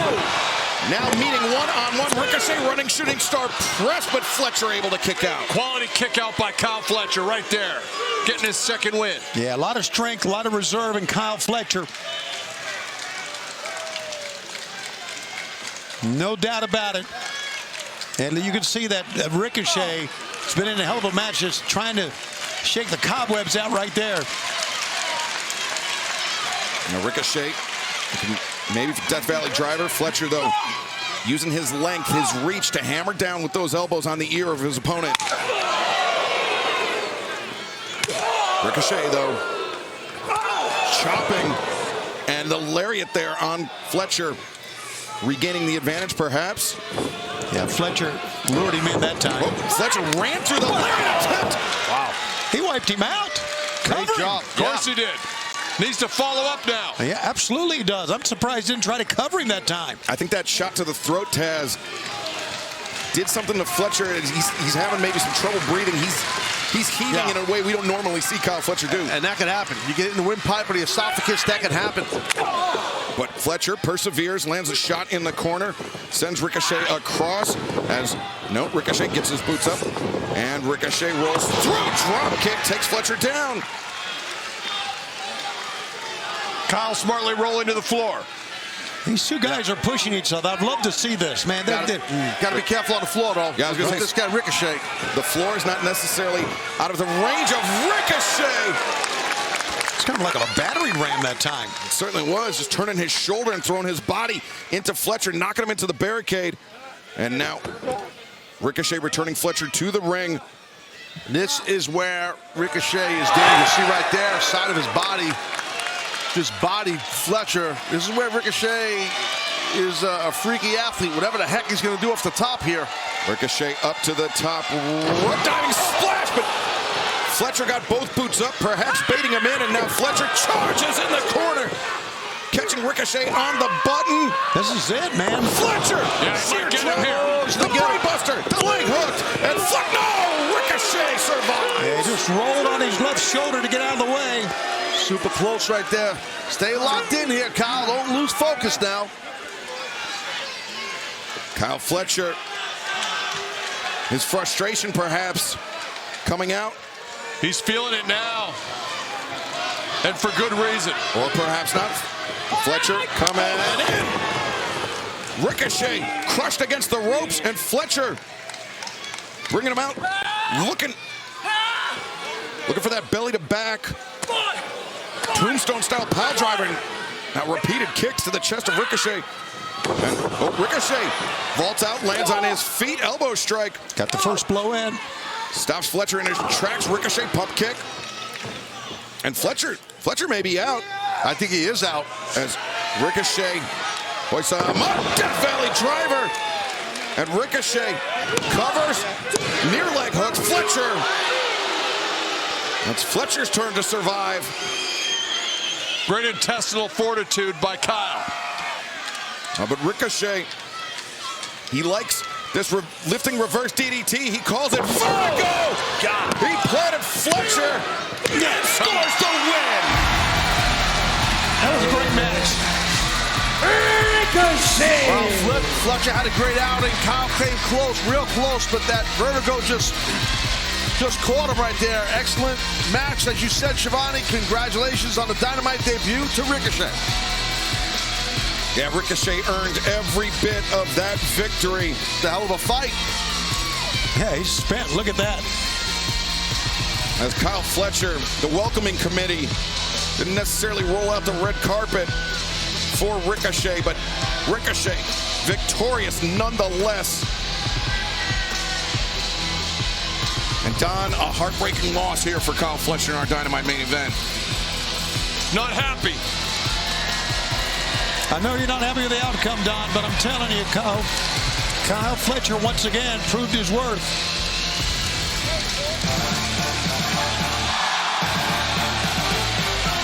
What is this development here? Whoa. It's the international champ. The international champ and the man who has quite a bit of history with Ricochet. We are talking, of course, about the aerial assassin, Will Ospreay.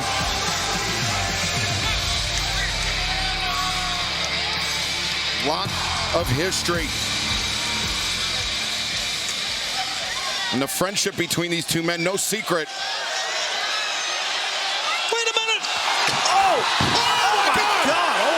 Oh no. Pack. Oh my God. The man that will challenge. William! Let this be a warning to you. Don't you dare forget about the bastard.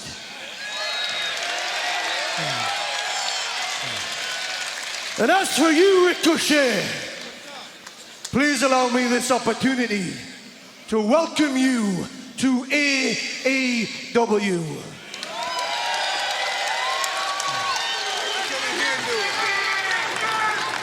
Welcome. Now get to the back of the line like everyone else. This one here, he belongs to me. Well, Pac, 1/3 of the AEW World Trios Champions alongside Claudio Castagnoli and Wheeler Yuta. He will challenge Ospreay for the International Championship in 10 days' time at All Out. Where you going? No, you're not talking to me. The reverse Hurricane Rana on the stage. I have never seen anything quite like that. That was a brutal attack by Pac. I know you're not talking to me. Come on. For what may be one of the most violent matches we've ever witnessed in All Elite Wrestling. Coming up on Saturday night at All Out, a steel cage match between Hangman Adam Page and former world champion Swerve Strickland. Ladies and gentlemen, let me welcome at this time, along with Prince Nana, Swerve Strickland. Whose house?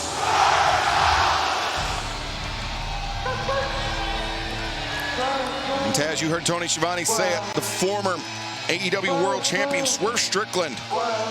In order to reach that point, in order to claim the richest prize in our sport, he left a path of carnage in his wake.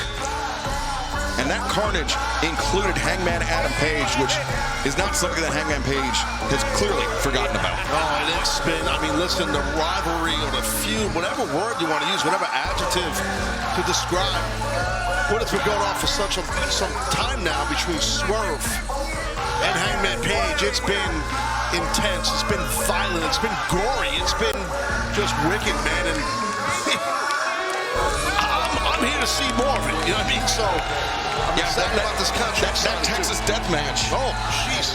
In LA, I mean, that was perhaps the most violent match we've ever seen in AEW. That covers a lot of ground. It does. It does. It was insanely violent. It just shows the disdain that Strickland and Hangman have for each other. Lots and lots of issues. This Saturday night, live on pay-per-view, Swerve Strickland, Hangman Adam Page, two of the most dangerous men in professional wrestling, will be locked inside a solid steel cage. Swerve, thank you for agreeing to no physicality. I know this is very, very tough. And now, ladies and gentlemen, let's welcome in Hangman Adam Page.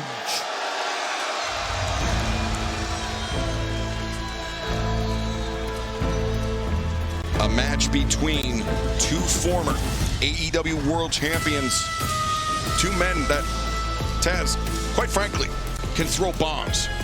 Oh, yeah. I mean, it's well documented. Both of these men, I mean, there's so many similarities, Excalibur, between Hangman and Strickland. They really are. I mean, as far as their in-ring style, that's professional wrestlers, you know, and I think that's what makes, you know, the old cliche that's played out. Where the hell is Hangman, by the way? Yeah, I was going to say, the one difference between these two men is that Swerve is in the ring and Hangman is... We're sorry about that. One more time, ladies and gentlemen. Ladies and gentlemen, Hangman Adam Page.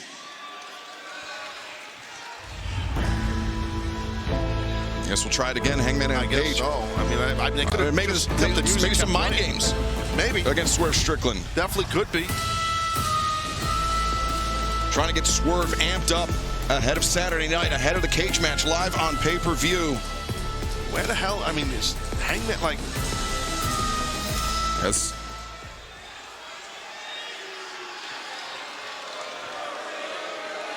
Hangman perhaps trying to frustrate Swerve Strickland. Only Adam Page knows, can explain himself.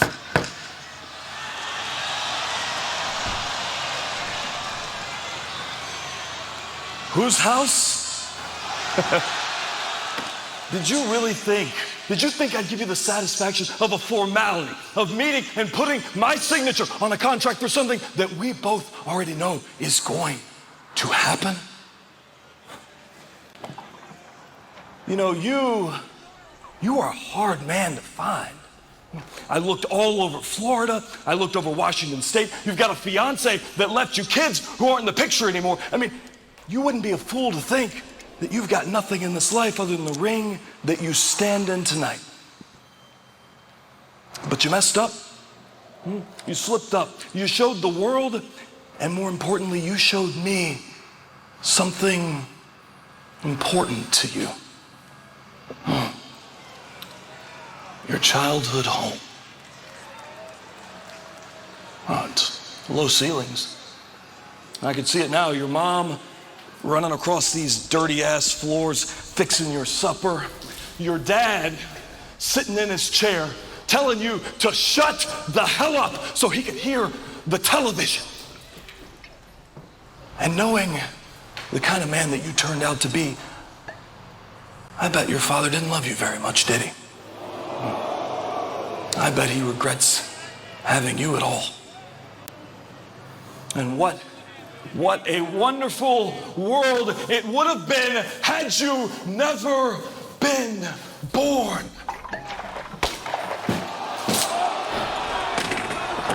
But that's enough down memory lane. I mean, you kind of covered it already. It is, as they say, your house. And I wouldn't blame someone for wondering why I'm here tonight and not in the ring with you, but you already know. You told me last week, much like when you sat in a car outside my front door. And you watched me carry my pregnant wife to the hospital. You told me that now I must make a decision. A choice between hate and success. A choice between vengeance and peace. But for me, it's not much of a choice at all, is it? For me, they are one in the same. I told you for months and months and months that there was nothing that I wanted more out of this life than to burn your world to the ground.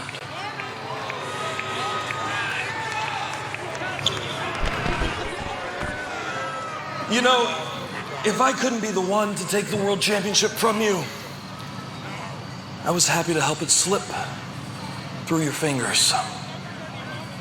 And this Saturday, locked inside of a steel cage, I'm going to take what is left of you.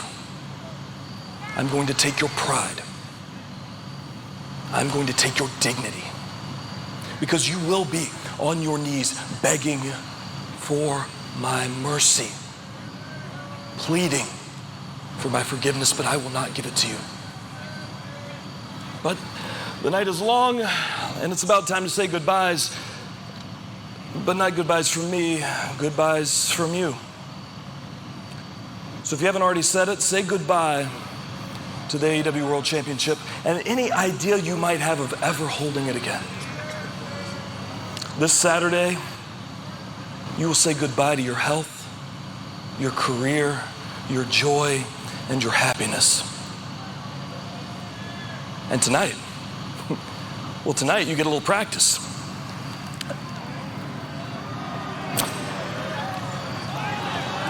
Because tonight,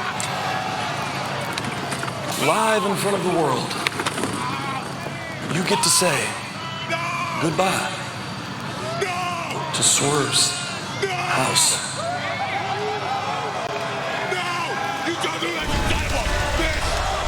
Oh my God, unbelievable. Oh my God, Hangman Page is completely deranged. This is insane. Swerve's childhood home. Understand the revenge that Hangman wanted, but this is another level of sick by Hangman. I mean, Hangman Adam Page can no longer believe that he walks the righteous path. This is beyond the pale by Hangman Adam Page. Going to be held to pay, man, this Saturday. Going to be held to pay.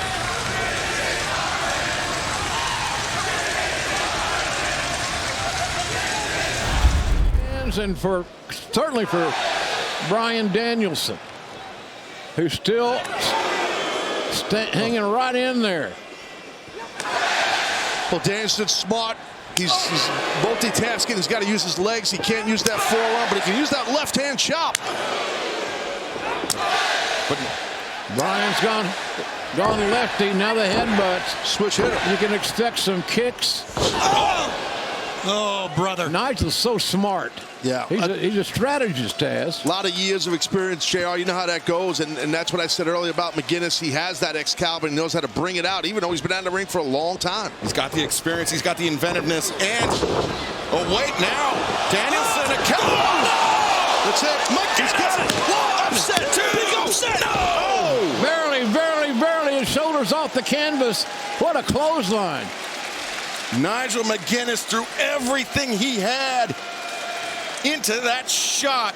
Thought he had him. Credit to Danielson's toughness. Bryan is squeezing his left hand, his right hand lying dormant. Oh, wait a second, Danielson. Look at this. Because of the way McGinnis fell, he was in perfect position for the label lock. Can he get it on? Yeah, can he get it? Digging, trying. That's now center of the ring. Danielson. Grip. There he goes. You got to do an S grip. Oh, he can't get the grip. That's what we're saying about that grip. JR pointed it out earlier.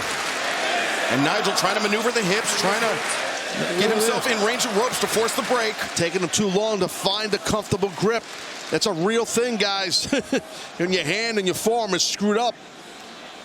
And the frustration coming in to Bryan. Hammer punches there.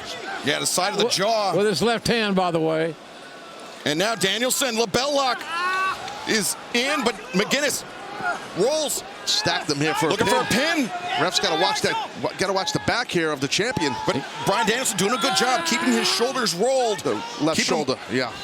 Oh, look at this. Nigel trying to escape, but now Danielson. Look at this. Look at this. Oh, Nigel was out of it with Danielson too quick. Danielson, instead of gripping with the hands, using his own wrist as a lever. And Nigel McGinnis, he is on the verge of tapping out in the center of the ring. Can Danielson force the submission? Yes! He's been away from the ring for 13 years.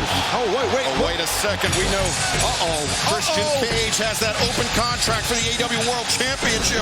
Is this his moment to cash in? Oh, boy. Are you kidding me? If he executes that contract here tonight, Danielson, after this 15-plus minute battle with Nigel McGinnis, with a screwed up right forearm. What an opportunist. Danielson saying, bring it on.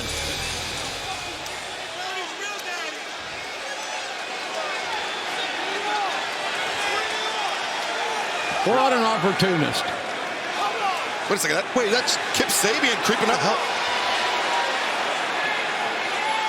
Oh, Kip Sabian just stole the pen out of Christian Cage's hand. What is going on here? That's too much. Kip, he's been looking for a father figure. He's been looking. Oh no, brother! Go the other way. Claudio Castagnoli and Pac. Fujiwara now he's got that wrist lock in the hand.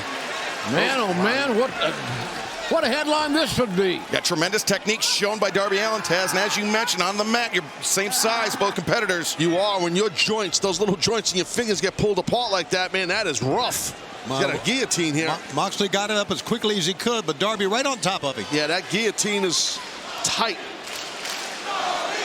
Darby's got the perfect body to apply this maneuver. He can give it all the leverage he wants, and that's why Moxley moves so quickly to counter it or get out of it. Oh, Moxley papers Darby. Are you kidding me? Slap the hell out of him, boy. Oof. Wow, what a shot. Remember, it was Grand Slam 2 years and 4 days ago right here at Arthur Ashe Stadium. That is where Jon Moxley began his third reign as the AEW World Champion. And tonight, with a victory over Darby Allin, could be heading to Wrestle Dream on October 12th to challenge for that title once again. Now Marina pulling up the pads out here. Direction was given her by Mox. That's going to expose what you see. Yeah, that's not a tennis court under there either. No, that's the covering that actually protects the tennis court. Look at her strength. As Marina Shafir peeling back. Well, there's a lot of open surface there now to work with. Thin pads at ringside peeled back, and Moxley, I think, surveying the battlefield, so to speak. He asked for this. This is what he wanted. Okay? He asked for this. He asked for this. The words of Jon Moxley. Darby Allin asked for this. He asked for this by not handing over the shot at the AEW World Championship. I guess that's what he means, but he's wrong. I feel. This is bad here. Moxley. Could be thinking Paradigm Shift. Could be thinking Death Rider. Death Rider. Oh, no, Darby. Got out of it with a counter. Darby flips out, and Moxley got sidestepped in the back of his knee. Got caught in that wedge.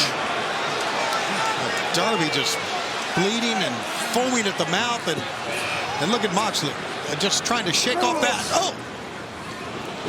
Oh, wait, Darby building up. All or nothing for Darby. Oh man, that was really bad. Yeah, he really telegraphed it. That's his game plan in a nutshell. All or nothing. Moxley. It's fine, just wrecking across those steel steps. Darby Allin, who earlier this year was hit by a New York City bus, now once again in New York, this time hit by the bus known as Jon Moxley. Well, he can get Darby in the ring. He may win it right here because Darby's not moving. And the referee's counting. Moxley doesn't want it. No, you're right. He's saying count him out. Hell yeah, take the win anywhere you can. The winner's going to fight for the championship. Oh, Darby! The golden ticket that awaits the winner. Oh, look, that's frustration on Jon Moxley right there. Can't believe it. And you know what, JR? Kid's coming back. The Darby Allin of 5 years ago might have gotten counted out. Not the Darby Allin of today. You're right, Excalibur. That's a very good point. He has matured into one of the great superstars globally, has Darby Allin. And we've seen it develop in its entirety right here in AEW. And Taz, the fans here in Queens shouting, "You can't kill him," to Jon Moxley. I think Moxley might be willing to take that bet. Yeah, definitely Moxley. I think that could be motivating Mox for sure. Moxley's pissed off because Darby is still breathing. Yeah, but how much does Darby have in those blows? Well, that's what you're exactly, Tony. You're right. Well, a sidestep into the exposed buckle. One, two, and Moxley! Darby grabbed the belt line, too. A little added unfair advantage. Slipped off these ropes, are slippery. All these matches, all the sweat on those ropes. And the coffin dropping right into the waiting grasp of Moxley. Moxley caught Darby in a very precarious situation and position. And Taz, the hooks aren't in. It's a body lock with the legs, a sleeper with the arms. Darby is in dire straits here. That's the key, the legs right there. I mean, they are in tight, those long, big legs of Mox. And Darby Moxley is in trouble. Yeah, and Moxley trash-talking him as well, telling him to give it up, to tap out. But he won't do it. Well, at least he broke the leg scissors aspect of that maneuver. But now the bulldog choke. Yeah. Moxley bridging up. Darby, you can see the look on the face. Darby is gurgling. Oh, no. The lights are going out. Darby is fading. Yeah, he's done. No, maybe not. No, what the hell? Darby gritting his teeth. Guy's a wacko. What the hell is he foaming out of his mouth? And Darby hanging on. Makes the crawl to force the break. Frothing at the mouth, crawling desperately to the bottom rope was Darby Allin. Bottom line, he's still in it. And once again, Jon Moxley exhibiting frustration, Tony. Yeah, Moxley is, but listen, Moxley always has the next move planned. And I think the next move would try to kick the kid's head in because nothing else has worked. I think the next move, Shivani, might be the last move, and this match is going to be over because I don't see how much really Darby's defending himself at this moment. And now with this choke here. In the ropes, but look at Darby trying out of desperation, trying to target the eye. No, levers the arm of Moxley. Can't blame him. Whatever it's going to take to get out of that position and go from defense to offense. Darby, what's he trying to do here? He's trying to reposition the legs, maybe thinking superplex. It's exactly a tippy-top rope superplex. Biting the head. Marina's up top. They're on the city limits of no man's land. Darby, he can't afford to be distracted by Marina Shafir. You are right, Excalibur. Don't even look at her. Darby.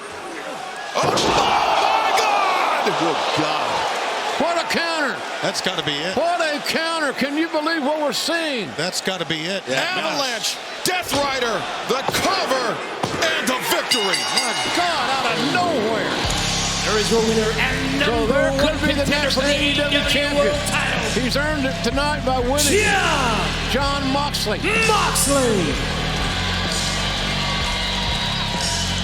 Wrestle Dream, October 12th. Tacoma, Washington, Jon Moxley will challenge for the AEW World Championship. And this is how Moxley earned his place in Tacoma. One of the most amazing counters I've ever seen.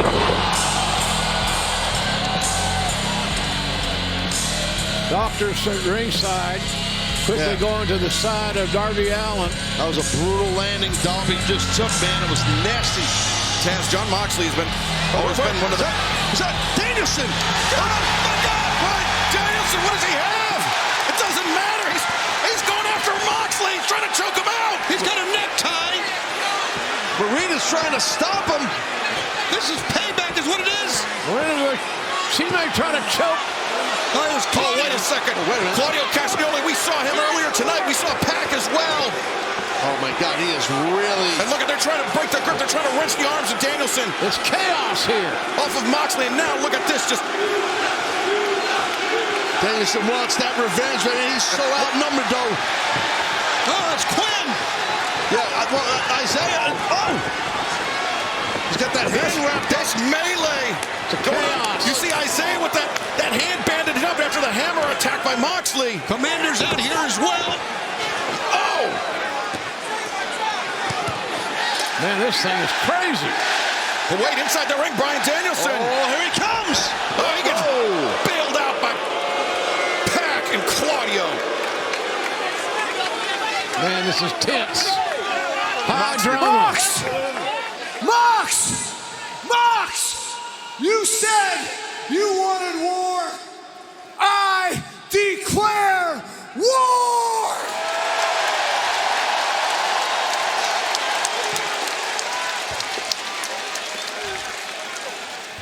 Here's the thing. You want a shot at my AEW World Championship? You got it. Me and you at Wrestle Dream. And I'm gonna kick your fucking head in! Wow. Lord have mercy.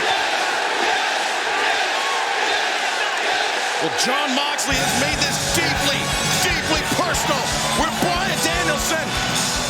And it has been made official for Wrestle Dream.